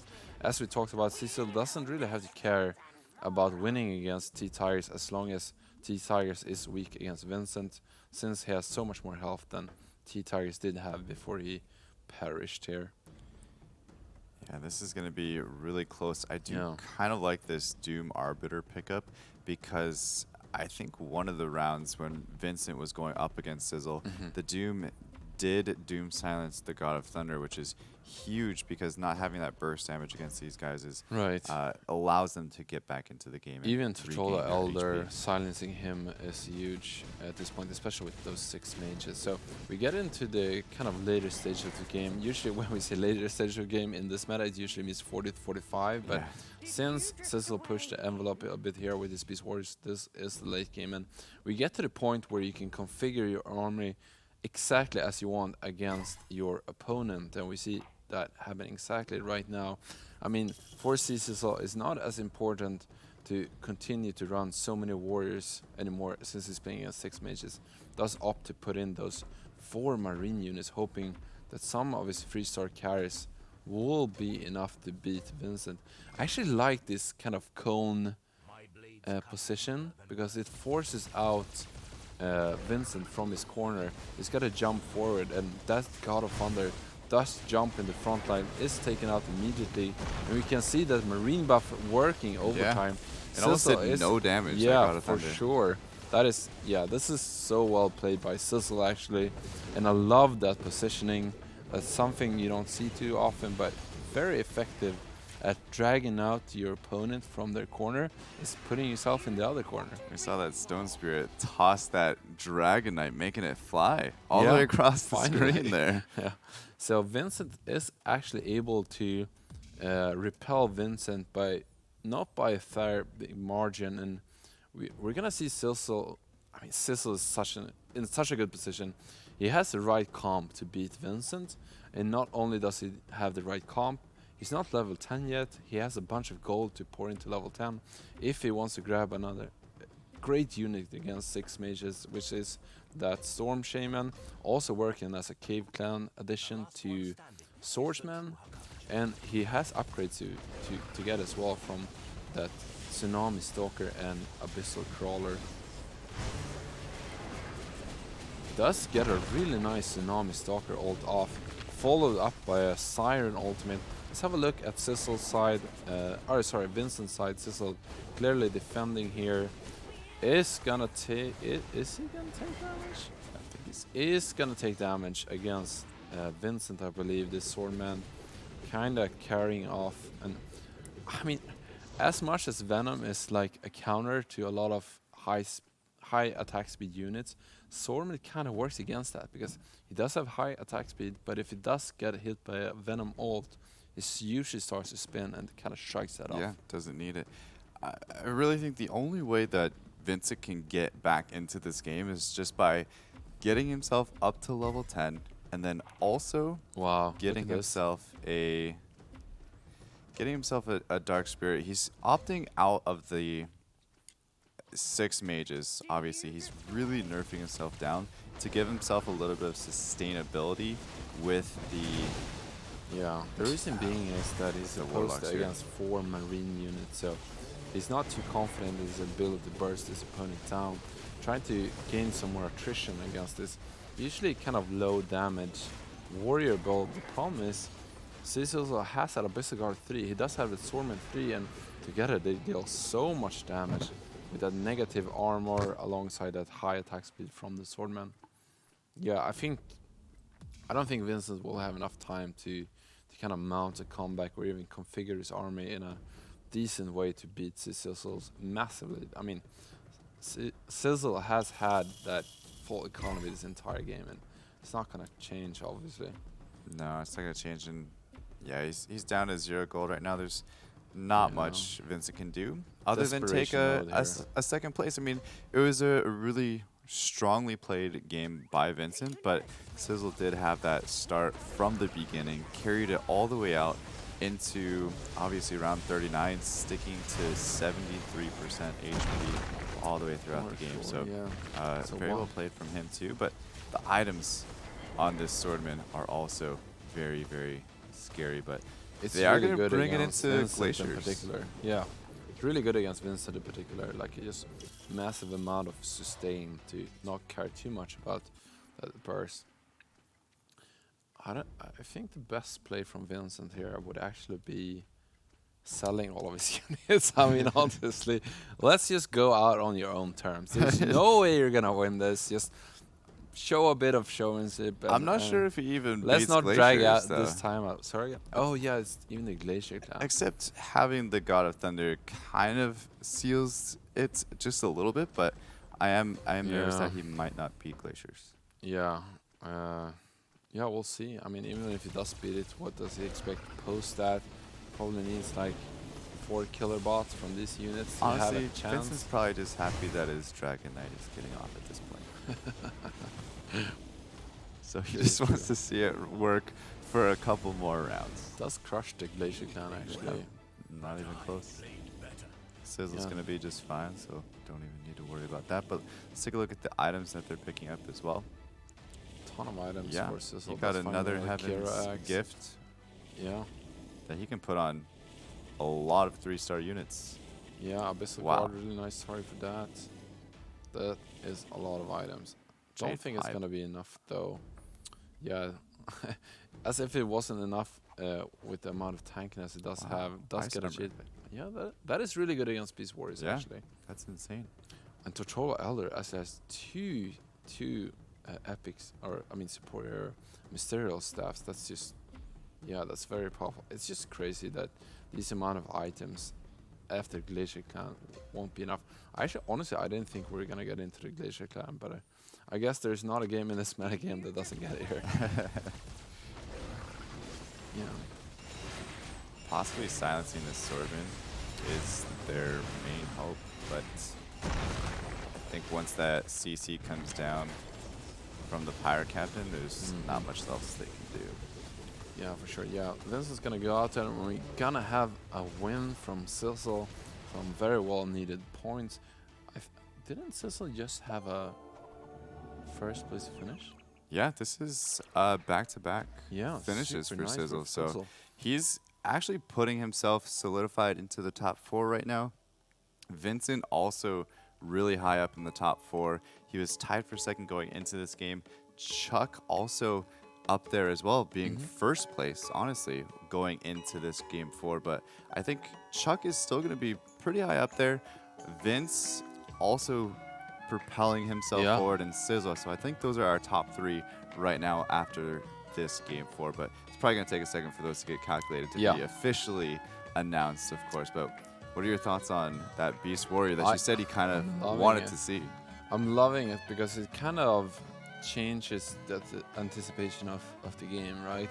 People are really selling in into the meta game in this tournament as there's been so many games being played, right? And all of a sudden there's just one player who has some high rolls into Beast Wars and the game changes dramatically. Yeah. I mean, you're already, I mean, at the beginning of the rounds, you're like, oh, I'll buy these units that you can transition away from, trying to get to that late game comp of some dragons and some mages, and all of a sudden you're taking 15 and you're like, holy shit, I Yeah. gotta roll everything now. And you don't hit the Dragonite because it's too early, right? And you just, all of a sudden, you're out. So, It also kind really of weeded turning out it all around, of yeah. those Knights Glacier players as It well. did, yeah. So there was a few of them. I'm counting like 2 or 3 right now. But being able to have a Beast Warrior kind of just taking all of those out, it does actually make those Dragon Mages stronger from guys like Vincent and Yeah. T-Tigers. Yeah, for sure. But as Zizzle had such a strong start, it wasn't enough to even at that point come back from that massive lead. So good on Zizzle, but also good on Vincent. He's had a super strong showing here, and Yeah. even T-Tires netting himself a third position is something he really needed if he's gonna have a even the slightest chance to get into the top 4. And the top 4, of course, qualifying for that Shanghai $1 million invitational in October. So Yeah, at kind of the least- grand prize alongside some kind of nice chunk of change in Oh, yeah. 20K per region. That's just, yeah, it's massive basically. Of course. And it looks like we got the scores updated. So Chuck is still going to be in first place after his 5th rank finish going into game 4. Sizzle taking the second spot with 24 points. Vince, 21 points. Monty, even though he took a full-on 8th, is still going to be in 4th place. So that puts him right on the bubble right now going into basically day 2 Yeah. and the final 4 games of this championship series. And I think he's going to be okay. I think he's going to kind of regroup and come back and play some solid chess going into tomorrow. Yeah. Speaking of tomorrow is actually going to be our final day of our 4-day long, 13 hours per day broadcast. A lot of Auto Chess has been played, but there's yet some to come. Tomorrow we're going to start with the European final qualifiers. They're going to play their 4 last game, hash out who's going to Shanghai. That's going to start at 7 CST. And followed by that, we're going to follow it up with the NA qualifiers, seeing who of these 8 players are also going to go to Shanghai. Super exciting. I'm stoked, honestly. If you guys thought today was intense, Yeah. I can only imagine what tomorrow is going to be in It's store gonna because be it's all crazy, going to yeah. be down to the wire. I'm sure there's going to be some tiebreaker action going on and a lot of people just pulling out everything they can to squeeze themselves into Shanghai Yeah. $1 million finals. So before we end the broadcast, is there something you want to take away from day 3? Something special that you thought about from day 3 here? Something special is that the players that thought about going loose streak Yeah. or open fort into Hunter Feathers decided to not do that. Yeah. And they were rewarded for it. Like I said, Vincent was thinking about doing it, and I was like, nope, don't do it. He went into Knights Dragons or actually God's Dragons. Yeah, I think it that's was. right. God's Dragons, Dragons Mages. You guys understand? It's pretty early in the morning here, but yeah, and he was pretty successful with it. So Yeah. seeing more of that type of stuff is going to be awesome to see Yeah. tomorrow. If there's something going out on that I want to take away from today, is definitely that before this day, we really felt like the metagame started to become kind of stale and all the strategies were kind of hashed out. But we saw some really exciting stuff. We saw the Beast Warriors, of course, in the last game, but also a Fallen Wisher 3-star crushing a game from Sizzle. Yeah. That was awesome to see. We saw Rogue Guard 2 also doing really well. So I love to see some of those innovation for the last day, and I can't wait to see what's next. So with that being said, we're going to end the broadcast for today. I hope I'm going to see you tomorrow for the final day of the House Cup here at GLL. We're going to see it 7/19:00 CST. Don't miss it.